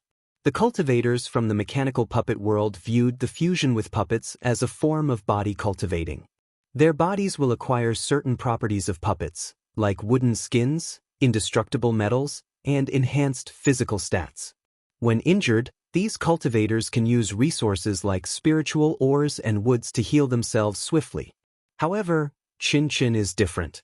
The way he heals is similar to robots that mass-produced parts of their bodies and can replace them. Qin Chen treats his body as a machine with replaceable parts, and his general attitude is not that he is a unique body refiner. Instead, he treated himself as a different race or species. So far, there is no indication he looked down on humans or flesh life forms. However, he did display some level of superiority by the tone of his voice and actions, analyzed Wang Wei. Right now, he could tell Qin Chen was overwhelmed by his obsession. So, he has not shown much for him to analyze. However, the thing he revealed made Wang Wei raise a few high eyebrows. So, what is it that my mind is telling me I miss? Thought Wang Wei for a moment before focusing on the mechanical puppet world. He hoped this direction would lead him to the answer he wanted. Could Xianxia's change be explained by the person who created the mechanical puppet world's cultivation system? Could that person be someone from Earth? Wang Wei squinted his eyes as if this was a possibility. He and the human emperor were both reincarnated from Earth, so it was not impossible to have a third person. One of Wang Wei's theories was Hongjun was responsible for the cracks that swallowed him before his reincarnation, and his purpose might be to reincarnate others into different chaos worlds. Wang Wei focused on that world, trying to divine more information. He frowned because he could not gather any information from the person who created their system. The latter should at least be a pseudo-eternal emperor, he analyzed before focusing on divining essential information. This world is a new heavenwell world? Wang Wei discovered a significant piece of information. The mechanical puppet world was the world that replaced the 9 devil god world. In the lower dimension, there is 3,800 heavenwell world, but one went missing after Wu Hong sealed the 9 devil god world. However, after a while, true heavenly Tao chose a new world to upgrade and take the position, and that world is the mechanical puppet world. Wang Wei frowned. Although this information was important, it was not the one he needed. So, he removed his gaze from that world and focused on Tong Ruobing and Qin Chen's battle. I cannot determine whether the shift of puppet Tao is the result of someone else from Earth reincarnating, pondered Wang Wei. However, my intuition tells me this is not the crux of the issue.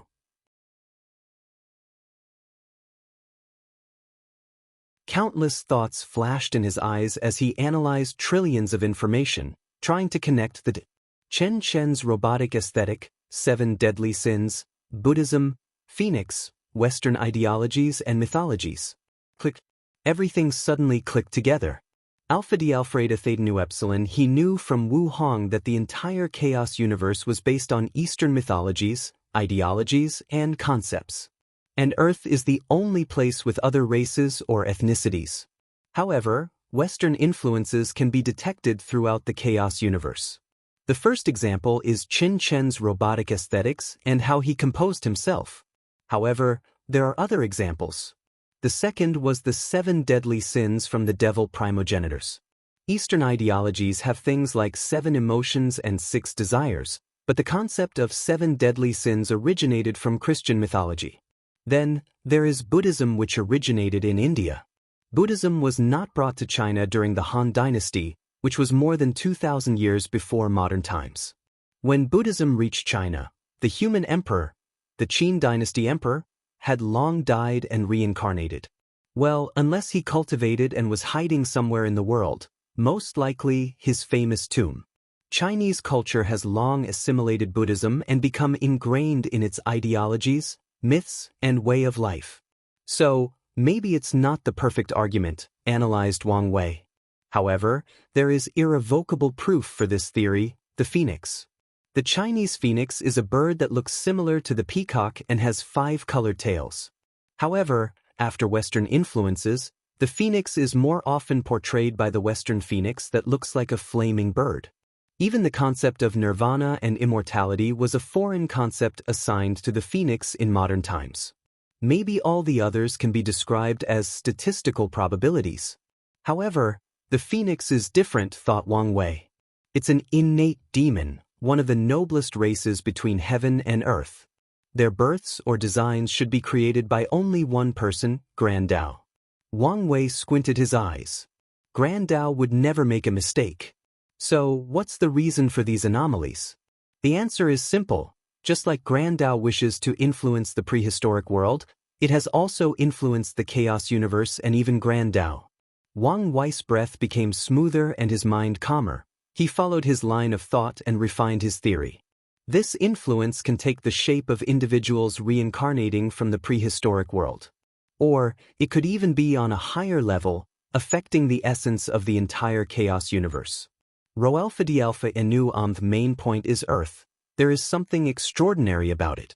Wang Wei suspected the reason science and technology are taboo is not that it's from the prehistoric world but because it is from Earth. Maybe the prehistoric world is not the taboo, but Earth is. Wang Wei took a moment before noticing another anomaly on Earth. Hongjun is real, meaning the other characters from mythologies are real, including Tagatha, the founder of Buddhism. Tagatha should have lived for millions of years, if not more. Meanwhile, the founder of Buddhism, Gautama Buddha, existed more than 2,500 years ago from modern times. Forget the timey-wimey things going on.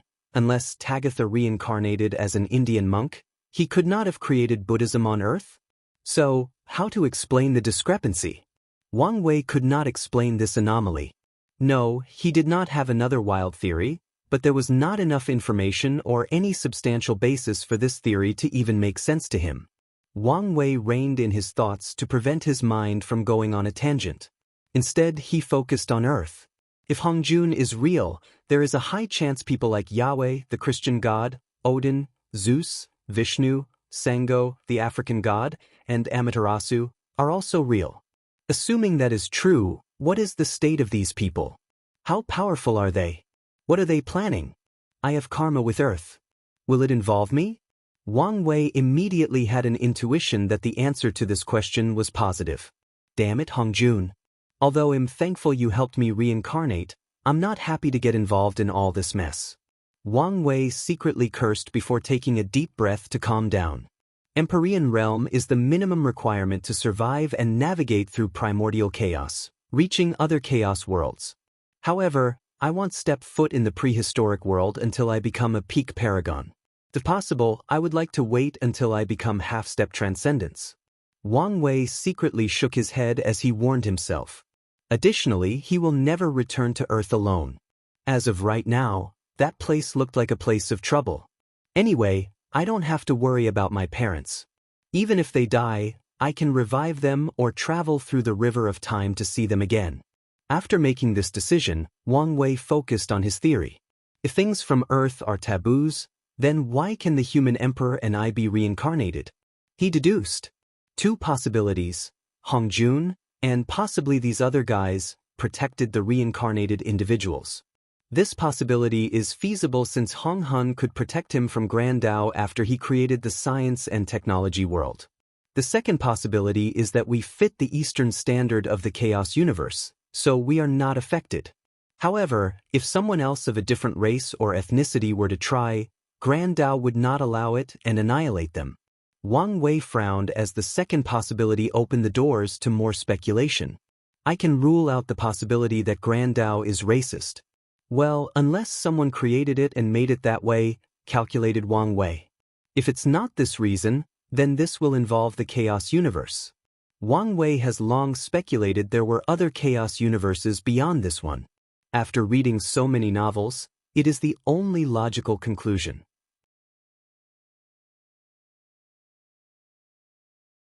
So, this chaos universe is not very inclusive. The rules only favor Eastern ideologies and mythology.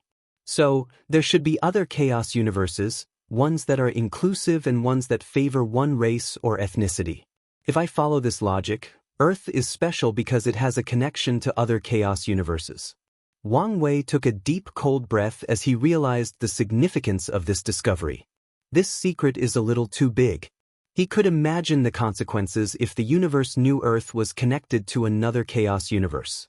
No, the idea that other chaos universes exist is not something many people, including paragons, could fathom. If people knew of Earth's status, Wang Wei could imagine how many people would desperately try to go to another chaos universe, especially the peak paragons who have reached the end of their cultivation journey. I am just a little quasi-emperor. Why do I need to know all these earth-shattering secrets? Wang Wei could not reveal the wry smile on his face. He finally understood what it meant to be burdened with knowledge.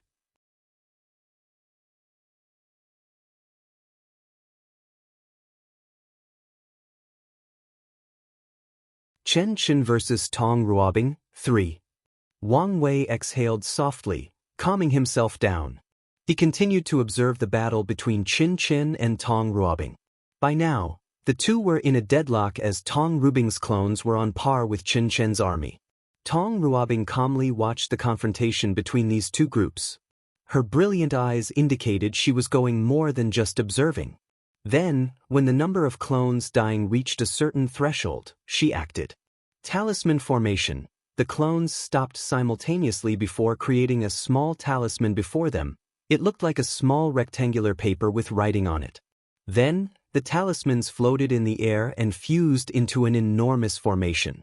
As such, an enormous talisman paper manifested between heaven and earth. Subsequently, a purple ball of destruction descended from the talisman and annihilated all of the Xianxias, not leaving a single particle. Regardless, Tong Ruobing did not celebrate her victory yet. And as expected, not long afterward, another Xianxia manifested. However, the great talisman city's sect madam frowned. There is no spatial or any energy fluctuation. He just appeared here, analyzed Tong Ruobing. He is losing more of his humanity. She understood the calm and rational part of Xianxia's side was slowly taking over. And that's why the latter used more subtle means to send the army. He doesn't want me to track where the spatial cracks lead to, continued Tong Ruobing. If Xianxia's humane side made mistakes that he could exploit, then the other side would not make these mistakes.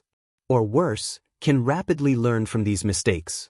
Alpha D Alpha Theta Nu Epsilon, talisman formation above their heads did not dissipate. Instead, it changed the runes written on its surface. Then, a thread came from the talisman to somewhere in the void.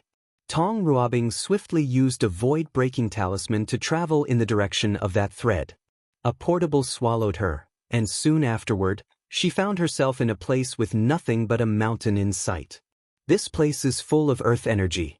Even the earth laws are more active than the others. Unfortunately, Tong Ruobing did not have time to understand her surroundings thoroughly. So, after a brief scan with her divine sense and a short analysis, she focused on her objective. She gazed in the distance and saw the thread led to another hidden dimension. So, she used another void-breaking talisman to rush to her destination. Tong Ruobing stepped into the void portal, surrounded by one of her most potent defensive spells. After reaching her destination, her eyes squinted because of what she saw before her. "What a wonderful creation," she muttered, gazing at a towering city floating in the air. With her knowledge, Tong Ruobing could instantly tell this city was an immortal tier artifact, and the grade was on par with 7 Leaf. "Your compliment means nothing to me," suddenly said a grandiose voice emanating from the city. "I don't understand," said Tong Ruobing. "Your accomplishments are not worse than mine. So why the animosity? I'm aware of this. Defeating is only the proof I need to show the world this fact. And what better way to display this fact than when everybody in the myriad emperor world is watching?" Tong Ruobing secretly shook her head. Although her words were true, she knew she had an overwhelming advantage over the latter. Her Dao heart and state of mind were considerably above Xianxia. And even if the latter defeated her, his fate might not be ideal. The Xianxia he knew would forever be dead, replaced by someone or something else entirely. Tong Ruobing's analysis was more correct than even she knew. Xianxia's very existence was twisted and changed after that technique, so it was hard to tell whether he was still the same Xianxia. "The victor has yet to be determined," countered Tong Ruobing. In the short interactions, she already discovered many of Xianxia's anomalies. She looked at the floating city and saw that only Xianxia's occupied the place. Furthermore, a majority were refining puppets. To be precise, they were manufacturing themselves and their body parts. Has he dealt with the clone issue? She pondered. All professions will face the same issue, their lack of productivity. Every alchemist wished they could refine more pills, and the same for weapon refiners or talisman makers. So, they've attempted to solve the issue, mainly through the use of clones and puppets. The idea is to have multiple versions of themselves refined, thus increasing productivity. Sadly, this method failed. Most clone methods are useless, and the few unique ones are restricted since there is a limit to the number of clones that can be refined. And the same issue appeared when puppets were used. They were incapable of refining anything, even if the professional linked their souls to the puppet. That's when the ancient sages discovered that this was one of the limitations of heaven and earth. After studying this method, the ancient sages and wise man concluded heaven and earth favored the development of the individual or the self. So, If any professions want to increase their productivity, they only need to improve their ability to refine more things at once. For example, a talented alchemist like Yen Liling can refine hundreds of furnaces of quasi-emperor pill at once. And the lesser the grade of the pill, the more furnaces she can refine simultaneously. But it seems Xianxia no longer has this limitation, analyzed Tong Ruobing. Have you discovered it? Asked Xianxia, his voice originating directly from the city. I no longer have the same limitation as pure flesh life forms. Roelfadialpha and Nu Tong Ruobing felt uncomfortable by his tone and words. Do you think this makes you superior to us? Superior? Better in many ways? Yes. Birth, aging, sickness, and death. These are one of the many obstacles cultivators have to overcome during their journey of pursuing the Tao. I won't talk about the first three, but have you escaped the shackles of death? Asked Tong Ruobing. However, Xianxia did not respond. I once read that the lifespan limit of all sentient beings that have not proven the Tao is 1 yuan epoch. Tell me, has your new identity broken through this limit? Xianxia was silent. His body has no issue living past this limit. After all, as long as there are resources between heaven and earth, he can replace many of his parts. However, the flesh aspect of his new evolution manifested in the form of his soul. And unfortunately, his soul cannot live for so long. Should I abandon my flesh? Pondered Xianxia. No, my uniqueness derived from my soul, so nothing can happen to it. Plus, if I did that, I would be nothing but a puppet spirit race. I guess the answer is no, said Tong Ruobing with a sneer. There are so many races superior to humans or flesh and blood life forms, as you put it. However, we have risen to the top of the food chain. So, your existence means nothing to me or other flesh and blood life forms. You cannot affect our status. Tong Ruobing understood that as long as the system of heaven will exists and is the only way for any sentient being to escape the shackles of death, it did matter how powerful and unique a race was. In the end, they will be mortals destined to die. Eastern continent, Wang Wei watched this battle. However, unlike Tong Ruobing, he knew more and saw further. Xianxia is deteriorating at an alarming rate. During his conversation with the heaven-devouring emperor, he talked about fixing himself after becoming an eternal emperor, most likely through existence reconstruction. But now, he believes he is a different creature, a new race. Wang Wei frowned as he felt something more was at stake. Xianxia's behavior is similar to robots from science fiction back on Earth. This fact further proves that the prehistoric world, or Earth, was influencing the chaos universe. However, Wang Wei felt things were not that simple. So, his brain began to work again, trying to analyze and deduce the truth. An experiment, he muttered to himself. What if Xianxia was an experiment that Grand Dao was doing? Using robots or cyborgs as a blueprint, create a race that is half flesh and half machine. Wang Wei squinted his eyes as he connected many dots. From his knowledge, Qiyuan's actions made the eternal ascension world the center of the chaos universe. And even if he did not completely succeed, a tremendous amount of destiny concentrated on this place. This would explain why things like the Ten Supremacy Foundation originated from this place. And in the future, there will be more. Wang Wei shifted his thinking to wondering why Grand Dao would create a new race. The reasonable argument would be that the creation of a new race benefits the development of the chaos universe. Thus Grand Dao created them. However, this argument falls apart after considering the racial characteristic of robots, resource destroyers. Give a robot a few yuan epochs, and they could mine the resources of an entire heavenward world. And give them a few million yuan epochs, they can do the same to a chaos world like the eternal ascension world. Grand Dao, who is about balance, would never allow the existence of such a race. So, why create such a creature? Could my theory be wrong? Wang Wei's eyebrow furrowed. No, I fail to take into account the current situation. If it's true my future self is battling it out with Grand Dao, the latter might create such a race as one of its pawns to destroy me. Wang Wei could see how devastating it would be for a race like Xianxia to become paragons and take over an entire chaos world. Their fighting potential in any war would be catastrophic. If I follow this logic, Chen Chen's existence is not a chess move of Grand Dao, but myself. He planted it here so I can know and prepare. No, even the existence of Kai Song has the same purpose. Wang Wei understood his future self's action. He needed to either subdue Chen Qin or steal his ability and destiny and transfer it to Kai Song. The only way to fight robots is with robots.